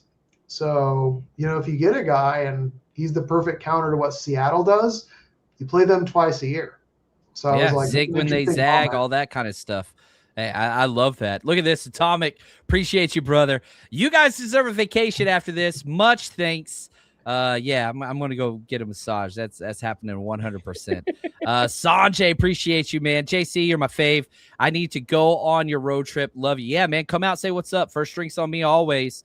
49ersrushroadtrip.com. When that schedule comes out, we'll have all the venues and all that stuff. We've been lining everything up. If you want to go to Australia, we got a full everything travel package. Man, it's the amount of work we put into that stuff. It's a lot. So come party with us. Appreciate you, Sanjay. I might do Seattle. We'll see. Oh, there you go. I mean, I got family up there, and dude, where I live, like it's a 6-hour drive to the San Francisco Stadium. I would almost rather just fly up to Seattle, be with family, coming out. And that stadium is a fun stadium. Yeah, it is. It's so loud, man. I got to go back to Seattle because I got a bad taste in my mouth after getting freaking destroyed, paying all that money for all those tickets, and then just go up there and lay an egg. It's what it is. So the Eagles pick is in, hasn't been announced yet. The 49ers are on the clock. Okay, the Eagles took quarterback Cole Payton, North Dakota State. The 49ers are on the clock. Boy, they really don't like Nussmeier. Yeah, well, the cyst on his spine came out like the week before the draft, and it's just like, and they're like, yeah, this is going to be a recurring problem. So like Nussmeier, who was my quarterback too, but I put that out way before you found out. Oh, by the way, like this dude has a major injury. But that ain't good. Anyway, so the 49ers are on the clock and have not traded out to this point. What's that like saying? Like nobody ever used to have a bad back. It's like you got a bad back, you got a bad back. Well, the 49ers pick is in. So they are not trading back, Ant. They are not trading back. There we go. I love it. This is going to be the last pick of the 49ers draft class, but that means they're walking away with, let's count them: Stribling, Height, Black, Holton, Willis, Prysock, Duggar, 8 players. I think everybody would have signed up for that. If you would have known heading into the draft, the 49ers were going to get 8 picks and actually use 8 new rookies, people would be psyched for that. You heard John Lynch say, we only have 6. We got to find a way to get more. They definitely got more. Trade back. I think they traded back 5 times. Maybe I'm wrong. Maybe it was just 4. But the pick is in 179. I definitely can see at least the first 4 making the team. Maybe 5 too. So we're getting people who are going to be on the team. And I think, like I said, I think those first 4 guys, maybe they weren't exactly what you want, but I got a good feeling that they're probably all going to contribute. We hope they're good, but I think that all 4 of our first 4 guys are going to contribute. And that's what you want from your draft class is, hey, man, can these rookies just like, can they play? Can they contribute? Will they give you quality reps? And I think that we'll get some. Yeah, I like that. It's not your prototypical draft where everybody's like, going to be a starter or whatever else. That's not what it is. But that's not what it was. That's not what this draft is. That's not what the 49ers roster was. You looked at defensive tackle draft class and you're like, man, let's trade a third for an instant starter and go get Osa. They tried to sign a defensive tackle, and John Franklin Myers didn't work out.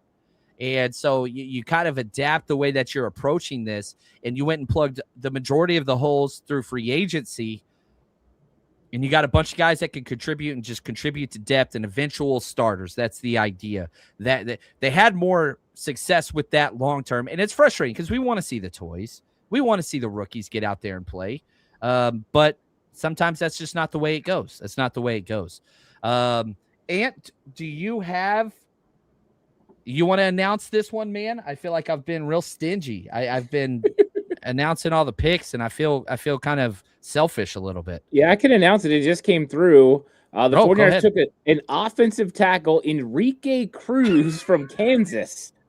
I can tell you right now, I did not break down Enrique Cruz from Kansas. So this is one I'm going to have to look up. There we go. I'm on the beast. Enrique Cruz Jr., I will say. He's a 6th-round grade from Dane Brugler. Okay. 22.7 years old. He's the youngest player we drafted. 6'6", 313. 5th-year senior. He's played in 36 games, went to Syracuse, was there for 4 years, transferred to Kansas, and he's got 16 starts at right tackle, 14 starts at left tackle. 33, man, here's what's crazy. The combine, he had 33.25-inch arms. At his pro day, a full inch longer arms. So close to 35-inch arms if you're going by the pro day.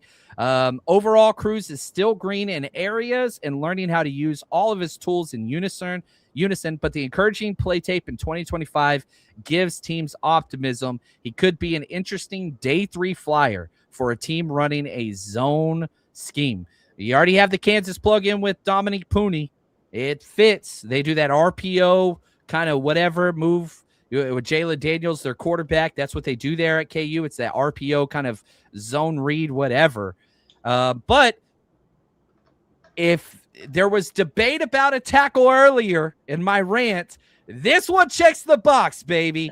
I no longer get to use the phrase, it's been 4 to 5 years since they drafted a tackle. This is a tackle. This is a tackle. This is a tackle. Yep. And I also want to pull up, if you guys haven't heard of him, just so you know, he was ranked, according to Brugler and the Beast, between Isaiah World and J.C. Davis, which are 2 guys who people were really excited about. So at least according to the Beast, he was ranked right between those 2 guys. So 6th-round pick late in the 5th round, not a reach. We'll see. There we go. Go ahead. Go ahead. I'm laying eyes on him for the first time, and he's an athletic dude. I mean, this guy is athletic. And John, I'm sure you're going to go over the grades, so go ahead and read those grades. I'm going to continue to watch, but a lot more athletic than I thought. Just initially. Go ahead. Yeah, he's put in the chat. Shout out to Izabar. His RAS score is a 999. So sticking with this whole idea of, look, you're getting somebody that is, again, betting on traits. That's what you brought up, right? Betting on traits. And shoot, I brought down my stupid screen so that Rob could show his. Shout out to Rob. But yeah, here's the athletic profile. Yeah, Jude Bowdry, your guy. Trent Williams, number 2. Caleb Lomu, William Betty, Jamal Brown, Brandon Coleman, Joe Thomas, Khalif Barnes, That is a Some Hall of Fame very comps in there. yeah. Those are some comps, man. 96% broad jump, 97 vertical, 95 40, 79 10-yard split, hands, arm length, height, weight, a little bit on the lower side, but man, those are some. You got some names there. Go ahead, Ant. Yeah, he from what I've seen in just a quick little bit, because I'm gonna keep it real. I have not watched this guy. I'm gonna have to dig into him. It definitely is a scheme fit. I mean, you watch him out in space. He operates well in space. I think he plays a little bit tall, and that's just me watching just real quick.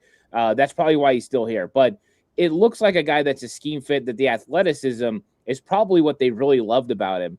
But this is a developmental player. I really believe that. I think they're going to try to develop this guy into being an eventual, swing tackle or maybe more.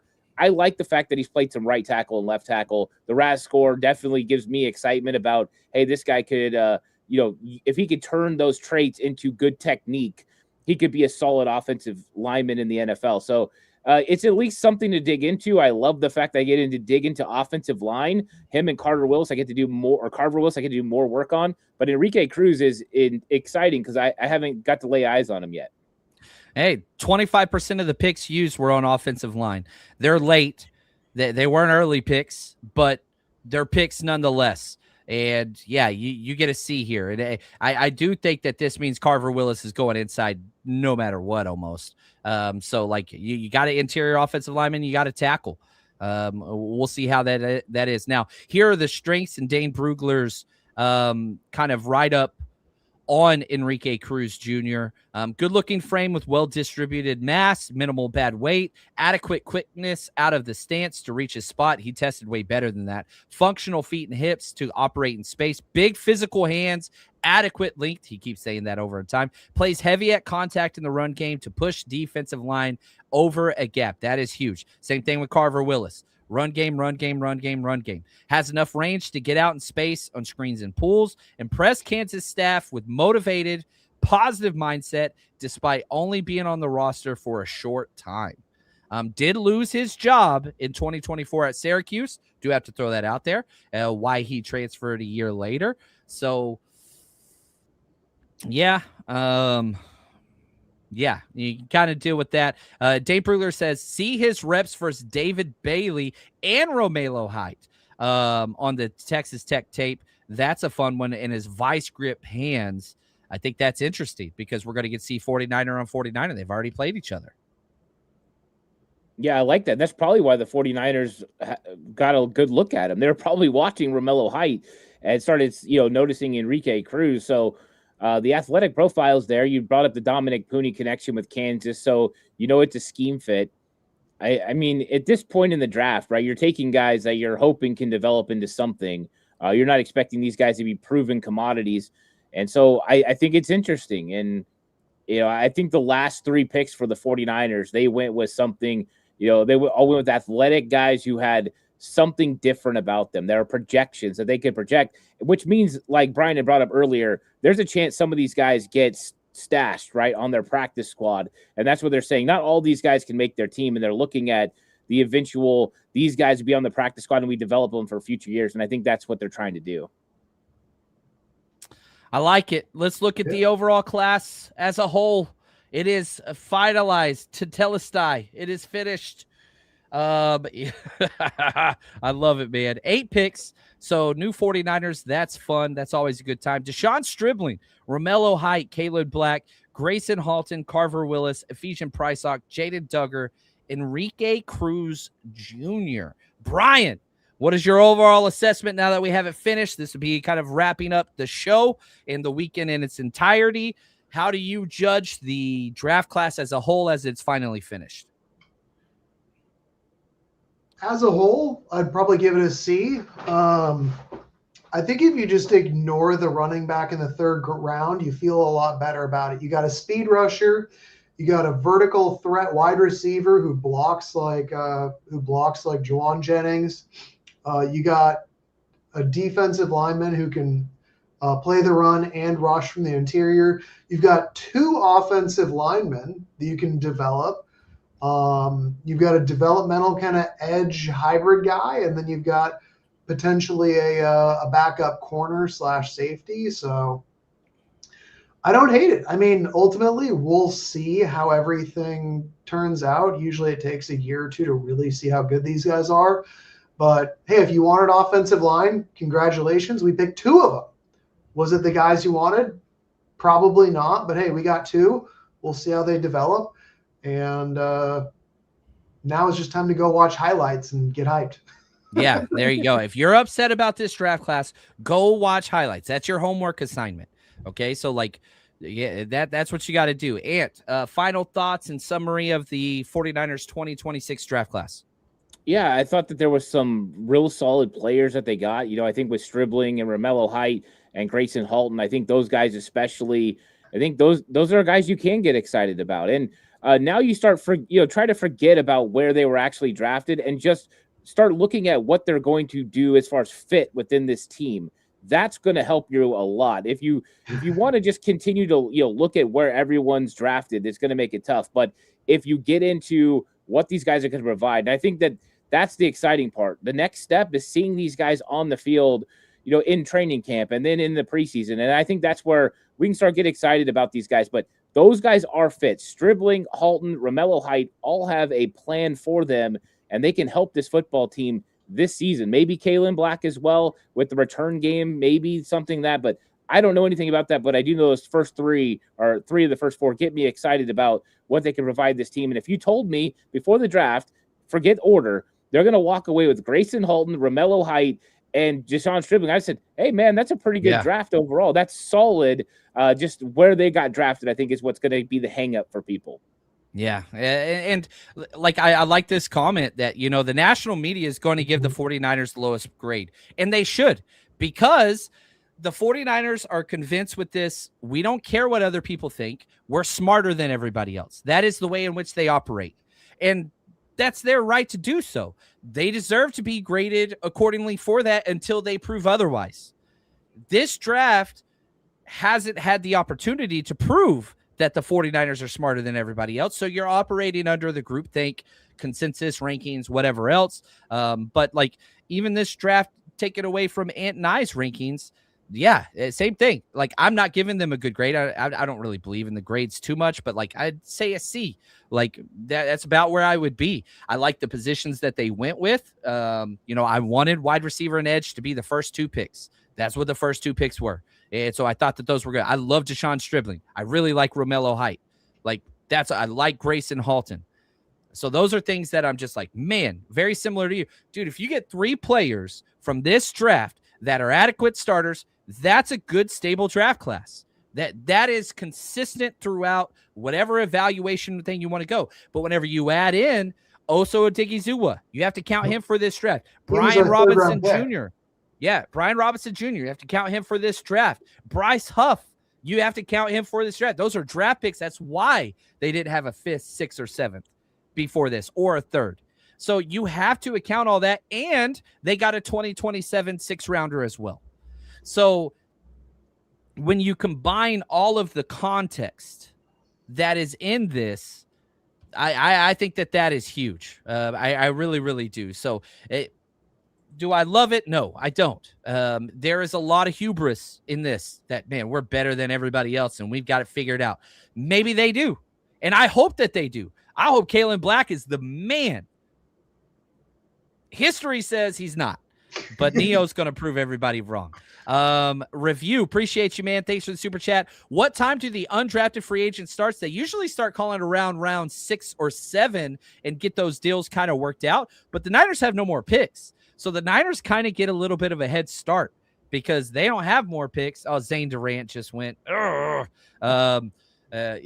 some value still there. So the 49ers are calling all those guys right now. Hey, we didn't have any picks in the 6th or 7th round. We would have taken you, but if you are there and you don't get picked, just want to let you know we're interested. And there's room. So they had 8 picks. There were 13 spots. You traded away your linebacker D winners. So 14 spots. So there is room for 6 undrafted free agents at its current set. That's where you might cut 1 or 2 back end roster guys, but 6 to 7 undrafted or priority free agents. That's what I'm trying to use. It's a better term. But So 6 more of those guys, and those will start to be reported as soon as the draft is over. Yeah, Man. Within like 20, 30 minutes, we're going to start hearing Yes. about UDFA signings. Yep, it's going to go quick. Yeah, right. San Mateo, you're not right. Hubis is the Nepo babies. It's what it is. But it's what it is. So fun time, amazing weekend. I'm exhausted. And I know you're tired. And Brian, you were a breath of fresh air, man. You are very good at what you do. And I just appreciate your friendship. Thanks for jumping on with us. And Monday at 5 p.m., we will have our Zoom hangout. Go sign up right now, everybody. The49ersrush.com. I will be posting the Zoom link probably tomorrow. I'm getting off this computer and out of this damn chair as soon as this is over. Ant, let's go to Brian first. Any final thoughts, closing remarks before we jump out of here? I think the biggest thing is just now that we're done drafting, just forget about what pick they were and just look at the player and how they're going to contribute. You know, whether they were a first, second, third, fourth, sixth rounder, whatever, they're now on the team. So, you know, we got to support them and we got to try and hopefully see what they're good at. But yeah, you know, we've spent the picks. They're on the team now. So just forget about where they were picked now. It's just, hey, are they making the team? Are they contributing? How good are they moving forward? And get hyped. Like, dude, Yeah. we just added 8 Support guys. these guys. Don't Support watch these guys. highlights. Get hyped. Unless you want to be a negative person, and if that's your thing, then go for it. But I like being positive, so I'm just going to go watch some highlights at some point. I love it. Ant, closing remarks, takeaways, whatever you want to put out there, my friend. Yeah, first thing, I want to congratulate all these players on getting drafted into the NFL and realizing a dream. For all these guys, you know, a guy that, you know, I've been rooting for the whole time, Jonah Coleman from my own backyard, gets drafted in the 4th round. And, you know, congratulations to him. He gets to go join the Denver Broncos. And so that's an exciting part about the draft. We get hung up on, you know, who goes where and, you know, what they're going to do and all that. But for a lot of these guys, this is the moment they've been waiting for their whole lives. And some guys are still waiting. And so it's always a fun time and an interesting time for the draft. But a takeaway on the 49ers point of view is they went out and got players that they felt fit their scheme and their system, and they are going to plug and play them. And that's why their draft board always looks different than everybody else's. And that's why when we go and we talk about these guys for weeks upon weeks building up to the draft, a lot of people call us crazy and stupid and everything else because we're looking from a 49er lens. And even then, we're still caught off guard. So it's just a fun time. Some people are going to be right. Some people are going to be wrong. That's what makes football great. But the good thing is now it's past the guessing who's going to be on this team. Now we have a pretty good idea. Now we know what these guys provide. And now it's all about, can the 49ers catch Seattle and the Rams and get over the top and finally get that Lombardi that they're ultimately looking for? And we get to kind of break down some more guys. It's a lot of fun. This is interesting. And so enjoy the ride, guys. Enjoy the ride over the next few weeks. We're going to hear about rookie mini camp and all that.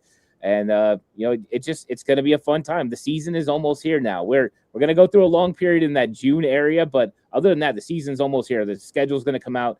I'm excited about 49ers football in 2026. The 49ers got better, pure and simple. You added 8 players that, you know, probably all of them aren't going to make the roster, but we'll see. They have a shot to go in there. And the 49ers got better. I'm going to go back to that. I can't wait to get into the film. I'm so thankful and honored and grateful that we spent so much damn time together this weekend. This process, it's a killer. There's a reason why people don't go live 3 days in a row for 15 hours or however long. There's a reason why people don't do this. But we do it because we love it, and we're very thankful that you guys spent your time with us. Ant, you're incredible. Brian, you're the freaking man. That's going to do it for us. Wrap it up, putting a bow on the 2026 49ers draft. Thank God they did not have a 6th or 7th round pick, because that would have – I like the Funko Pops. That's going to do it for us. As always, appreciate you guys. And until next time, stay strong, faithful.